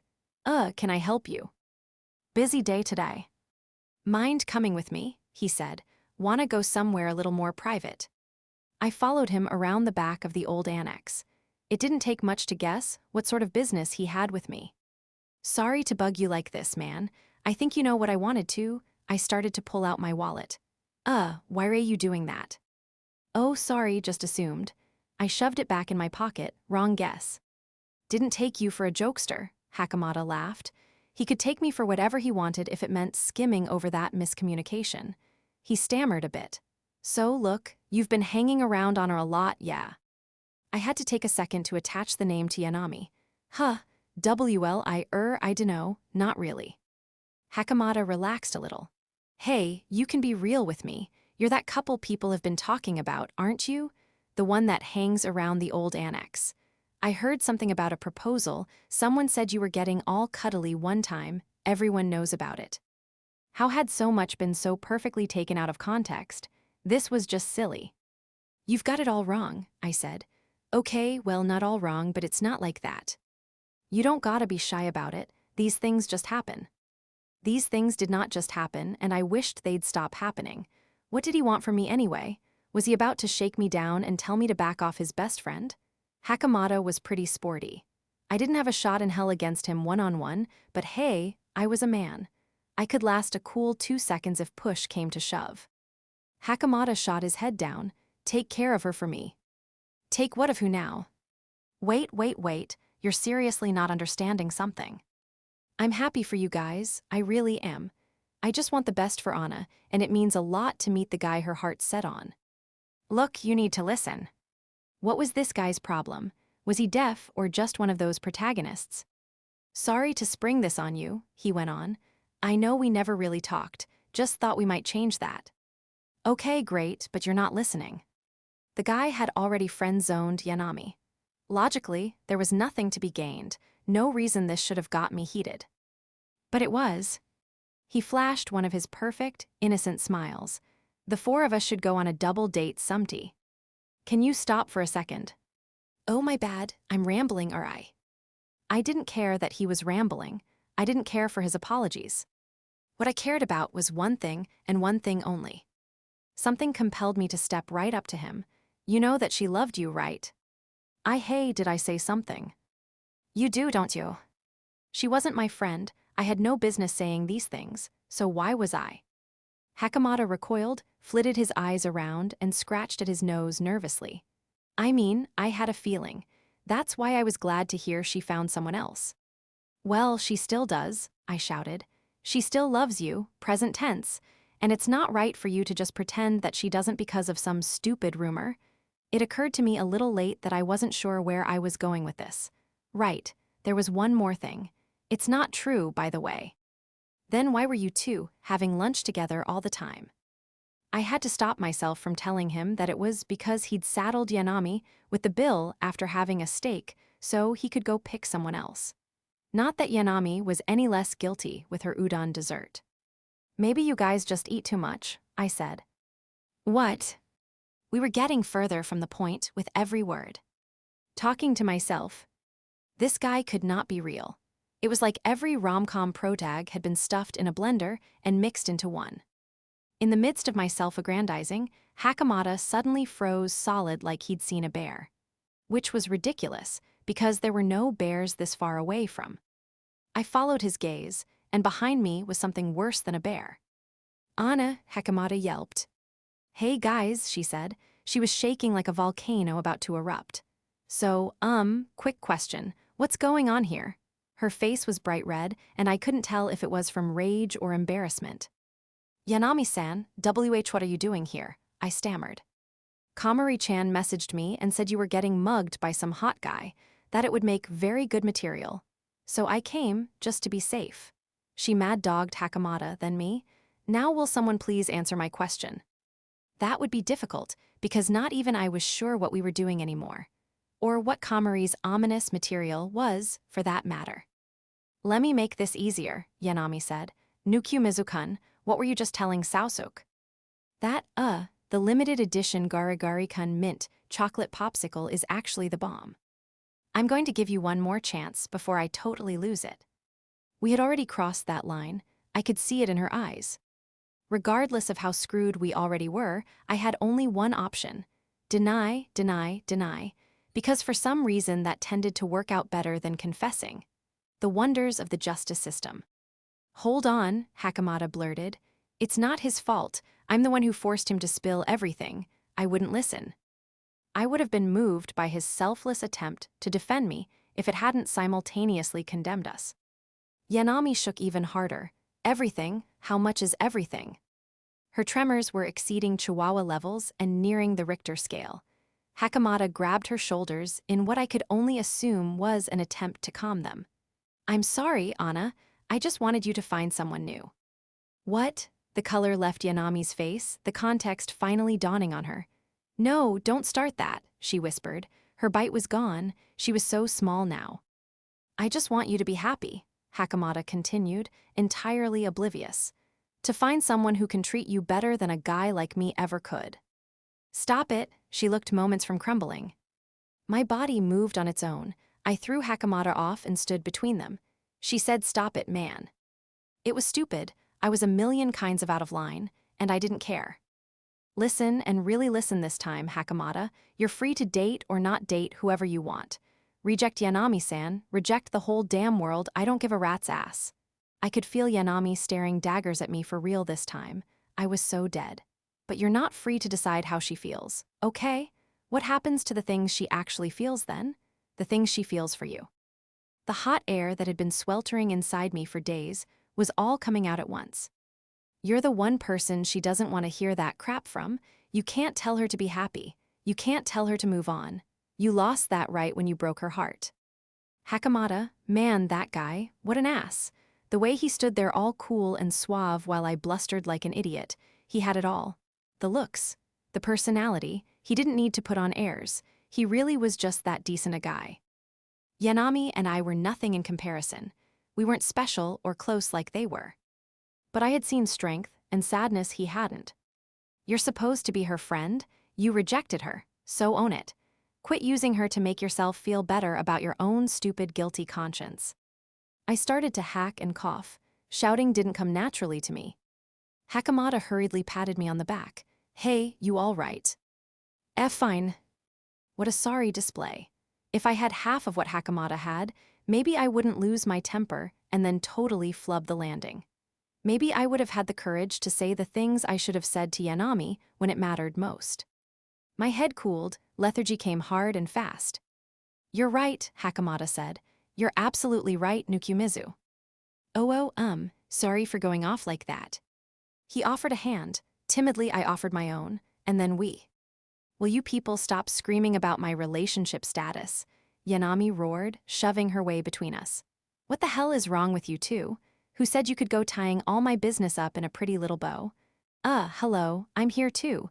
Do you have tapioca for brains? I had nothing to say. Yanami had her foot on the gas, and she was straight flooring it. First in line for vehicular manslaughter was Hakamata. She grabbed him by the shirt and pulled him close. Yes, I love you. I always have, and I still do. I am not over it, not even a little. Honor I. Don't you dare apologize. Yanami's eyes raged with over a decade of unspoken feelings. She buried her face in his chest. I'm not over you, and you're just going to have to deal with that. I love you, and I'm going to keep loving you, so shut up and go be happy with her. Go be happy with Haimiya Karen and let me deal with it. Yanami stayed there for a while, quietly shaking. Meanwhile, I was getting the feeling I was overstaying my welcome. Before I could find the right timing to dip, she pulled away from him. I'm going to keep loving you, and you're gonna have to deal. One day I'll stop loving you, and you'll have to deal with that too. She let go of his shirt, shoving him away. She then set her sights on me next. I shuddered. Nukumizu, she barked. What was I going to say to you? I'm not sure, I said. Me neither, totally forgot, it was probably nothing. She whacked me on the head. Ow, what was that for? No reason. Well then, that was just mean. Yanami pressed her finger against my chest and got in my face.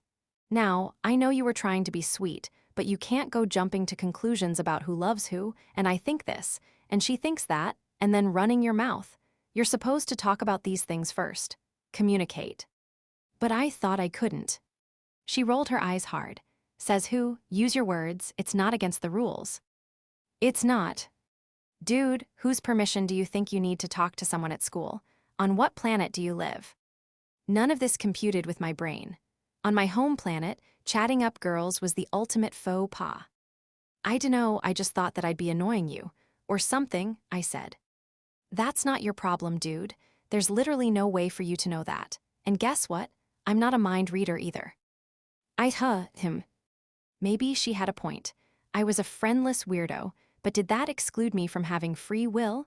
I was allowed to talk or hang out with or avoid whoever I wanted just as much as anyone else. What I wasn't allowed to do was assume how those people would feel about it. Only they could decide that. So basically, I said, I am allowed to talk to you. At appropriate times and places, that went without saying, I felt my lips start to turn up on their own. What's that about? Stop that, it's weird. Nothing, just thank you, really. I'll never understand you. Yanami sighed and shook her head. Anyway, both of you, don't forget what I said, got it? Yes, ma'am, Hakamata and I replied together. Our hearts were one in that moment. Now Saosuke, Yanami continued, apologize to Nukumizu-kun.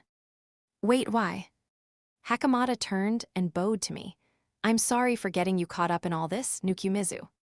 I waved my hands and did the whole, oh no, please song and dance. To what end I did not know. Nukumizu-kun, now you apologize to me, Yanami said. Okay, I didn't question it. Questions would not help. I'm sorry, I won't run my mouth anymore.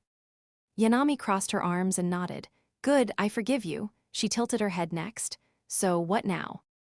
No one knew. We all exchanged glances and then the bell rang. Lunch break was over. Yanami wiped a few remaining tears hanging from her eyelashes and smiled. All right, whatever. Back to class, everyone, about face? We about-faced. Yanami passed between us, slapping each of us on the back and ran ahead. She turned and waved. Don't be late, slowpokes. Hakamata put a hand on my shoulder. Let's go, he said to me. All right, I said back. We looked at each other, wearing the same exhaustion on our faces, then followed after her. The next day was the last of the semester. Amanatsu-sensei stood at the podium at the front of the class and raised her voice above the clamor of antsy first-years itching to start their vacation. Everyone come up in seating order. Seating order, kids. Because any other order, and her brain would short-circuit trying to place names to the faces of her own students. I picked up my report card and opened it up. Not bad for my first high school semester. What concerned me more was the comments section. Very passionate and driven committee member, it read. Whoever that was, it wasn't me, and I didn't envy the someone who would have to show their parents the report card that read, has no friends. How are things at home? I plopped my chin in my hand and watched the rest of the class trip over themselves to compare grades. Yakishio, surprisingly not one of them, was face down on her desk, clutching her head. Didn't envy her either. Dang, not bad, Hakamata said. He'd come over to sneak a peek at my card. So Japanese and math are your specialties, huh? I guess, kinda whatever at the rest. Math's what got me. Summer school. Man, I so don't wanna come to campus on vacation. You don't have any clubs. That earned a couple of points with me. Nah, can't join any. I do rock climbing on my own time. Points revoked. What maniac went out of their way to do extracurriculars outside of school? Just like that, all the goodwill we'd built came crashing down. Hit me up sometime. We should do karaoke, he said, heading back to Haimiya's desk. He was good, knew just the right amount of courtesy to make it impossible to hate him. No wonder they called people like him social butterflies. Granted, he very much lacked the grace. My eyes wandered to Yanami. She and her friends were arguing over who had to share what grades for which subjects. Same old Yanami. All right, Amanatsu-sensei called out when the buzz was beginning to die. The sooner you get settled, the sooner summer break can start. That put out the last of the lingering conversations. She waited for everyone to get back to their seats. Now, a word before you go scampering off. She coughed with as much effect as her tiny presence could muster. Wasn't often she tried to genuinely act serious. However you choose to spend the next 40 days, I ask that you do it with purpose. They'll fly before you know it, and all of a sudden it'll have been 2 years and you're up to your ears in college entrance exams. For once, she was making some sense. The class waited for her to continue with bated breath. Her tone dropped. I hear you thinking to yourselves, oh, it must be so nice being a teacher and getting all that time off. She slammed her fist into the podium. The impact said more than words could. Well, you'd be wrong. We are service workers. We don't get time off. Who do you think teaches summer school, sets up classes for the interns, prepares the new lesson plans, attends the meetings, the study halls, chaperones the club trips, manages the paperwork? Still deeper silence gripped the classroom. Watch me make my friggin' VTuber debut next semester. I'm gonna wreck your data plans. I made a mental note to look into flip phones. Do you people even know how it feels to take one measly day off for Aben only to be ostracized for it? And before you say, oh, just take it at a different time of year, what do you think holidays are for? Any other day, and now you're public enemy #1 for having the nerve to make more work for your coworkers. She was losing the plot real fast. We had no business hearing any of this. Point being, be on your best behavior. I've got a lot riding on a class reunion this Aben, so don't you go acting a fool or getting so squirrely that I have to waste my PTO cleaning your mess. Legs shut. What was even happening right now? We were just a bunch of poor teenagers at the mercy of this tiny woman's rage. The silence hung heavier with every ragged breath she took. When she was done panting, Amanatsu-sensei thwacked her attendance roster against the podium. Anyway, consider all that a bit of advice from your friendly neighborhood senpai. Now go on, you're on summer break now. The semester was officially over. I checked my watch just before noon. I'd escaped the chaos of the classroom and come to the usual fire escape at the old annex. Summer clouds drifted overhead. The fields were empty, even the sports clubs taking a little respite from their practice. I played with a milk box in my hands. Force of habit had me grab one from a vending machine on the way here. What now? My twin sister left to be an adventurer, then came back a demon Jaru had just come out with a new volume. Maybe I'd grab that, then spend some alone time at the family restaurant. Oh, you're here. Komari dropped her bag with a thud. I expected her this time. It was too nice a day out not to make use of it. Not going home, I asked. Killing some time first. She produced a roll, left over from yesterday, no doubt. I handed her my milk. Here, haven't had any. Why you don't have to, desire twinkled in her eyes. Is that the extra rich kind? Isn't that 10 yen extra? This stray knew her stuff. Splurged a little, it's the last day of school. Okay, but I still feel bad. She offered a handful of 1 and 10 yen coins. Don't need any of that, just take it. But that guy took your money yesterday, didn't he? I was not mugged, I said. Then what did he take? Desire twinkled in her eyes. Again, she would find no material here. Neither my heart nor my chastity, so chill. That might have been half a lie, at least in regards to my heart. Komari caught my moment of weakness and snatched it. She smiled up at me in a way I didn't think she could. I knew something was going on. When did it start? I want all the details. Her eyes sparkled. Her cheeks took on a rosy tint. Why was she being cute all of a sudden, and why was this what triggered it? There's no it, so I've got nothing to tell. Eat your bread. She made a nasty giggle. Eat food when I'm already eating this up. I shouldn't have given her any fuel whatsoever. I considered sending her over to Tsukunoki-senpai so she could straighten her out, but my gut told me she'd do anything but. Wow, I've never been here before. A bright and somewhat head-empty voice came from below. The breeze is so nice. Yakishio ascended the stairs, saw us, and then whipped back around. Be bad news, Yana-chan. I think they're having a moment. A moment of what? I thought sarcastically, but not for long. I was more interested in the name she'd called. It's Nukumizu-kun. What could we possibly be interrupting? She said, quite rudely. Yanami-san, I said as she came up, why are you here? Do I need a reason? I'm the one who found this place first. Yanami stepped onto the landing. Her pout quickly changed to a leer. Unless we were interrupting. Yeah, right, I'm the third wheel if anything. Hey now, us lonely singles gotta stick together, she teased. Yakishio looked between us, then lit up. Oh my gosh, Nakun, you too? It's totally spreading, is it happening? She picked the weirdest things to get all hyper about. As someone else might say, that was her problem right there. So why'd you guys come over here anyway? I asked. Like actually. I had a bit of time before I met up with the track team, so I was having Yana-chan show me to her super secret base, Yakishio said, leaning concerningly far off the railing. Yanami stood next to me, not too close, not too far, an awkward middle. Hey, does the Lit Club do anything over the summer? Not sure, I said. Tsukunoki-senpai mentioned maybe getting together sometime. Yakishio balanced her stomach against the rail so her feet floated off the ground and stuck her arms out. Definitely let me know, we could maybe go cicada hunting. That's summary. More like noisy. What kind of literature club was this? We'd just gotten back from an overnight beach trip and they already wanted more. Extroverts. Sitting in a dark room typing out manuscripts sounded more fitting for a lit club to me. Yanami watched Yakishio's legs flail and took a half step closer to me. Hey, so, the trip was fun, yeah, looking forward to the next one. If people are even comfortable with me around anymore now that Tsukunoki-senpai and the only other guy are an item, I said. Oh, for the love of, she rolled her eyes. The trip was fun because we all went, that includes you doofus. I looked away and to the side. Well, yeah, I guess, but hey. It's nothing, just never mind, forget it, I'll tell you later. Komari eyed us closely. She and I shared a short moment, then she tugged at Yakishio's shirt. What's up? Yakishio asked. Komari instinctively reached for her phone. But she quickly put it back, hanging her head. I was a little interested in running.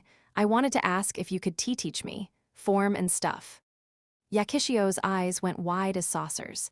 She grinned even wider and took her hand. You bet I can, she cried out. Komari meeped in response. We'll get your 100-meter below 12 seconds in no time. I was actually thinking more long distance. Don't you worry, I've thought it all through. I call it the Yakishio method. The Yakishio method? Komari's cheek twitched nervously. That didn't sound good. The idea that long distance is really just a bunch of sprints back to back. If you can run 100 meters, you just have to do that 15 times, and that's 1,500 right there. Still working out the kinks, though. See, can we maybe start with something easy, like PH physical rehab level? Okay, so the Yakishio method part 2. In that one, I'm working on proving that 1,500 meters will feel like 100 if you literally just run for a full day nonstop. Let's get you on the track. Yakishio hauled Komari off, who whispered upon passing me, You owe me. She deserved a full liter of milk for that gambit. Yanami watched them disappear down the stairs. They're such good friends. I didn't argue, they sure are. It's weird, Yanami muttered. What is? She rested her elbows against the railing and looked at me. I mean, think about it. I hardly knew who you or Komari-chan were not too long ago. I didn't even know what club you guys were in until we went on that trip. And yet she still came.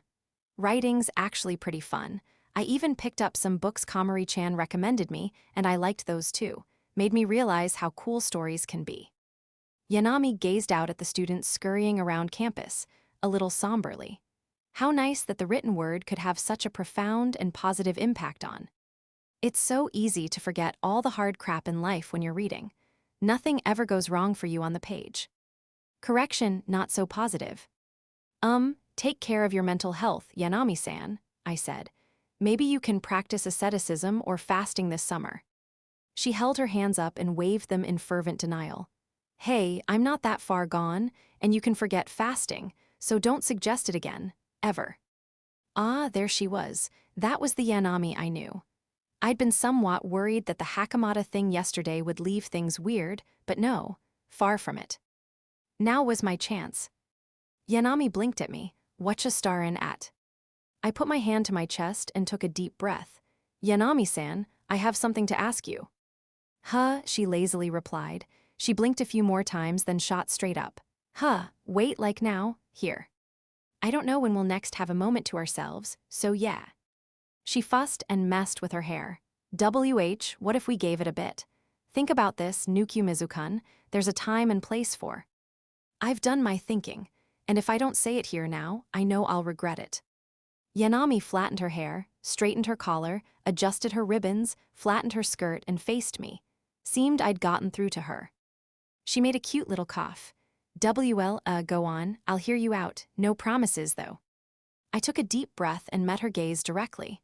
The nerves were on their way. Yanami-san, will you? Will I, she parroted. My throat closed up. I forced it back open, and with every ounce of courage I could muster, I took a step forward. She jumped. Will you be my friend? I'm sorry, I'd rather just be Fry. We spoke over each other. And then crushing silence. A bird flapped its wings, perching onto the rail. It chirped a sad song. When she had finally recovered from her petrification, Yanami's head fell to one side. Your friend. I nodded, yes. Yanami put her arms on the railing and let out a big, heavy, and long sigh. Oh, she said, quieter than the bird's wings as it took off. Were we not on the same page? Something told me she needed a little more context. Because you've already paid back all the money, I explained. So we can't have lunch together anymore. I mean, okay, we're classmates and clubmates, but if we're, friends, if you say yes, then we can still. I stopped rambling and making wild hand gestures. Wait, hold on. I have been, thanks. Did you just reject me, without even a confession? Sure seems that way, bud. She patted me on the shoulder. Welcome to Losersville. But how can I have lost at something I wasn't even attempting? You're the one who made it a whole big thing. Yanami's jaw dropped. Okay, no, you cannot blame me for that. I'm not crazy for expecting what I expected, so the rejection still counts. Relax, Yanami-san. You clearly don't understand what an actual confession is. Are you seriously Nukumizu-splaining romance to me? Technically, she was 01 and I was 00. Statistically speaking, I had authority on matters of love. First of all, there needs to be at least a 2 to 3 year friendship already in place. That's the stage where you get to know each other and figure out if you're compatible. Then, and only then, do you seal the deal at a place of great emotional significance for the two of you. You just described a proposal. This was fair. Wait, does that mean you're proposing to me in 3 years? Should I go ahead and reject that ahead of time while I'm at it? No, do not pencil that into your calendar. I couldn't get anywhere with this girl. Relatedly, we'd almost bantered our way around the most important thing here. Anyway, What? The friend thing. My voice died partway through speaking. Where are we with that? There you go getting all mumbly again. Yes, we're friends, we have been. Wait, we have. What the heck else would you call us? Yanami put her elbows back on the railing and turned her head to me, a goofy grin on her lips. Why are you looking at me like that? That's what gets me about you, that right there. That right where? She didn't answer, only giggled. I made my best attempt at a crooked smile to return hers with. I didn't regret the way I'd lived up to then. There was nothing wrong with being a loner. We all interacted with society and the people in it in our own ways. There at our usual spot, though, I'd be lying if I said I disliked her company. Thank you, Yanami-san. The words came from my heart. Yanami saw the smile on my face, not so crooked anymore, and reacted in surprise. She did smile back, though. You're welcome, she held her fist out, to rejection, fellow loser. I bumped it laughing, didn't lose squat.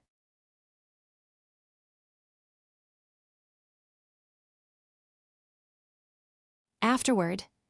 Hey there. I'm Takibi Amamori, this year's recipient of the Gagaga Award in the 15th Annual Shagakukan Light Novel Awards. I am going to take the liberty of assuming that, because you have this book, you too are a gentleman woman of taste with an appreciation for those heroines of a losing aspect. The tears they shed, the heartbreak they suffer, the strength with which they face overwhelming odds, and the grace they flourish when the one they love chooses another. This is the losing heroine, and they embody everything there is to love about rom-coms. Through this novel, it is my sincerest hope that you see in losers the things that I do. I am now going to invoke debut privileges, so I can thank people at length. Firstly, all those involved in the award selection process. I certainly wouldn't be writing this if not for you. Guest Judge Carlo Zen-sensei, your constructive criticism in particular was invaluable to me during the editing process. I am extremely grateful. Imigimuru-sensei, you brought life to the characters. Nukumizu, Yanami, and the rest of the gang owe their beautiful and picturesque world to you, and I can't properly put into words how it feels to see them in it. Thank you. To all involved in the marketing and the otherwise behind-the-scenes work, and even the many bookstore employees, I thank you for getting my book into people's hands. It wouldn't have made it there without you. Senpai and Mr. D, your initial comments on the intro when I had barely started are what helped shape and guide this story to its final destination. Senpai, Mr. N, and Mr. W, a first draft is just that, only a first, and without your patient and thorough read-throughs, that destination might have been something else entirely. When my work first came out online, I received so much invaluable feedback from so many readers. Your words have helped further me on my journey as a writer, and I hope we can continue to walk on it hand in hand. To my editor, Mr. Iwasa, words do no justice. Your patience for this oh-so-green and sluggish author truly knows no bounds. Looking back, I can clearly see the picture that was put together, piece by piece, during this entire process. It was genuinely enlightening to see the transformation from draft to final product. I know there's still much I have to learn about the professional industry, and I'm confident the experience and skills you gave me will be ones that I continue to exercise for some time. Lastly, I'd like to dedicate this book to my father, who let me bum around, unemployed, long before I had so much as a single toe on the ground in the author world. Thanks, Dad.